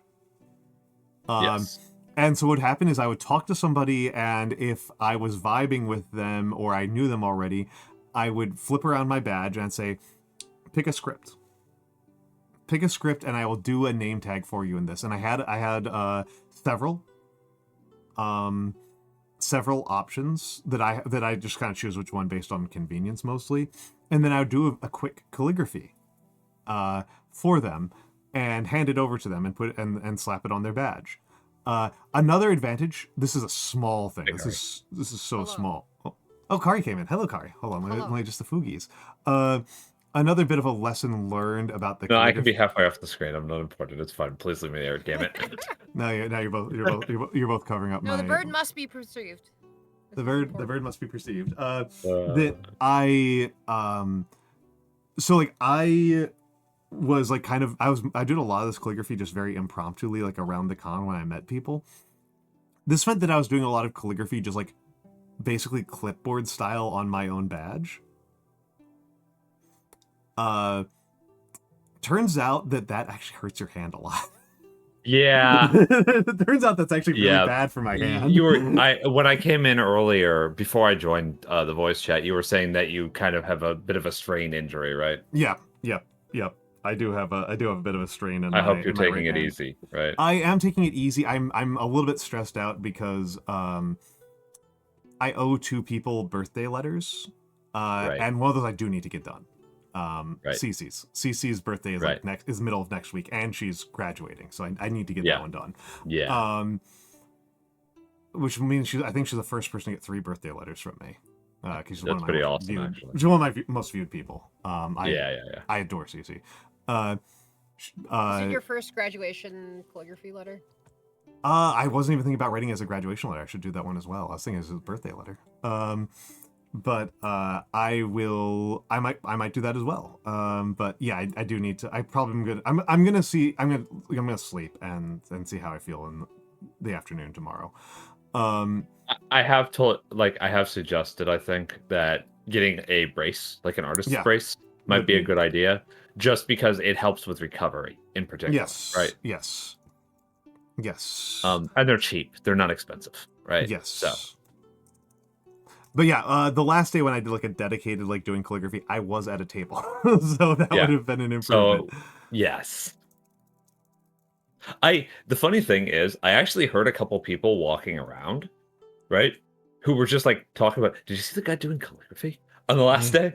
Right? Yeah. So like this sort of thing, you cannot underestimate the power of like novelty of like having any sort of traditional artistic skills. Yeah. It is a little bit sad for Grim Glassman that doing stained glass at the con is deeply impractical. Tragic, yeah. Poor Niano can't blacksmith either. Yeah, that would be so funny. That would be. You bring a fucking like furnace with you, like a portable furnace, like a crucible, right?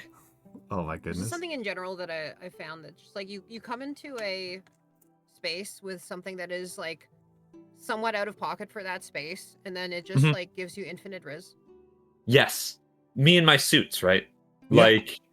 Yeah, you just need to be slightly like, it's just kind of this weird thing where it's like if you're in a space like, and then you can be incredibly good at whatever is the exact thing that's in that space, like the exact skill, like, you know, like VTubers in a VTubing con or whatever, right? Like, and then like it doesn't, like you're not that cool, and then you're just like do something that's slightly strange. Yeah, slightly strange.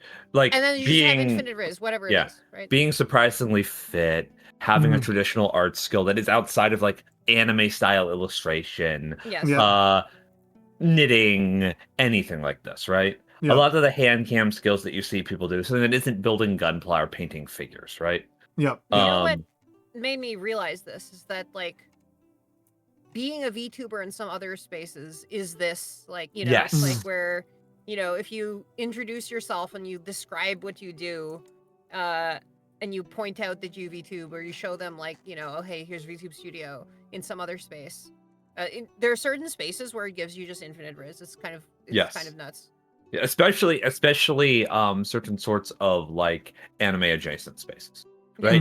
People have this concept that like being a streamer in general in certain sorts of adjacent spaces, right? Video game adjacent, anime adjacent, even tech spaces, tech adjacent spaces, where it's like people are just like so blown away that you can put yourself out there at all in this way that it gives you basically infinite riz, as you say, right? Whereas in VTubing spheres, it feels to me like people are so specialized in the idea of putting themselves out there that having developed other skills or other knowledge seems so like, wow, I can't believe you can do that to them, which is right? kind of crazy, when it's like because so many VTubers just have like immense wealth of like knowledge talents from like whatever other thing they're doing. Like they're admittedly, a lot of that is tech to some level, which is a little bit less exotic to other people who are involved in tech, right? Sometimes sometimes people are like, you know,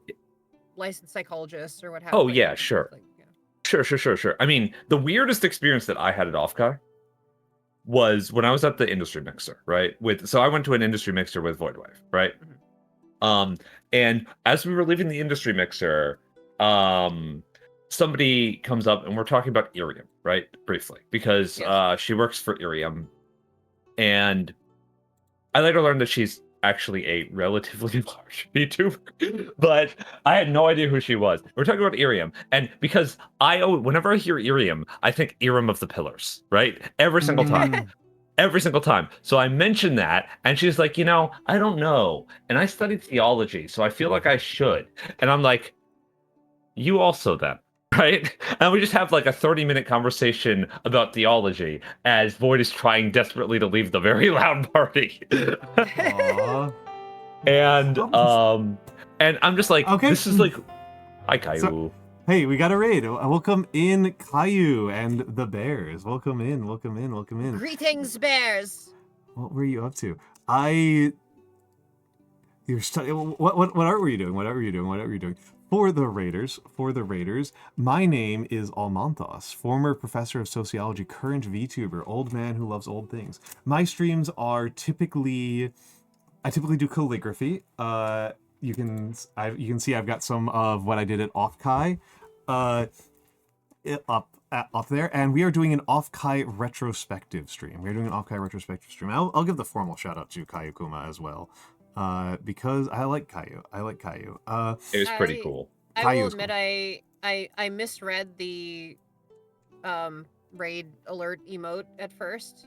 And I read I correctly read them as like blood streaks, but I read them initially as like the nosebleed blood streak. The one has. Oh gosh, that would be a really good emote actually, Caillou. You should consider that one. You consider that one. I mean, I feel like if you just erase like 3 of the blood streaks, then it just works. And maybe just like 3 of the blood streaks, you just erase them, and it's the same emote. Except just keep only the leftmost one. But the secret is that Caillou is the one who causes the anime blood streaks. So, yes, it turns out whenever you get a crush on somebody in anime. You just get mauled by a bear, right? That's just like a thing that happens in it. Like this is just a well-known trope in anime. Yeah, you get mauled by a bear because bears are fucking scary. Like and love is also scary, and so scary things congregate together. True. And so like every time, you can find out more about it in the anime Lesbian Bear Storm. Yeah. Which is a real anime that actually exists. Yes, this is true. I'm aware of this one. This is true.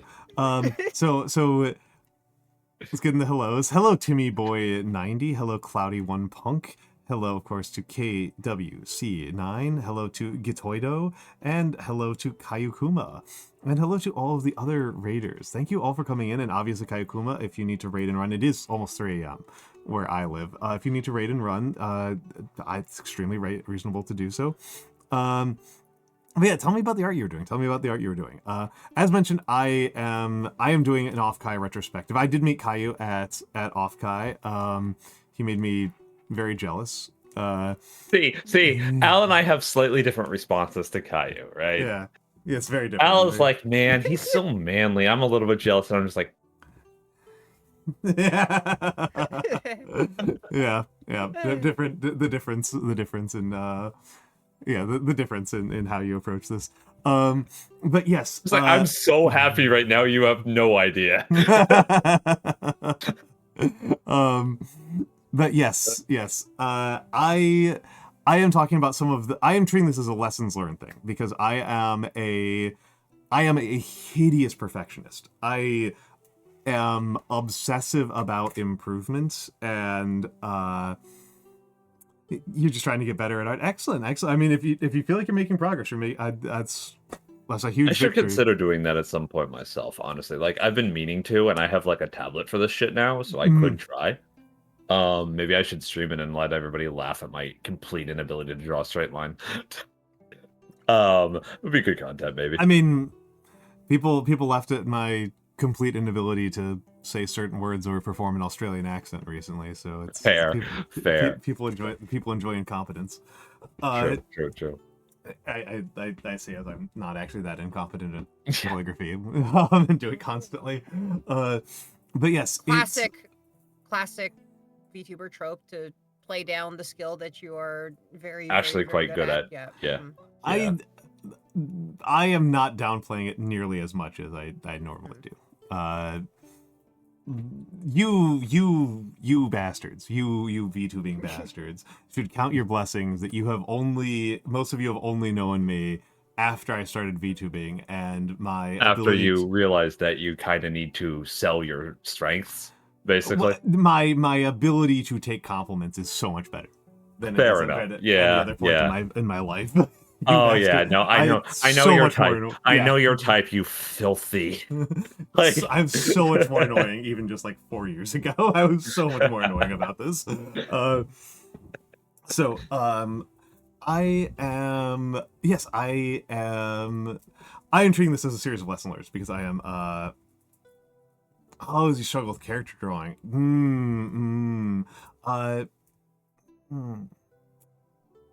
Design is your career. Do you know EG Kayakuma? that's a good connection to make, actually. Yeah. They're not here, which makes sense. This is an insane. I just want to make sure I spell their name right because their name's spelled in a funky way. I can find it. I found it very quickly. Yes, it's got too many eyes. This is so I'm giving a shout out to a friend of mine. Squeegee, EG3D, they are a character designer professionally. They're a professor of art and design, and their streams are almost entirely like critiques of character design. It just kind of hit me like the overlap of like character drawing and design. I like Squeegee's content a lot because unlike a lot of the people who are popular doing character design critiques on like YouTube, there's an actual like credentials and expertise element to this that goes into the actual properties of the design and not just like this sort of like inconsistent, like I will praise it when I like it and I will tear it apart when I don't like it, even though the qualities and standards of the designs are like the same. Yeah, right? Yeah. No, they're very good. I like EG a lot. Me and EG had a multi-hour discussion about art history, and it's in the Outer Wilds. It would be very fun. They rule. To like go to university that was like populated entirely by VTuber academics.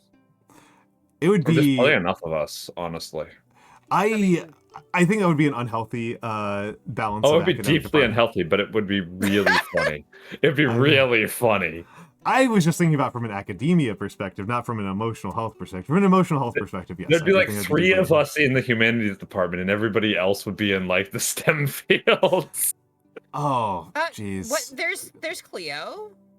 There's Cleo. Well, there's a psychologist. There's like there's a number of like, I mean, there's STEM field, I guess, is medicine as well, but like, you know. Okay. Life science. So if we're talking about this as like an anime, though, Tigress has proposed thinking about this as anime rather than a real thought experiment. As an anime premise, everybody at the school is a VTuber, and you win some prize if you're the last person who gets found out, who gets doxxed. That's really funny. Oh, it's just literally no one knows I'm a VTuber. No, everybody knows that everyone else is a VTuber. They don't know which VTubers they are. All right, this is like Kari, that's like your nightmare scenario. They'd figure you out like immediately. I mean, I think one of the people. I mean, this is the thing is like because we're doing it anime style, like we're playing around with like the ability to figure out who people are. Because like Civil, Civil's like impossibly easy to find. Yeah. Civil's Fortissimo is so easy to find that I had no idea she was at Offkai. I wasn't looking for her. I wasn't thinking about her. I hear some incoherent shouting 20 feet away from me, and I go, that's Civil Fortissimo. I turn around, look for 10 more seconds to hear her talk again, and then walk up to her and go, Civil! I assume this is somebody I met? Probably not. Probably not. Okay. She has an extraordinarily distinctive voice. Well, with a name like Fortissimo, I would expect. Yeah, she has a... She has a, her voice is incredibly fried. Like a corpse husband squeaky toy. It's really distinctive. Okay. I did not run into Yomi there, but apparently people were able to find Yomi by her laugh, which makes Yomi yeah. found me. Yeah. Okay, Nice. I was surprised that more people didn't just like approach me by recognizing me at the con. I don't know. It did happen once from Soy Milk on a Robot. Yeah. Um, Aki pinged me when I was walking by. Aki was on a robot, right? She pinged me when I was walking by. It's like, oh, that's Mikks. Yeah, yeah. So like, it's my particular sense of fashion seems to stand out a little bit.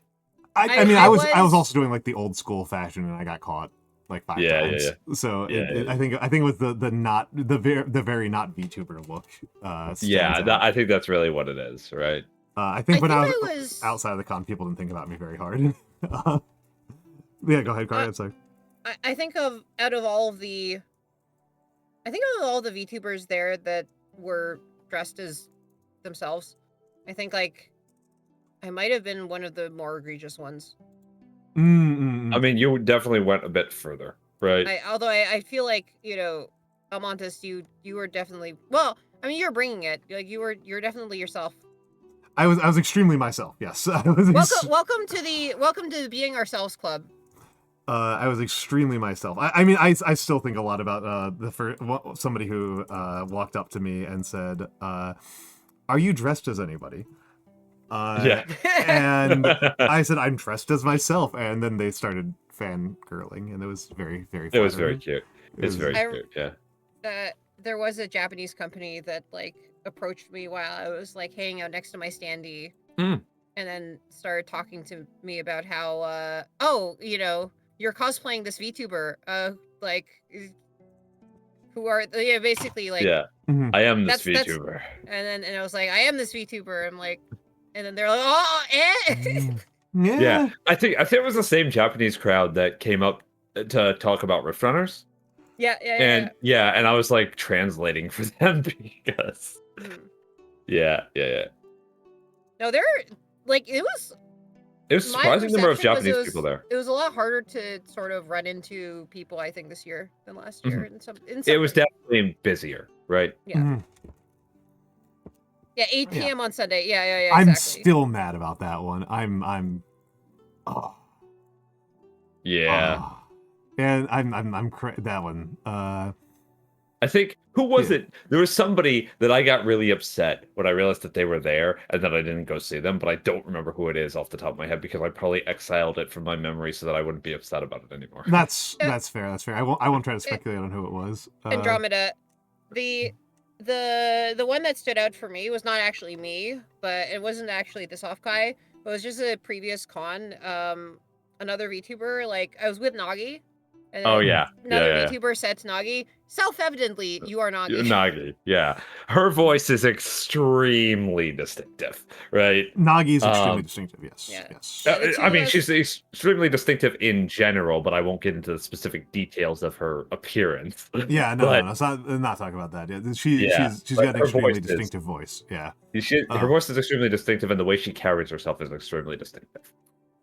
I think the enormous cosmic colored snake is pretty distinctive at cons. True. Yes. Yes, this is true. Just as my enormous like blue hair and glowing shrimp eyes are very or you'd think that my glowing like, you know, shrimp eyes and giant blue hair would be like distinctive at cons, but apparently not.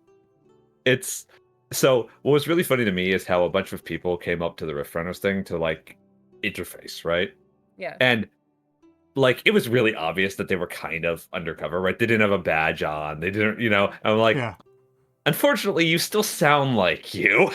Yeah, no, I I know a couple of these. I know a couple of them. Yeah. Right. And I do remember. It was Nyaru kind of did the opposite. Oh. Like, I mean. Okay, another raid. It's Raid. Eggy. It's Eggy. Oh my goodness, it's Eggy. Hold on. Let's give this shout out to what were you up to? Hold on, that's the wrong one. Egg. You finally caught me. You were just chatting. Okay. Eggy 399CY_VTuber, is one of my V siblings. Is a fellow sensational. Is a fellow sensational. I see. Yeah, as a fellow sensational sibling. Yeah. So finally, we have crossed. We have finally crossed. I gotta say, I appreciate the full VTuber instead of VT. I appreciate it. I respect it. I miss Mirabelle VT. I miss Mirabelle VTuber. Mirabelle Yeah, VTuber. I miss Mirabelle VTuber. I feel like doing an Offkai retrospective, by the way, just to call out your raid shoutout message. I feel like doing an Offkai retrospective qualifies as studying just chatting. It does qualify as studying just chatting. Yeah. I should change that to they have been streaming, because like it's kind of like incoherent sometimes. But I think it's also cute, so I don't know. I'll stick with it. I like the malapropism. It is kind of cute. It is kind of cute. But hello, I've been studying the sacred Zatsudan arts. Yeah. But yes, hello Eggy, hello Serp Chicken, hello to the rest of the raiders. Hello Emperor's Armpits. Vermont isn't real. Vermont isn't real. But for all of the raiders, I am Almantas. I'm a former professor of sociology, and now I'm anime online. I usually do calligraphy. I've put some of it up on screen. This is calligraphy I did at and for Offkai. This is what I am being joined today by Mikks and Kari, who are two of my dear friends who I spent a lot of time at Offkai with. And this is I've just been kind of treating Offkai. I would say this is a retrospective and a reflection more than a report. Deep analysis. Yeah. I would say I'm doing more analysis than report back. Like a lot of people are doing like, this is what I did, this is where I went, this is the These are the events. Bang, bang, bang, bang, bang. I am focusing on like, how can I do better? Yeah. He calls me a friend, and he bastardized my name at Offkai. Yes, I did. Hikari Charybdis. It's one of my favorite puns. I mean, using I was referring to I believe the typeface that you. Oh yes, I did use this. You're too good at wordplay. It literally goes over my head all the time. You're too good at it. You're actually just like extremely good at just like the wordplay that is like very obvious if you're paying attention and very hard to follow if you're not. It's really cool. And I am more gullible while I'm streaming than I am. I'm already a pretty gullible person, I think, and I am like so much more credulous. Your focus is like all over the place, right? Well, I'm just like taking everybody extremely at face value, because like I'm like watching like a hawk for like, is there an audio problem? Like if anybody tells me there's an audio problem, what's that like object behind your model on your like? Hold on. On stream? Yeah. There's like, what's that weird object behind your model? Behind. So you're talking about the bookcase? She's kidding. She's one guy right now. I don't understand it. I'm too stupid. I'm being one guy and I don't understand. Don't understand. Oh man. You just finished talking about how much more gullible you are on stream. I am. And also we are about to hit ads, but it's also, I find this very funny that I am very bad at wordplay, and so I fail at making the traditional uncle puns all the time, even though it should be part of my brand. Whereas Kari is unstoppable and incorrigible, and it's endless, and it's just a cavalcade. I'm also implacable. And Magfish did like 20 in a row without stopping. It was insane. Also, you will be met if you are a VTuber, and eventually one day you will meet VTubers. Then, like, you know, I have a. Kari will find you first, and she will meet you. You will step out into an airport terminal or a gate or something like that, and then I will be waiting. And I will be there. Ads. I'm going to use the bathroom ads.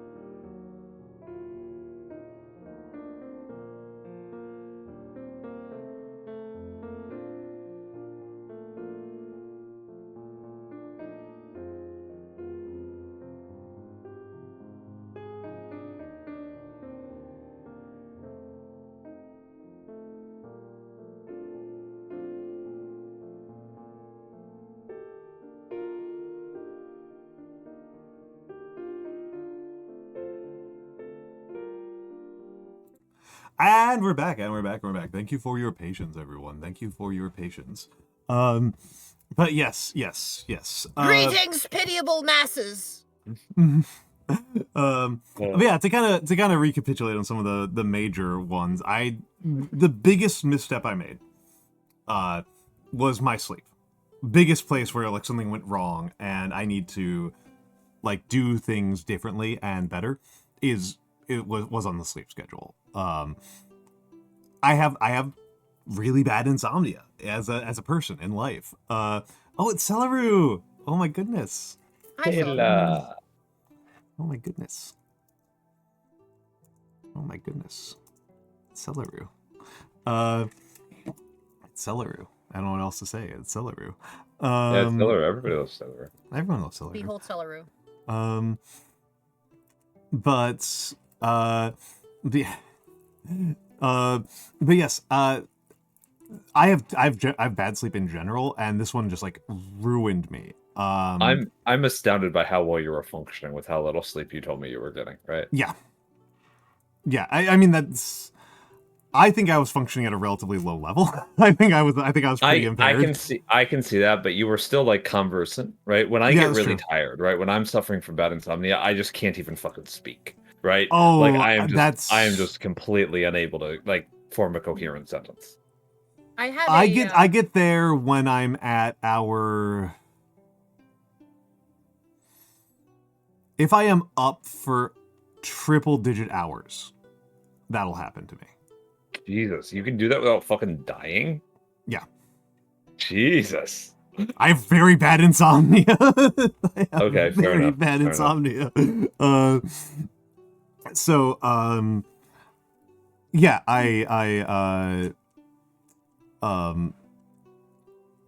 during college, I'd frequently stay up for just finals week, just the entire thing. Jesus.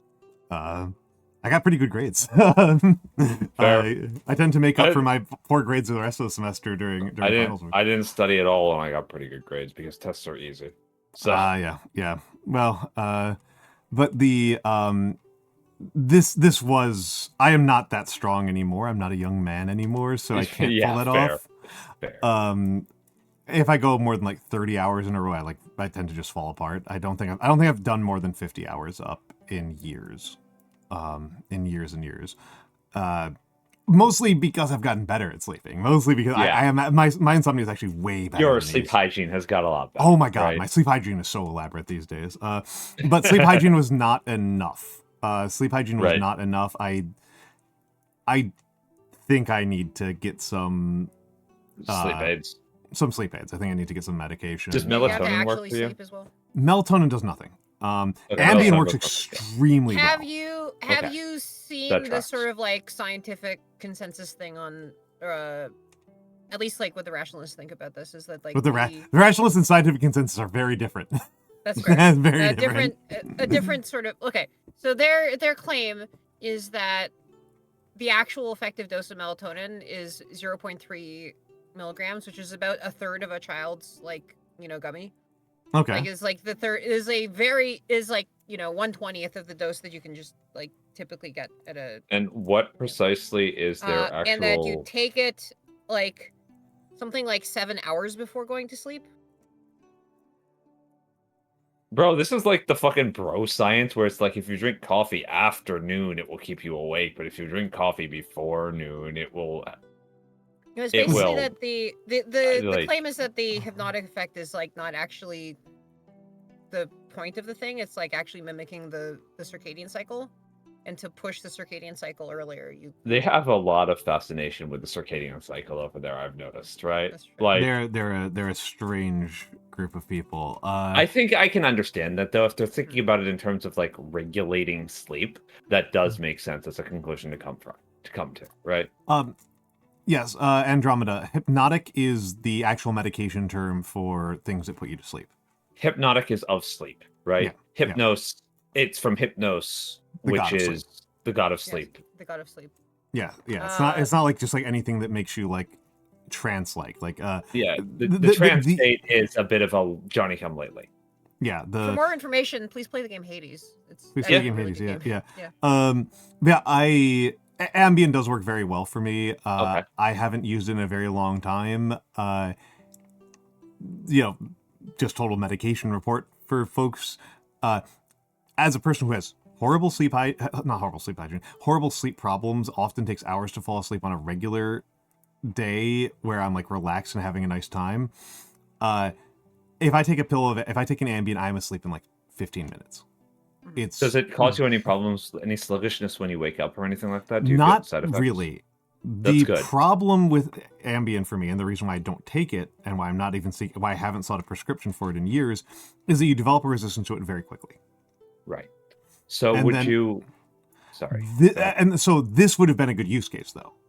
I was going to say, maybe getting a prescription and only using it for travel. Yeah, would be the good idea. That is, I think, is worth doing. And Klonopin has also been good for me for anxiety, and that's a very like not daily use medication. Yeah, I know. And I think both of those have worked well for me. And if I had either of those, this would have been a way more pleasant trip for me. Yeah, I think that's a good idea, right? Yeah. I don't currently have a psychiatrist because I'm not taking any medication, so that's something to pursue. I am currently just on sleep hygiene as my regulation. The other part that's related was I didn't exercise. Folks, VTubers, work out.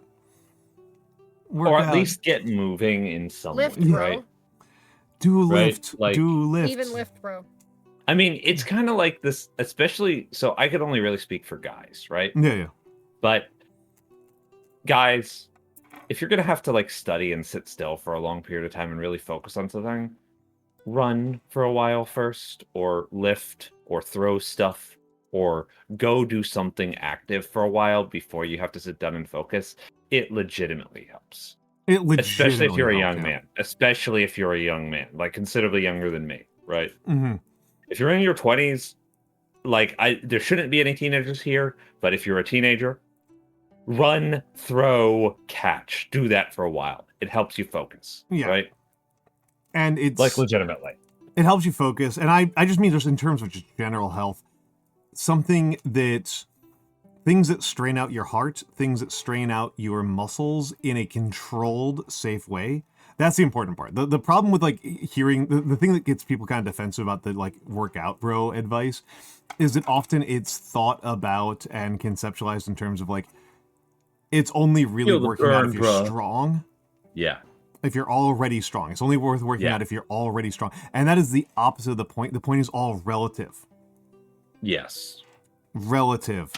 Even like a yoga sort of approach, right, can help a lot with blood flow, with exercise, with getting your heart rate and your body moving, right? Yeah like a really really chill sort of exercise, right? Just doing some push-ups, and again, like if a regular push-up is a problem for you, that's not a big deal. Like do wall push-ups, do kneeling push-ups, right? It doesn't matter. Yeah, as long as it's like more strain on your muscles than what you would almost ever normally do.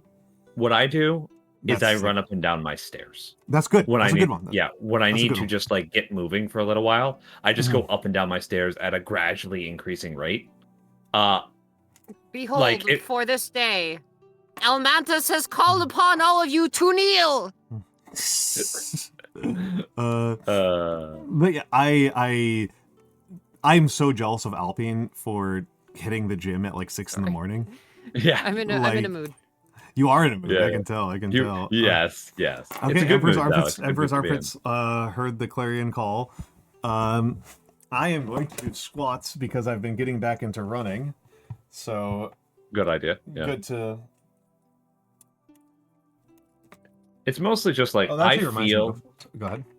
Yeah, no, I feel like there's weird stigmas that people have developed, and a lot of them are self-stigmatization, just around exercise in general. It's like, guys, I want to be really, really serious here for just a second. It is not cringe to be unfit and trying to change that. Oh, no, absolutely not. No. In fact, it's incredibly cringe to act like somebody who is unfit shouldn't have the opportunity to try and change that if that's what they want to do. right? I say this as somebody who is presently pretty unfit, right? Like, it's way more admirable for somebody to be trying to get more fit than to be already fit and just maintaining that, in my opinion. That is way harder. They're putting themselves out there way more, and people need to stop being so fucking weird about this. Right. You're going to hear the count up. I've done 5 squats before we started this, but I feel like it's important, a part of the ritual. So I've done 5 squats on the left leg. 6, 7, 8, 9, 10. Wow, those felt smooth. And now right leg. I do 1 leg squats because I don't want to bother getting weight plates out. Is really what it comes down to. Feel that. 1, 2, 3, 4, 5, 6, 7, 8, 9,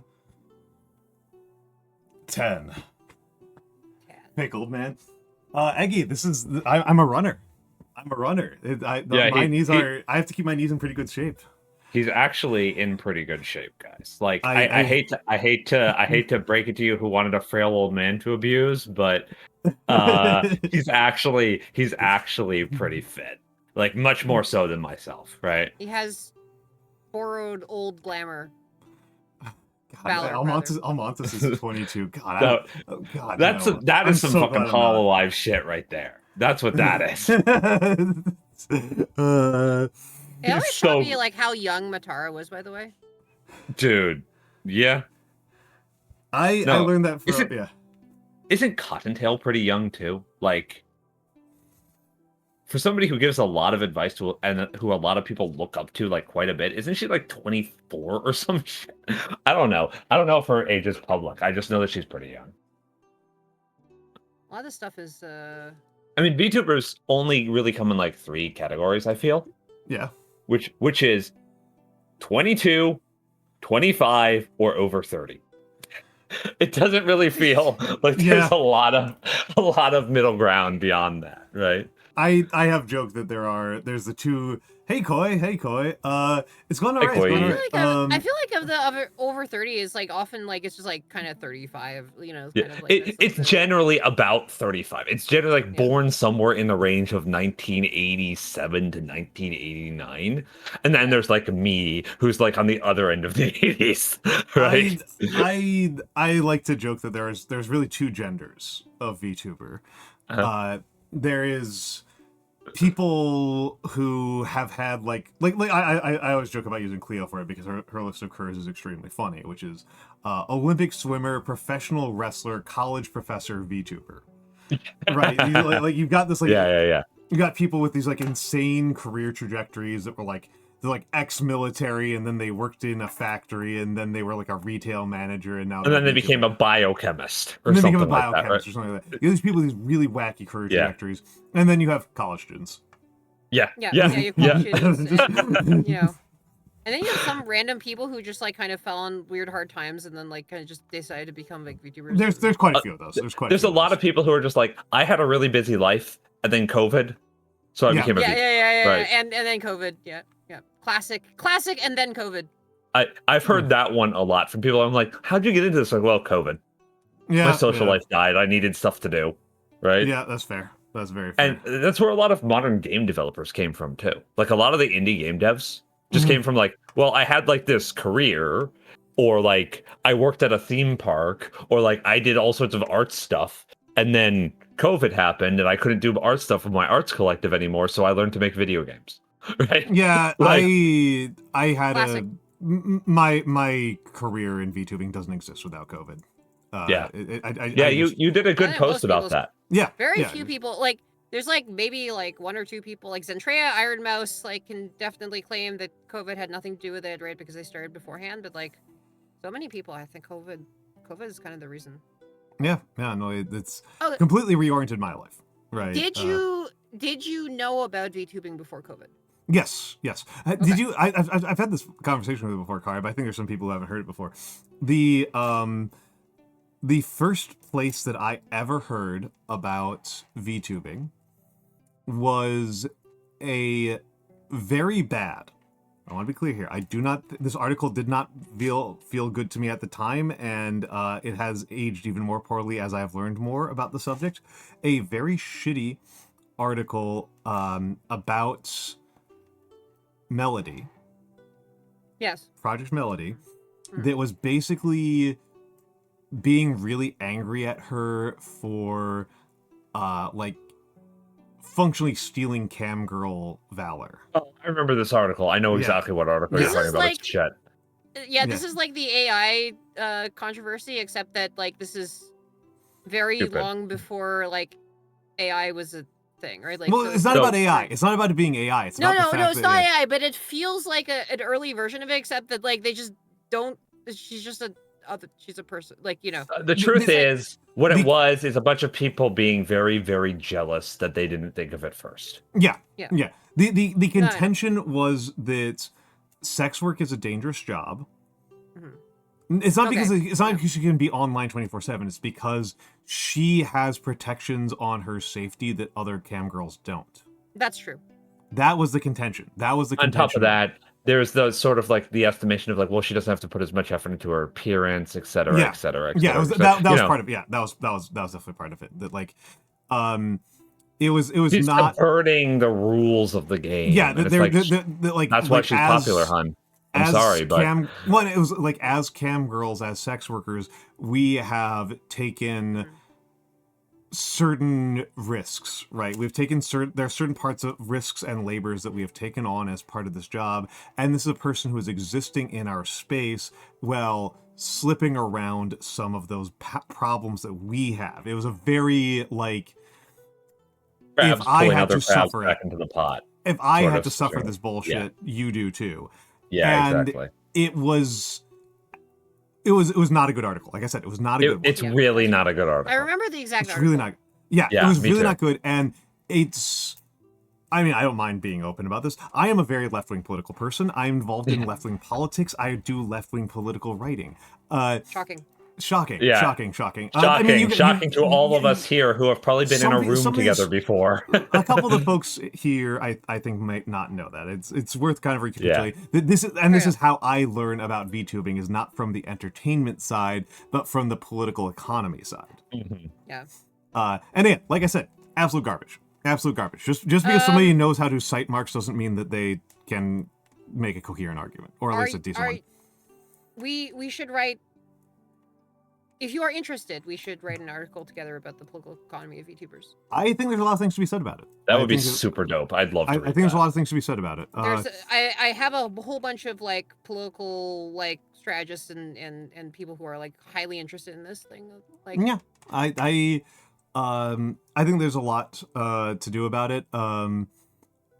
The types of people I work for publish on such a long time frames that we could probably still talk about the Gargura Dodgers game thing, which is deeply funny. Yeah. Yeah.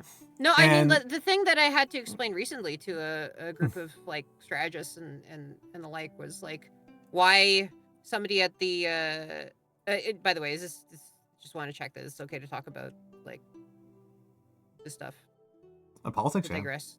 Yeah. All right. Fine. Yeah, I was just checking. Yeah, I was just explaining to a bunch of like, you know, political strategists like why somebody would decide to engrave the name Pipkin Pippa on their gun and take it to a protest, like to menace that protest. Yeah. I'm like, and okay, it's like, okay, what is this? Literally, the question asked was like, okay, how does somebody like, you know, communicate to somebody who appears to be a cartoon character? Mm-hmm.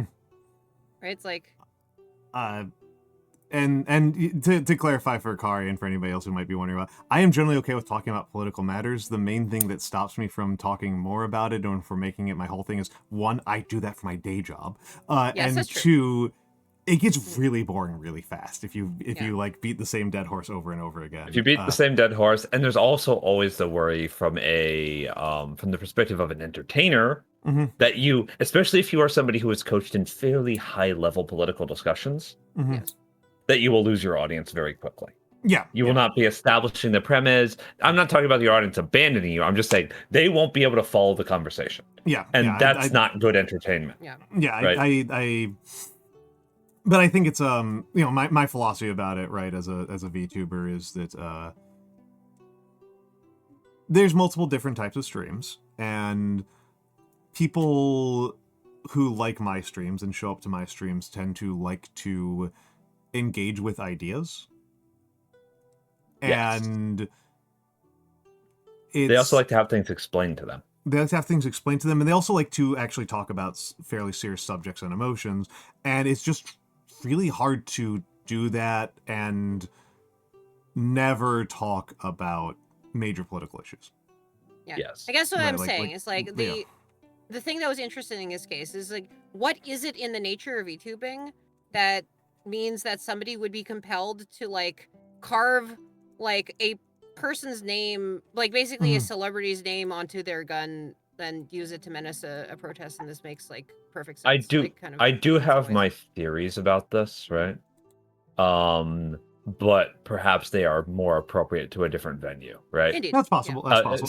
So that we don't spoil the article, right? So Yeah, that we I don't am- spoil your article. Well, Yeah, I mean, fair, and of course, fair. I always actually favor the dumb guy solutions. I favor non-elaborate explanations. And my question is, would it really be that weird? I mean, today it would be that weird, but 20 years ago, 30 years ago, would it really have been that weird for somebody to do the same thing and carve Ted Nugent Yeah. into Yeah, their gun? yeah. Right? Like that's kind of, well, yeah, I mean, Well, I think Andromeda- it's different because like these are basically radio personalities, right? Like Yeah. these are the It'd be more like doing something because Alex Jones told you to. Yeah. Yeah.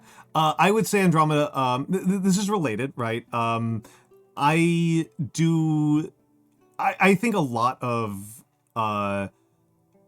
there's a lot of times where somebody thinks something that's happening is a lot more complicated than it actually is, and in the case of politics and culture, a very large percentage of the explanations for things that people do are about shibboleths.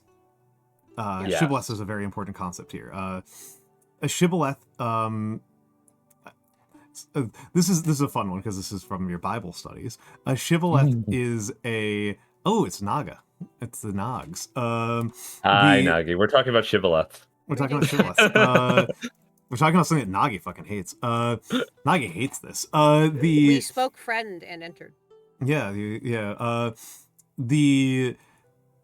A lot of what you're doing, so a shibboleth is a word or phrase where your usage of it, your ability to deploy it and the way in which you deploy it symbolizes and communicates to other people your political allegiances. It's a very important element of political signaling and of cognitive and lingual signaling in terms of communicative. I should have actually calling it a political allegiance was actually probably more narrow than it actually is. It tells people your group membership. It's an identity signal. The famous one is shibboleth. It's from the Bible, which is. Dog whistles are related. They're similar to shibboleths. The famous one is from the Bible, where they're worried about spies infiltrating the Hebrew camp, and so the guards are told to ask anybody who tries to enter the camp, say the word shibboleth. And a thing that we may miss as Americans is that outside of a couple of languages, notably English and Arabic, which is huge languages, right? Because each of those is like 1 billion plus speakers. Most languages don't have a th sound. Yeah. The th sound is actually fairly rare. So the people who are not Hebrew would say shibboleth wrong, and then you just kill them. Yeah. Because they can't. A similar modern example. Because we are in a VTubing space, so I will give a funny VTubing example, more or less, is that in Tokyo and most of Japan, especially in like Shibuya, If you go, yeah, if you go to a store that sells Gunpla, Mhm. they ask you in many of these stores to pronounce the name of the Gunpla that you want to buy, Mhm. and if you get it wrong, they will not sell it to you because you are a scalper. Yes. Nice. That's a cute Which one. which is very much a shibboleth, right? Yeah, This yeah. is very much literally the same test Mhm, being mhm. deployed, right? Now, shibboleth has a lingual concept and as a sociologically lingual concept, right? Mhm. Is also an element of communicative signaling. It is a form of to understand a shibboleth and what it confers is a form of decoding that is slightly more advanced than the literal decoding of utterance and sound, right? Yeah. In order to communicate what you are about to somebody, you will often use certain sorts of phrases rather than explaining in explicit detail. And this is so. I don't know whether you want to talk about dog whistles or not, or if it's okay if I I'll do. just kind of make a brief clarification that Yeah.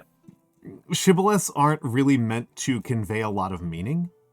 Yeah. They're very meaning thin. The meaning of a shibboleth is just I am in X. this group. Yeah.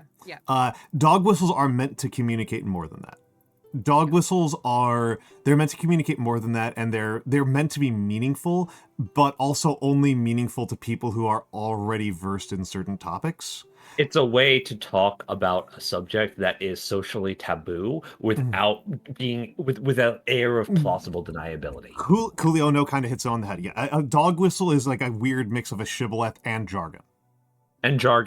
And also coded speech. Yes, it is a type of coded speech. It's very much a type Yes. of coded speech. It is extremely a type of coded speech. But yeah, Much more so than jargon is, because jargon is often slang, right? Jargon is often slang. Well, in jargon, if you use a very jargony sentence around somebody who is not familiar with what you're talking about, right? If you are describing thermodynamics problems, if you're describing a thermodynamic result in very technical jargon, and most people will parse that as absolute gibberish, they'll just be like, what the hell does this even mean?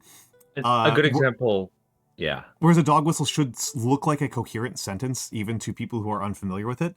And the inner cities have so much crime is an example of a dog whistle. Yeah, the inner cities have so much crime is an example of a dog whistle. And the other part of it that's like kind of an interesting part about dog whistles as a concept is that if you use a very jargony sentence and people who don't understand the jargon are still able to figure out what you meant, that's fine.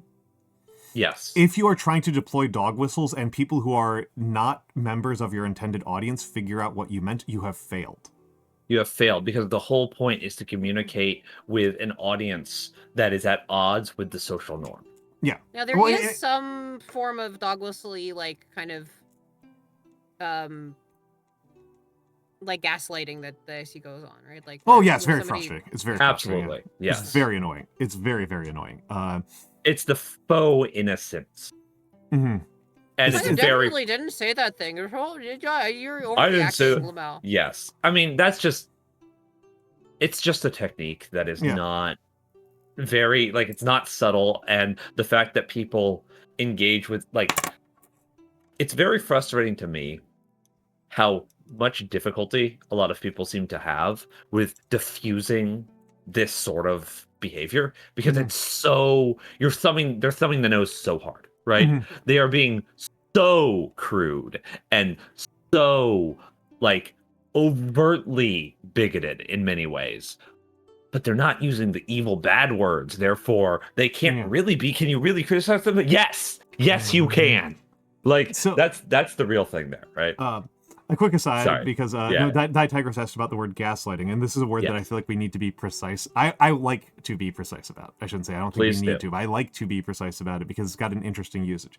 Gaslighting is a term that the etymology of it's actually kind of confusing for a word that's only 100 years old. Not even. It's from the 1940s. No, it's not. It's from the 1980s. Thank you. It's from the 1940s. It's from the movie Gaslight. It's from the I see what you're doing. Yeah. You vile woman, you wench. So gaslighting it comes from a movie, and what's going on in the movie is that it's a husband and wife who do not like each other. And the husband is fiddling with the lights, which are done by gaslights, because this is the 40s, to basically, like, he's creating a deliberate series of lies, not a single lie, and he's not trying to get to the point of the lie. He's using lying as a methodology to make his wife doubt her own sanity. No, I didn't change the lights at all. You're just imagining things. Yeah. Oh no, that's always been there. It's always been there. It's always been there. What are you talking about? Yeah, right? He's not trying to deceive towards a particular end. He is trying to inculcate the downstream effects that happen from repeated lying. And so that is what to inundate somebody in a situation that makes it impossible to build an accurate model of their own reality. Yeah, the point is not so manipulating her cognition of reality. That's a normal lying would cover that. Normal lying would still cover that. This is you are trying to make systematically deconstructing somebody's cognition of reality. Well, I would say you are deliberately harming a person's trust in their own judgment. Yes. It is their ability to trust their own judgment, whether that's their memory or their sense perceptions, but you are trying to undermine the connection between what they know about the world and their confidence that they know it. That is what you're aiming for. A lot of propaganda rests on some degree of gaslighting. Right? Yes, very modern, post-Deleuzian propaganda. The very does a lot of it. Post-conspiracy theory, right? Propaganda has a lot of this, like, none of it, like, the point of a lot of conspiracy theory politically isn't to promote an actual conspiracy. It is not that they actually, a lot of them think that there are lizard people. It's to say and code a sort of bigoted hatred of a group or an identity as being other fundamentally, right? And framing a world in which the truth is what is dictated by the party. And not by observable fact or observable reality. It is what you are supposed to believe, not what is actually provable. And in fact, provability tends to become something of an anti-virtue. If you rely on, like, being able to prove things and to test things and to see that they're real, no, you should just believe more. Common sense, bro. Yeah, it's common sense, bro. It's just trust your gut, bro. Obviously, women are trying to screw you over. You know this because they're from a moon base, right? Or whatever, right? It's crazy. We are. Right? And hello, Malone. It's true. Well, propaganda is a very interesting conceit. Propaganda is fascinating. Propaganda is super fascinating. The thing that the relationship with gaslighting is really kind of complicated. Gaslighting is a relatively recent conceit, and the traditional. So the reason why it's called propaganda is because the Vatican had a literal office of propaganda, and the purpose of the office of propaganda was the propagation of the Catholic faith. And so it was a very straightforward, just like, it's good to be Catholic. You should be Catholic because it's good to be Catholic, and we do good things. That's what that was about. Like, it's a very simple thing. That's like angels is like messaging, right? Like, yeah, it's just very simple, straightforward, right? blunt evangel. Yeah, exactly. No, because it's the Ministry of Propaganda. It's the Ministry of Propaganda. The Jesuits are not the Ministry of Propaganda. They're involved in propaganda because it's the Catholic Church, but they're their own thing. Kind of. Evangelizing is propaganda, actually. Yeah. Yes. Yeah. Your life will be better if you follow this practice. Yes, that's propaganda. Arguably, propaganda is a fundamental component of evangelizing. Yes. would be my, if I were to draw like a more fine line about it. But yeah, what has happened is that there's a kind of interesting thing that starts happening, kind of with fascism, but I really associate with like the post-Deleuzian turn. And where you don't need, it's not about convincing people to believe anything in particular, but to convince them that believing things is impossible, and that therefore surrender to higher authoritarian forces is preferable to thinking. Though I find it interesting how strongly faith-based a lot of these social groups actually end up being. And I don't mean this in a strictly religious sense, even though many of them are strictly religious. Mm-hmm. The inner truth being so much more important and real than to somebody who really has bought into propaganda or even is promoting propaganda, right? I actually think, right, a lot of people will talk about grifters, right? Yes. And act as they're like these pragmatic people who are just like really rational in their behavior, and that's just not true in my experience. No. In my experience, they all have an inner truth that they truly believe in, which just happens to be very self-centered and believes that they should just exploit others because they are more important. The easiest way to fool other people is to fool yourself, right? Like, it's just like, it's so much easier for you to actually like kind of convincingly like get other people to believe things if you just kind of like construct a reality in which like, you know, oh, things should work out for you. Yes, exactly. It's the Jordan Peterson effect, right? Yeah. I like using him as an example specifically because he is such an unscientific man. Yes. Also, he was very obviously kind of like eating his own bullshit, and like, look what it's done to him. Yes, it has destroyed him. I think once upon a time, Jordan Peterson was actually trying to accomplish something, but now he's just crying, effectively. He is just upset.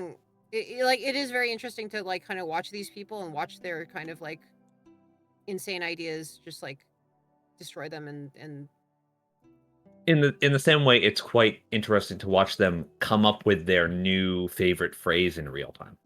Yeah. Mm-hmm. Oh, what do you mean scientific? Oh, buddy. That guy argues. Like, legitimately, I wonder how much damage arguing with only like with only like college freshmen for years has done to him, because like, and never engaging with any of his actual peers, because it's so funny. It's like, I was literally a college, like, I was like an undergrad at the university that he was at when he was like getting famous, right? And it's like, it's like, this isn't even like I don't know why people are taking, like, at the time I was like, why the fuck are people taking this guy particularly seriously? Like, it's not a... Yeah, he's a clown. He's always been a clown, right? But like, once upon a time, I think he was actually had like goals and did things, and wasn't just like basically a petty supervillain, right? Which is what he's basically become. I mean, he made arguments that weren't completely pathetic. He made, you know, like, once upon a time he was trying, and now he's, as Nagi says, right? He feels like he should have already run, and he's mad that he's not getting his victory lap. Yeah. It's very sad, right? And so I will hold myself on further analysis of Jordan Peterson, because it will inevitably lead to a deep analysis of men and their problems, which I don't think is appropriate for this stream at this venture, right? Yeah. I will save it for another time. Yeah. I was asking about like, oh, well, like the kind of like barest like analysis of how like, you know, politics and VTubing like correspond to each other. Now straight. We've gone Peterson's. We've done Peterson's. We've crossed the man who sounds suspiciously like a Muppet threshold, and we are now in the, you know. But on the subject of men, exercise. On the subject of men, yeah, it's exercise. Good for you. It's good for you. It's good for you. It is good for you, period. Your body is an active state of dying at all times, and you need to be punishing it for this. So get your workouts in, and that will keep your body in shape. Yeah, women should exercise, but only for fetish reasons. Yeah, pretty much. I That's like how it her works. like, let us stop talking about Jordan Peterson. Anyway, men, clean your room. Yeah. I mean, I will not lie. honestly, The amount of cognitive overhead you get from just like having a room that's too messy for you to feel like you're living in it is pretty yes. substantial. No, I have told so I'm a total fucking hypocrite because my space tends to be very cluttered because it actually doesn't cause me cognitive overhead. Yeah. But I know as a fact that it causes most people this and that they underestimate how much it fucks them up. I think it's kind of interesting because I have a space. I try to keep a lot of my things visible, and so it does look very cluttered. And then there's a point periodically where it gets too cluttered, and I can't actually find the things I'm looking for, and then it messes with me very bad. And I'm genuinely kind of curious if people who are not me can even tell the difference at a glance between like, oh, this is nice, and this is like, oh, this is a nightmare. I can tell the difference instantaneously. I'm just yeah. Just looking through this again. Skip the freaking Shindigs panel. Books piled up everywhere, boxes piled up everywhere. I don't have like anything on my walls. I'll admit I did not go to any panels, including the Shindigs one. I had a bunch of friends who went off to see the Shindigs one, but I didn't actually go. And did they say it was good? Oh Kari? My goodness! Okay. Another one. Welcome in, Western Style guy. Welcome in, Amos. Welcome in, Amos. Welcome in, Raiders. My name is Almantas. I am a former professor of sociology, and now I am anime online for money. And hello. I am doing an Offkai retrospective. I am going through some of the things I did at Offkai, things that worked, things that didn't, things that I can learn for future conventions. We have gotten off topic very badly. I am joined by... No. They caught us during the 10 seconds that we were actually talking about Offkai. This is true. They literally it was just like just the exact moment that we happened to be talking about Offkai, that 1 second, and yeah, we're good. We were definitely talking about Offkai, guys. Definitely talking about just Offkai. Like we're just giving it an Offkai retrospective. Baking, however, dope. We all missed the Shindigs panel. Yeah. I was working. They don't have an excuse, but they had fun. I have an excuse, but it was a bad one. Which is I went to a different panel that I should have gone to the Shindigs panel. I mean, I was just fighting with my... I was fighting with my hair, and by my hair I mean, like, you know, you see this giant blue hair on my head, and like... Yeah. No, I'm quite familiar with it. Yes. How was the retro gaming, Amos? Yes, I should catch that. But yes, welcome in to Nekoi, and obviously to Western Style Guy, aka Amos, who has one of the coolest looking models on the planet. My people, if you want to look at a cool looking model, Western Style Guy is some peak model. And hello, Coffeetron _ the fact that I just see the word "it" and then nothing is like that implies that this was an extraordinarily bad gaming situation. It. Grindra, thank you for the follow. It was good. Okay. Oh, it was good. Hey. Keeping us in suspense. The suspense. But obviously, Amos, and to everybody else, if you need to raid and run, please do so. Please get your food. Please get your water. Do not be held hostage by the old man and the bird and the punchy shrimp. I forgot if I introduced myself. This is... You did. Okay, yes. I always forget kind of what I've done in the last, 2 minutes. I'm the punchy shrimp. I'm not the bird, by the way. This is true. This bread was... I'm the bird. Hi. Yeah. Yes. So, one of my most... People have told me this is the most psychotic thing they've heard somebody do it off. Dude, the bread was so good, though. Yeah. I baked multiple loaves of bread at Offkai. I think they didn't quite realize that. Yeah, I think they didn't quite realize that you had an actual fucking kitchen to work with. Yes, that's true. People thought I did it in a microwave or something like that. Which would be psychotic, but also kind of awesome. It would be kind of you as well, right? Yeah. I don't think it would be off, brand for you.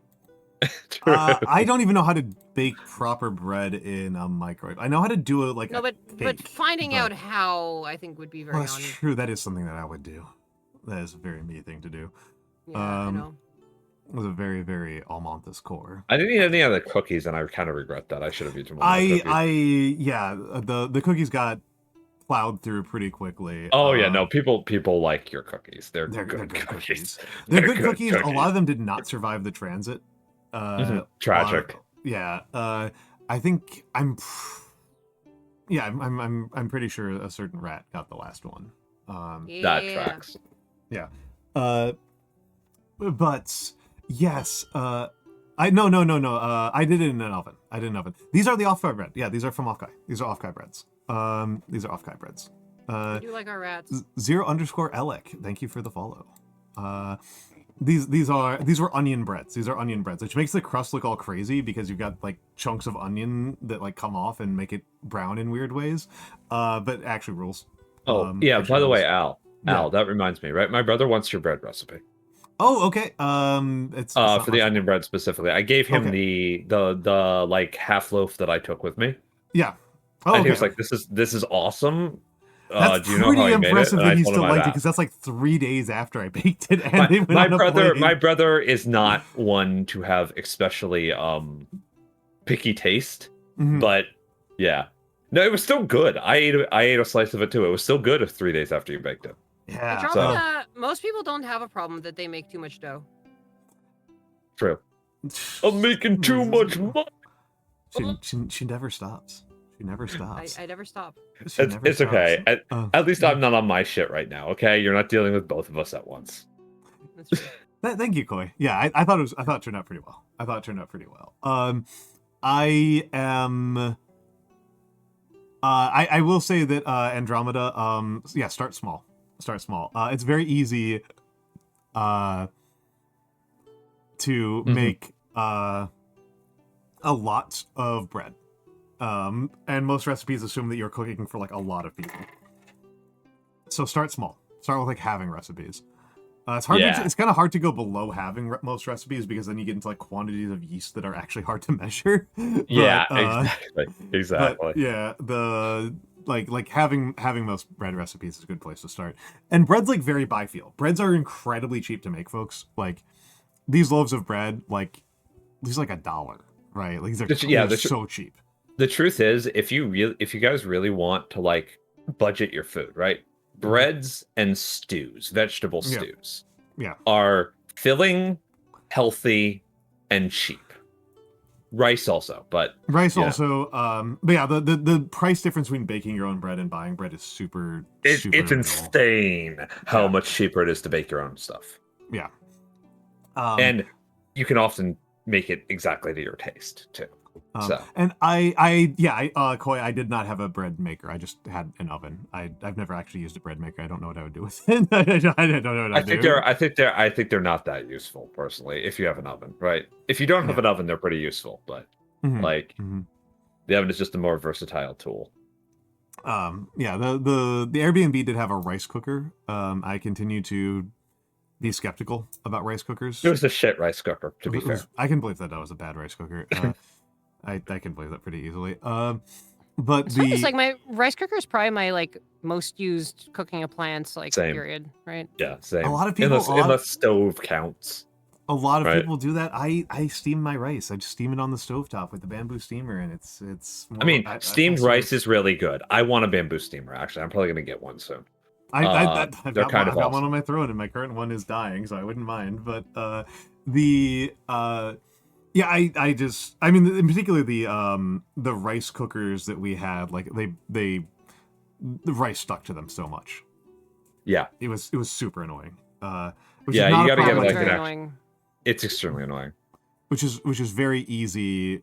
But the bamboo steamer is much easier on that front. Yeah, bamboo steamers. That's also part of my thing, Ogre Daddy. Right? Is like people are like, oh, get a rice cooker. I'm like, the bamboo steamer is like close to no effort. Yeah, bamboo steamers are super low effort. People just don't trust them because they're made out of bamboo. Made of wood. I don't know, man. I have a Zojirushi, so like I have a really high end rice cooker because I was like, I'm gonna buy one rice cooker and then I'm never gonna buy another rice cooker. So I just bought the expensive one. That's fair. I do tend to do that kind of like philosophy of like, yeah, let's just do the expensive thing for like all of the various appliances. Like I know I'm gonna use this, typically my philosophy is, okay, if I'm trying something out, I'll buy the cheapest. I'll buy a cheap, okay layman's option. Try it for a while. If I'm using it a lot, I'll buy a more expensive version. Right? That's how I tend to think about it. Because I don't know whether I'm not somebody who can tell you, like, I will get a lot of use out of this device until I've had it for a while. Right? Sometimes you do need to take the plunge sometimes, right? Like, Sometimes, you yes. think it's Sometimes more it's just sense you're to not do going to that. get a good experience without without putting down some cash, right? Yeah, that's true. But the bamboo steamer is an even cheaper option than a cheap rice maker, right? Rice cooker. Like, it's really good. And you can do other things with it too. You can make vegetables, you can make all sorts of stuff. It would be very interesting if somebody were to like make some sort of like outline of like where skimping out is like good actually, and when like you really don't want to like. Oh, this is like half what of my. Yeah. It's like half my brain power is devoted to this concept. It's like, Honestly, yeah, it would actually be kind of interesting to like do a general overview of like general elements of life, right? Where it's like, Yeah. this is where you can save money and it doesn't really matter, and this is where you can't, and this is where it's like really about your priorities, right? yeah. I feel like this is half of the adaptive like kind of usage of streamers, right? Yeah, like one of my things is shoes, right? Yeah. Like right now, I don't have a really good pair of shoes, but I'm sitting here and I'm like, I should just buy a really good pair of shoes. Like, No, I I'm don't always believe like, it. I cheap out on almost everything. I am famously cheap. I am so cheap that earlier in chat, Niano was like, your amount of worrying about money was stressing me out. yeah, that sounds like me, I know. I don't believe in cheaping out on shoes. Yeah. No, I don't believe either. that. Yeah. But I'm also too lazy to actually research it because I don't care about my physical comfort.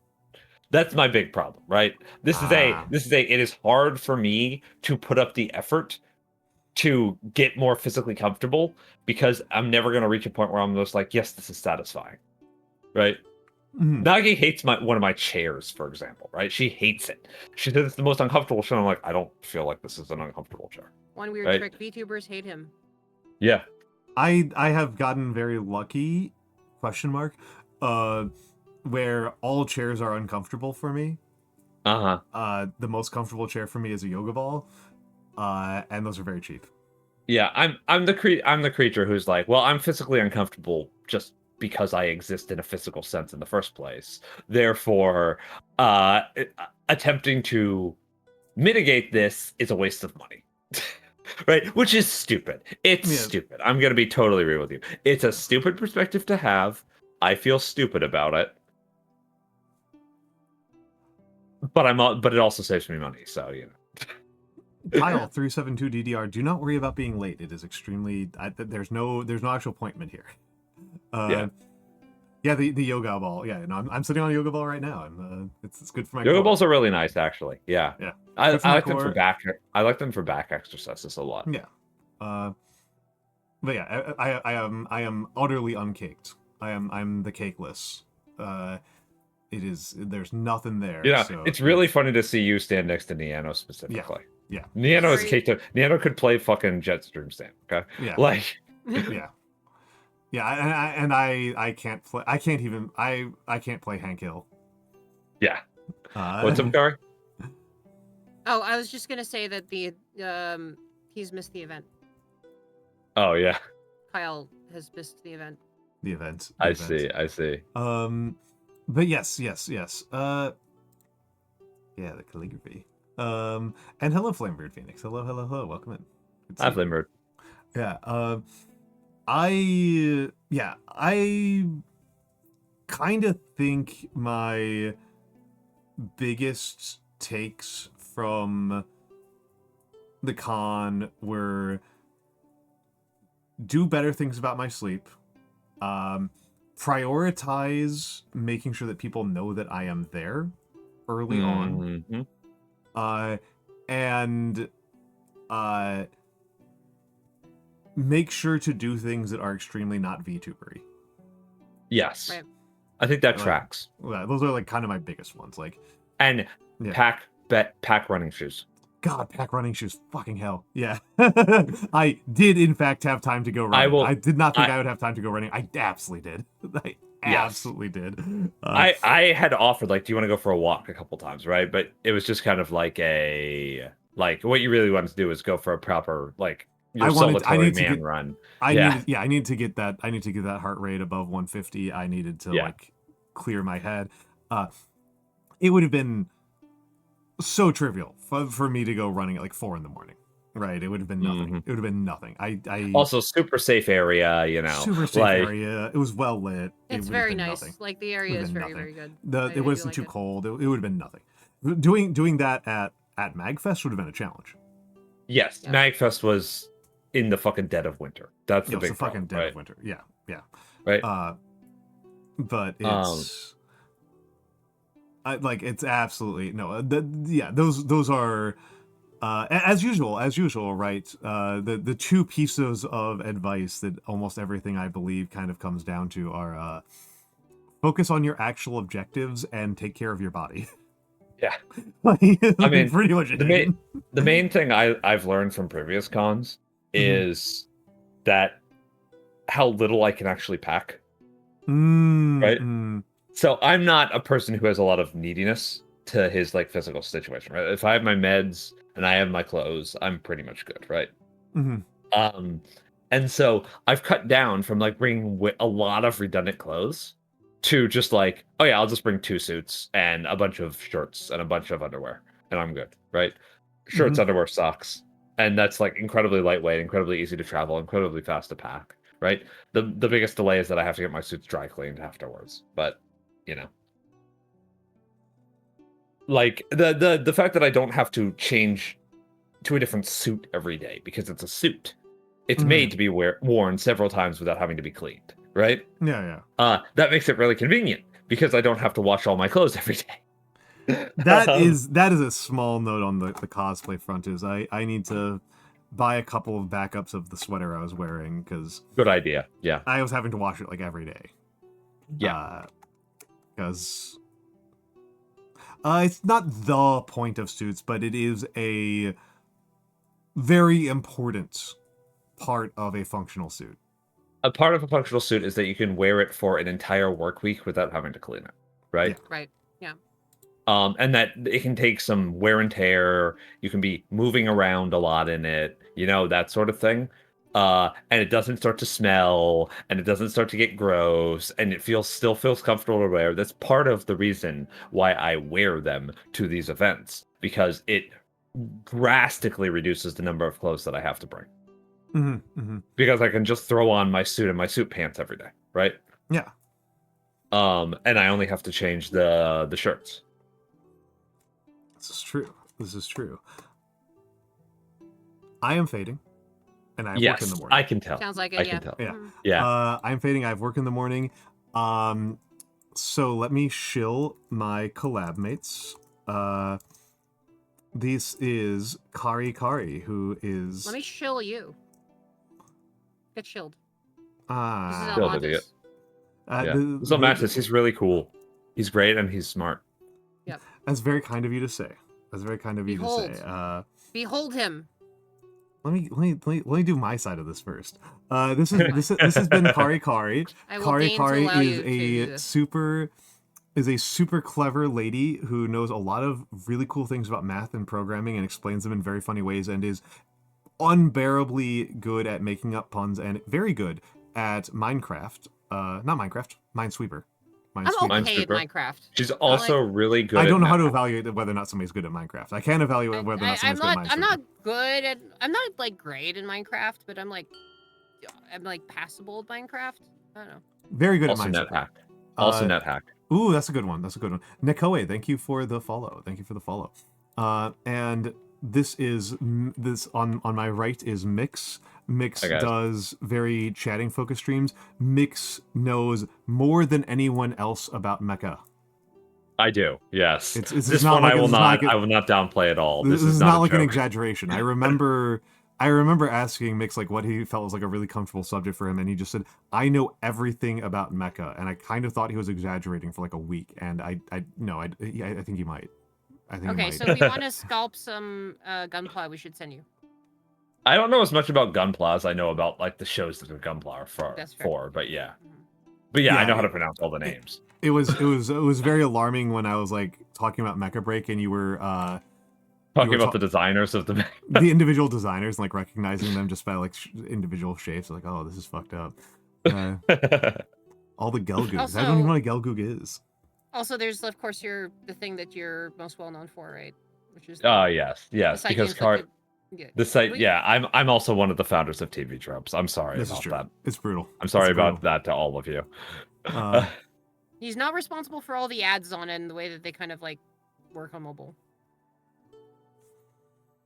I will say that my favorite mecha is Metal Gear Rex. There might be some other ones I like more. ISPN and Blackbeard is up there. I have no idea what Mixes is. And I have been I can't think Almantas. what mine is. Shin Getter that's a good choice. That's a good choice. Shin Getter is a good choice.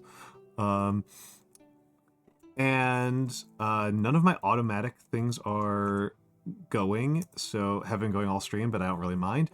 There is my Discord. I am pretty active there. I'm behind on the messages today because people were chatting and I had to take a nap before stream. We do movie nights. I will post my stream for the next week. Usually I post it on Sundays. Saturdays are very busy for me. You will not see me on a Saturday as a rule. I am planning on doing... I usually do... I'm honestly thinking about the movie nights because I'm trying to figure out if I want to do the lawyer movie night this week or this coming week or the week after. It's going to be Michael Crichton and Legally Blonde. I've been sitting on that one for a while. Have you done Aaron Brockovich at all? I have not done Aaron Brockovich. I like how Mix instantly knows how funny of a pairing that is. I like how Mix instantly gets it. Look, I watch movies, okay? I like to pair a serious movie and a silly movie. Is the gist of this. And you always have these weird connections that are like really apparent to somebody who's paid a lot of attention to like the movie itself. Sometimes they're really obvious. I mean, Downfall and Inglourious Bastards was straightforward. Yeah, true. The most absurd one was definitely Taxi Driver and Baby Driver.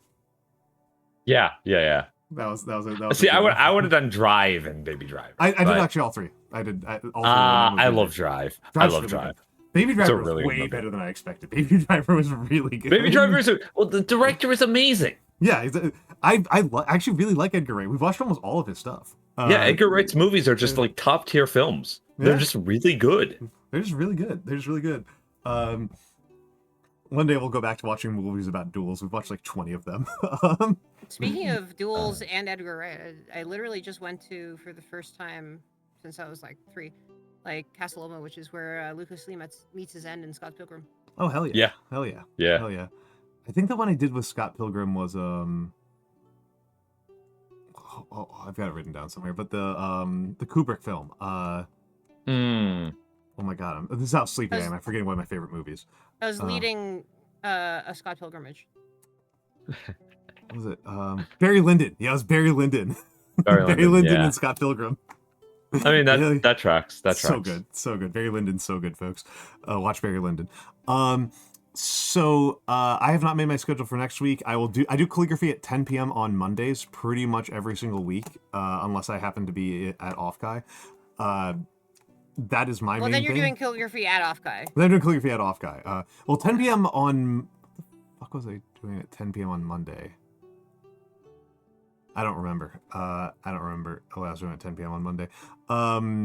Where were you on the night of...